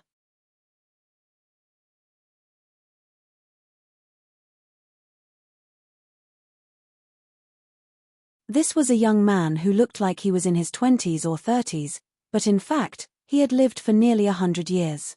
He had purple pupils and long dark green hair tied into a ponytail with a black hairband. He was wearing a black and white uniform of the Yugdomirenia race and a white cloak. He looked at Gefried, who was devastated, and said, So, what the hell is going on? Gefried Mujik Yugdomirinia. Why did Saber disappear? I don't know. I was in a coma. Why did this happen? Gefried seemed to be devastated, and he couldn't speak properly. At this time, Blackcaster said, I extracted a trace of the image from the magic crystals on the scene. Can you play it, Avisbrin? Vlad 3 asked. Yes. A voice without a trace of emotion came from under Avisbrin's mask. Through the magic projection, everyone saw an incomplete picture, but they already knew the specific reason for Saber's disappearance. I didn't expect Saber to choose to give up her life for the sake of that android. Black Berserker Frankenstein's master, Cowles Fulvig Yugdomirinia, said. In short, the current situation is very unfavorable for us. Although we captured the Red Berserker, we lost Saber, our strongest combat power, Assassin is out of control, and Ryder has defected. The Red Team may also know about our situation, Avisbrin said. So, how about using the command spell to recall Ryder? Cowles asked. It's useless. Ryder's magical power is under the bonus of Noble Phantasm. Even if we use the command spell, there will be 2 of them. It's not worth it at all, Black Ryder's master, Selenikai Eska Yugdomirinia said. I will personally look for Ryder, please rest assured, Patriarch. Okay. Gefried, do you have any information about the 2 sabers of the Red Team? Titanic asked. He didn't have much hope, he just wanted to ask. The result was beyond his expectations. Yes, there is information, there are 2 red sabers, and the servant who fought against Ziegfeld before is called Sodlek. Oh, the famous French general, the hero of the nation? Vlad 3 was obviously interested in Sodlek, who was also a hero of the nation. And he also said, he is an additional servant summoned, and he said that after tonight, he will no longer be our enemy. Gefried said nervously. What does that mean? Cowles wondered. It seems that Sodlek's identity is a bit special, but in any case, we have to be prepared. Just like that, in the first night of the short confrontation, the black and red sides ended with both sides suffering losses. On the other side, Wuming, Jean, and Astolfo brought the android named Ziegfeld to a warm-hearted farmer's house. Then, Astolfo, I'll leave Ziegfeld to you. Okay, leave it to me. Astolfo raised his hand and smiled happily. Remember to use the scroll I gave you, it can temporarily block the connection between you and your master, but remember not to get close to your master, or you will be discovered. Yes. Then, Wuming looked at Ziegfeld again. Ziegfeld, now is the time for you to think about how to live in the future. After all, you already have the lifespan of a normal person. I don't know. Ziegfeld shook his head. He, who was born as a magic supply, didn't know what to do at the moment, he just wanted to live. Then think about it, no matter what you do, don't go against your heart, follow the guidance of your heart. Goodbye, Ziegfeld, Astolfo. After that, Wuming turned and looked at Jean, the 2 smiled and left side by side.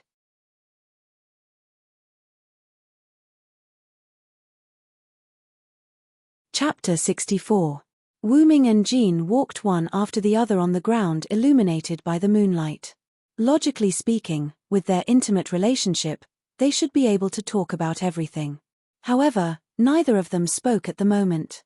They just walked quietly and enjoyed a moment of peace. Sodric, what is your wish to participate in the Holy Grail War? After a moment of silence, Jean took the lead to speak. Don't you know me, Jean? I don't have any wish. Wuming turned around and smiled at Jean. I came to the Holy Grail War to find you. Is that so? Jean was a little overwhelmed at the moment. Although she was a perfect saintess in front of others, whenever she was alone with her childhood sweetheart, she would become the village girl she was when she was a child. Looking at the confused Jean, Wuming smiled and touched her face. I still remember what you said before we were burned to death. Jean froze for a moment, then remembered something. Her cheeks that were touched by Wuming became flushed. No. Wuming looked at Jean, who was already incoherent, smiled, took her hand, and began to walk forward. While walking, he said, well, I know you want to give everything to the Lord now. Ah. No, that. I don't mean to go back on my words. Jean lowered her voice. If Wu Ming didn't listen carefully, he wouldn't have heard it. So, when you fulfill your promise to me, then you can give your all to the Lord. Ah. Jean was a little overwhelmed. She promised Wu Ming to marry her before, but now both of them have become servants, so marriage is impossible. And Wu Ming asked to fulfill his promise before letting her go, that is to say, yes, I decided to hold your hand all the time and not let go. Although Wu Ming was a scumbag when he said that. Thinking about Artoria, Gilgamesh, and Enkidu in the hands of Wu Ming's original body, well, Maeve didn't count. Wu Ming only treated her as a little sister. Yes, she was his younger sister. Actually, Gilgamesh and Enkidu could be considered daughters, and only Artoria could be counted as one. However, because Artoria had become a queen, she could no longer be with Wu Ming. In that case, he wasn't really a scumbag. Wu Ming didn't notice that Jean's gaze on him had changed. Why do I feel like you were a scumbag just now? Alas. The adorable saintess actually called him a scum. Was there a mistake? How could that be? It's wrong to think that way. Jean, by the way, you were summoned by the Holy Grail as a ruler. Is there anything unusual? Wu Ming laughed and changed the topic. Well, I originally thought that you were the anomaly this time, but after meeting you, I found that the anomaly hasn't been solved yet. There are other anomalies in this Holy Grail war. Jean replied seriously. If there really is an abnormality, then I think the Red Party Master is an abnormality. My master and I have met a priest before. He is the supervisor of this Holy Grail war and the Red Party Master. However, whether it is me, my master, or Mordred, we all feel that there is something wrong with that priest.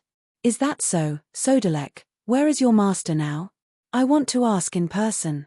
Jean thought for a while and asked Wu Ming. He is not in Tulifas now. He was entrusted by the Magic Association to deal with the recent serial killings. Wu Ming shook his head. If that's the case, then okay. He will be back in a few days. For now, go on a date with me, Jean Tilda alas. Alas. Early the next morning, Wu Ming took Jean, who had changed into casual clothes, to walk around the town.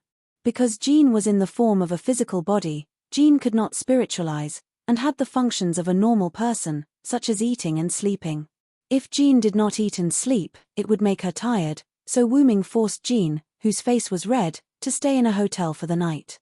Of course, they booked 2 rooms. In terms of money, Wu Ming took out a few gold coins and exchanged them for some money. Wu Ming and Jean walked on the street and strolled around casually. Feeling Jean's resentful eyes, Wu Ming smiled. Really, Sodalek, you're making fun of me again. Well, you think too much. Okay, I'll treat you to something to eat. Okay, then I'll forgive you. As expected, Jean is still Jean, she hasn't changed at all. Did you say something? Why would I? Let's go, the taste of this shop is not bad, I've been here with my master before. Then, I'll try the food you recommended. Sodalek Tilda Jean smiled sweetly at Wu Ming, then turned and walked into the shop. Wu Ming froze for a moment, then recovered. He smiled bitterly and shook his head. Really, I was fooled by you, Jean. Wu Ming and Jean had a very pleasant breakfast. During this process, Wu Ming and Jean did not realize that the two of them seemed to have returned to the age of 16, before they joined the army. The two of them were immersed in this happy time. But now it was the time of the Holy Grail War. After a while, Wu Ming received a message from Leo. General, are you in Tulifas now? Yes, what's wrong, Master? The serial killings were done by Black Assassin, we couldn't get rid of him. It seems to be some kind of skill or noble artifact, saber, and I can't remember any information about Black Assassin, we only know that he's Jack the Rifleman. I see, Fog Knight's man killer fiend, then I can understand why you can't remember the information. Then, Wu Ming also had a short confrontation with Black's archer and his master, Saber and Black Archer were both injured, the other side retreated. What about Mordred, she's fine, right? After all, Wu Ming and Mordred had some relationship. It's not a big deal, I've already healed Saber. Also, Father Shiro knows that I'm going to launch an attack on Black tonight. We might be late. If possible, help Red. Sorry, Master, I've already found the person I'm looking for. I've decided to stay neutral. Sigh. So sudden. Well, I won't force you. I'll rush back as soon as possible, then you can enjoy your peaceful days in the modern world. Ha ha ha, Master, you're so gentle, but don't worry, I'll try my best not to interfere in the war between Black and Red. Forget it, do as you please, that's it. Lion Jie Li disconnected the communication with Wu Ming. Sodric, are you going to give up on the Holy Grail? Jean asked worriedly. My goal has been achieved, plus I was summoned by cheating. As the ruler, you definitely won't allow me to participate in the Holy Grail war anymore, right? That's true. Looking at Jean's worried expression, Wu Ming took Jean's hand. Let's not worry about that for now, they'll only fight at night anyway. You can just be a village girl and go on a date with me during the day. Wait, just like that, Wu Ming and Jean had a pleasant date. And on the other side. After dinner, Sieg sat in the courtyard in a daze.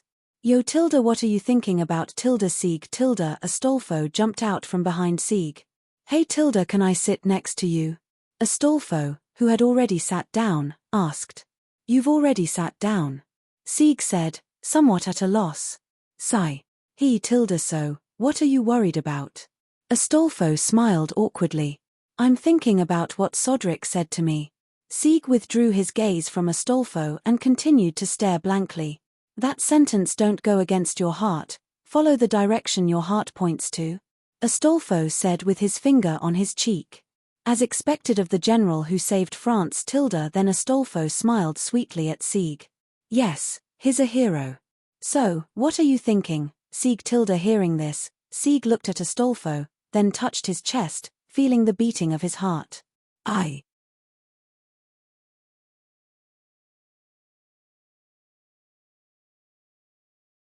Chapter 65. I want to save my compatriots, those androids. Sieg said seriously. Then let's go. Astolfo smiled and pulled Sieg up. Hey. But you will be discovered by your master. Sieg didn't want Astolfo to return to his master's side because Astolfo had been complaining about how bad his master was and how perverted he was. It's okay, and I'm still a servant of the black side. Let's go and observe when the red side and the black side start fighting. When the time comes, I'll go and support the black side, and you can go and save your compatriots. What do you think? Sieg looked at Astolfo's smile and couldn't help but smile. Yes. Ryder, I'll leave it to you. Oh, leave it to me. In this way, as if fate was playing tricks on them, when the two saw a huge sky castle flying to the grassland in front of Domarinia's fortress, they decided that the red side and the black side would fight, and they took action. And Wu Ming accompanied Joan of Arc to wait for the beginning of the war. Wu Ming and Joan of Arc stood on the side of the grassland, looking at the huge fortress floating in the air. That's the Sky Garden. Joan of Arc's skill real name break played a role, and she was surprised to shout out the real name of the noble phantasm.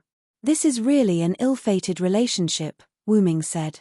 Although it was not from the same period, it was a Babylonian building after all, and Wu Ming couldn't help but feel a little emotional. The red side's master must be there. Let's find a way to enter. Joan of Arc was about to start moving. Wait, Rena. Wu Ming reached out and pulled Joan of Arc's hair braid. Ah! Joan of Arc screamed and knelt on the ground. I'm sorry, I didn't mean it. Wu Ming looked at Joan of Arc, who was kneeling on the ground with tears in her eyes, and quickly apologized and stretched out his hand to help Joan of Arc up. Really, Wu Ming, you are still so rough, can't you be gentle? Joan of Arc grabbed Wu Ming's hand and stood up. Cough. Do you have a way to get to the space garden? Wu Ming quickly changed the topic. This. Jean blushed and stopped talking. She was too anxious just now. She didn't even think about how to enter the sky garden in the sky. It's still the same as before. Wu Ming smiled helplessly and took out a wing-shaped pendant from the golden ripples. Here, take this. Wu Ming reached out and handed it to Joan of Arc. After Jean took it, she checked the pendant's effect with true name detection. It can actually allow people to gain the ability to fly, and all they need to do is chant the incantation. Even ordinary people can use it. Jean couldn't believe it. After all, no matter how convenient this kind of magic item was, it would not be separated from magic power. This item could be used by ordinary people without magic power. How could Jean not be surprised? After all, this was a game. There would definitely be items that didn't cost anything.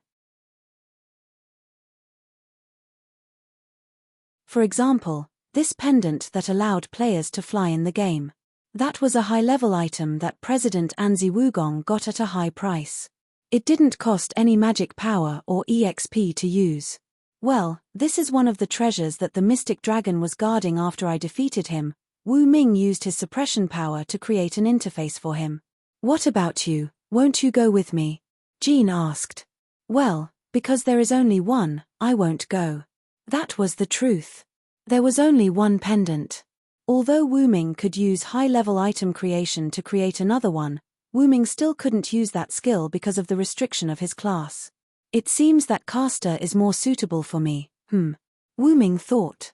Well, then I'll go by myself. You be careful. Also, don't participate in the battle between the two sides, understand? Jean said to Wu Ming quite seriously. Yes. My saintess. This one understands. Wu Ming playfully replied to Joan of Arc. Really? Jean's cheeks blushed, and she didn't care about Wu Ming anymore. Wearing the pendant, she said the spell FLY that Wu Ming told her, and her body floated. Wow, I'm really flying. After a short adaptation, Jean said to Wu Ming. Then I'll go first. Okay. They didn't talk too much because they trusted each other. After watching Jean fly away, Wu Ming said rather bored. So, what should I do now? Watch the battle. With that thought in mind, Wu Ming found a big stone and sat down. Watching the two sides began to march. The soldiers of the red side were the dragon teeth that fell from the sky garden. Except for the head that looked like a broken skull, it was no different from Nazaric's skeleton soldiers. Looking at the black side, as Wu Ming expected, it was a large group of androids and golems. Looking at the androids, Wu Ming thought of Sieg again. I don't know how Sieg and Astolfo are doing, but with Sieg's temperament, he might return to Malnia City to save his compatriots. Speaking of Sieg, Wu Ming couldn't help but think of Sieg Fei. I didn't expect the Dragon Slayer hero Sieg Fei to be such a person. Speaking of which, when I fought with Sieg Fei, I always felt uncomfortable. It felt like I was fighting with my natural enemy. Is it because Sieg Fei is a Dragon Slayer? Wu Ming couldn't help but think of when he fought with Sieg Fei. There was always a special force that passed to Wu Ming.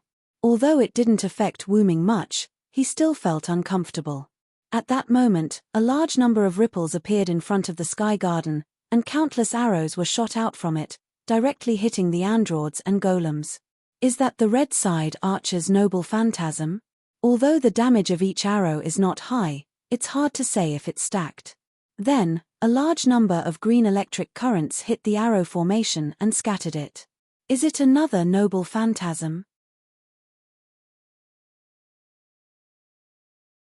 Immediately afterward, a large number of iron pillars pierced the corresponding number of Dragon Fang soldiers. That's Vlad III's noble phantasm, right? As expected of the Impaler Duke. Then, Wu Ming found that the red side Lancer and Vlad III were fighting. One moment the iron pillars pierced, the next moment the flames danced. Those two were fighting very well. Sure enough, for these heroes, I'm still too inexperienced. Wu Ming couldn't help but think of his master, Scarha. Although I didn't fall behind the skills taught by my master, I don't have what a hero should have. It couldn't be helped. Wu Ming, as the root dragon, was born extraordinary. Before the dragon transformation, his skin could be said to be indestructible because of the dragon scales, and after the dragon transformation, he could resist EX-level noble phantasms. He also had almost unlimited mana. In any case, Silent Wonder had never run out of mana. In fact, he had never even used up 1/3 of his mana. The racial characteristic of time and space basically had no effect on Wu Ming, and he could freely travel through time and space tunnels. Furthermore, he had the ability to sublimate a relic. Imagine if Wu Ming could sublimate hundreds or thousands of grade A offensive relic and release his real name at the same time. Since he had sufficient mana, The scene would be inhumane. That was the power of Wu Ming's root dragon when it was still underage. If it was an adult root dragon, it would be unimaginable. At that moment, Wu Ming saw Astolfo riding an eagle on the battlefield. Seeing that he said something to Vlad III, who had just separated from the Red Lancer, Astolfo flew toward the Sky Garden with a happy look on his face. Could it be? Sieg really came back to save those androids? Wu Ming couldn't help but think.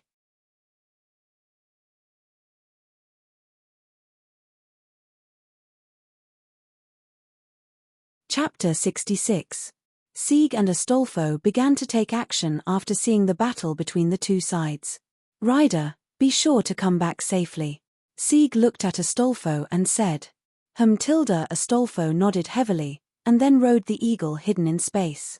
Hippogriff. With the cry of an eagle, a creature with the upper body of a griffin and the lower body of a horse flew over. Astolfo leaped up and landed on the eagle's back. Then, I'll go first. Astolfo waved his hand, and the eagle flapped its wings and flew into the sky. Sieg, on the other hand, went to Malnia Fortress to rescue his compatriots. After seeing Astolfo, Wu Ming realized that Sieg might also go to Malnia Fortress, so he also got up and went. As for what Joan of Arc said about not doing anything to hinder the Holy Grail War, he would do it anyway. Anyway, Joan of Arc would definitely not punish him. Wu Ming thought so and rushed to Malnia Fortress. When he arrived at the gate of the fortress, Wu Ming saw Sieg treating the injured androids. It seemed that the androids were persuaded by Sieg and were constantly treating their companions. Wu Ming stepped forward without hesitation and said, Yo Sieg. Sieg heard someone calling him and looked back. Mr. Soda Lake, why are you here? The rest of the androids picked up their weapons and pointed at Wu Ming. Only then did Sieg remember that Wu Ming was still a Red Team follower. Naturally, his purpose for coming to Black Fortress was different. Don't worry, I have already left the Holy Grail War, and I won't attack you. Put down your weapons, and even if I want to attack, you can't resist at all. After saying that, Wu Ming also looked at Sieg, asking him to explain. Everyone, put down your weapons first. Mr. Sodalake has helped me before, and I believe that he will not lie to us. After thinking for a while, the androids put down their weapons. When I saw Astolfo on the battlefield, I guessed that you would definitely come to rescue your companions. Have you thought about it? Yes, thank you very much for what Mr. Sodalake said to me. I have decided to save my companions and give them freedom. Sieg said with a firm look. Then let's go. In order to prevent the black followers from obstructing us, I will accompany you. After saying that, he walked into Malnia Fortress from the side door. Yeah, I'll leave it to you. After that, Sieg and the androids followed Wu Ming in. However, speaking of which, is it really a good idea for me to walk into the enemy's base so openly? Wu Ming thought. After Jean wore the pendant Wu Ming gave her, she flew into the sky and went straight to the Sky Garden. However, during this process, a large number of dragon teeth soldiers with skeletal wings kept attacking Jean. Bang! Joan of Arc waved the unspread holy flag to disperse the last dragon tooth soldier nearby. Looking at the endless stream of dragon fang soldiers flying over, Jean couldn't help but be speechless. So many dragon teeth soldiers can't get through. Just when Jean was distressed, a revelation came. She saw the Red Master, a man in a priest's outfit, fighting with the Black Berserker in the nearby forest, and standing next to him was a man in a British green and brown literary costume. That's Red Team's master and caster. After seeing the revelation, Jean did not hesitate to turn and fly in the direction of the forest. Assassin Semiramis, who was controlling the fortress in the Sky Garden, saw that Jean did not hesitate to run in the direction of her master, and immediately contacted the master who was fighting with the Red Berserker in the forest. Master, the ruler really did not hesitate to rush to your position. Understood. Retreat, caster.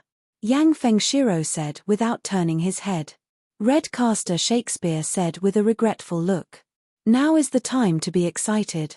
Do you really want to retreat? Although Caster said so, he never had the slightest intention to fight. He just kept writing things, including when Yang Fengshiro was fighting. Yes, Retreat immediately. Yes. Caster immediately disappeared in spirit form. Yang Fengshiro took out 4 black keys and threw them in front of the red berserker Frankenstein. The black keys instantly became bigger, blocking Frankenstein's advance, leaving only Frankenstein's roar. After making sure that the red berserker couldn't catch up, Yang Fengshiro ran back. At that moment, Jean was still far away from the forest. Just as Semiramis breathed a sigh of relief, she discovered the servant who came to attack the Sky Garden. "Oh, there is a horse that can fly." Semiramis sighed as he looked at the eagle that Astolfo was riding. But in fact, was it really good to call the eagle a horse?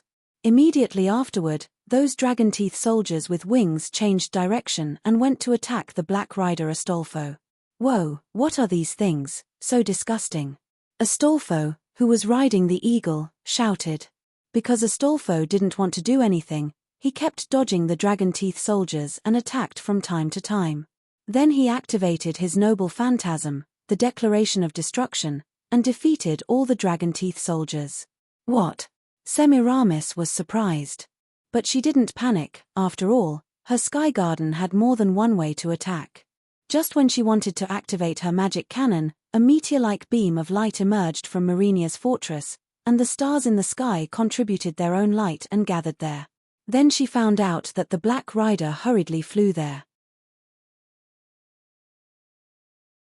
At this moment, whether it was the Black Lancer Vlad III and the Red Lancer Kana who were fighting, the Black Berserker Frankenstein who was caught up in the forest because of the Red Caster's noble phantasm, the Red Caster Shakespeare who had retreated back to the Sky Garden, the Lion Jie Li and the Red Saber Mordred who were late to the edge of the battlefield, the Black Archer Karen and the Red Rider Achilles who were fighting with each other in another part of the forest, and the Red Archer Atalanta who was pulling the renegade Red Berserker Spartacus, all of them had different reactions.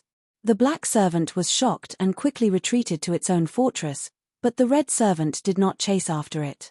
Because of some unknown reason, its body was abnormal, so it did not chase after it. Joan of Arc also came to a halt and looked at the incomparably gorgeous light beam. That's Sodric's noble phantasm. Whoa. I told you not to disturb the Holy Grail War. At that moment, Jean complained like a child, and then flew there. At that moment, Wu Ming, the originator of the meteor-like silver-white beam of light, was holding his noble phantasm, Ixilver, or Meteor Silver, facing the Black Caster and his puppets who came to capture Sieg. "It's really troublesome. I'll blow you away." Black Caster Avisbrin didn't seem to panic. It should be said that there was nothing that could make him panic, except for his own wish. "If you want to stop me from fulfilling my wish, then try it, Sodric." X Silver because of the shout of his real name, the Meteor Silver that was constantly emitting starlight shone brightly, and as Wu Ming swung his sword, the attack containing the gathered starlight arrived. Boom. You're tuning in to the Celestial War YouTube channel. Don't forget to subscribe and join us on this journey to catch the most captivating stories,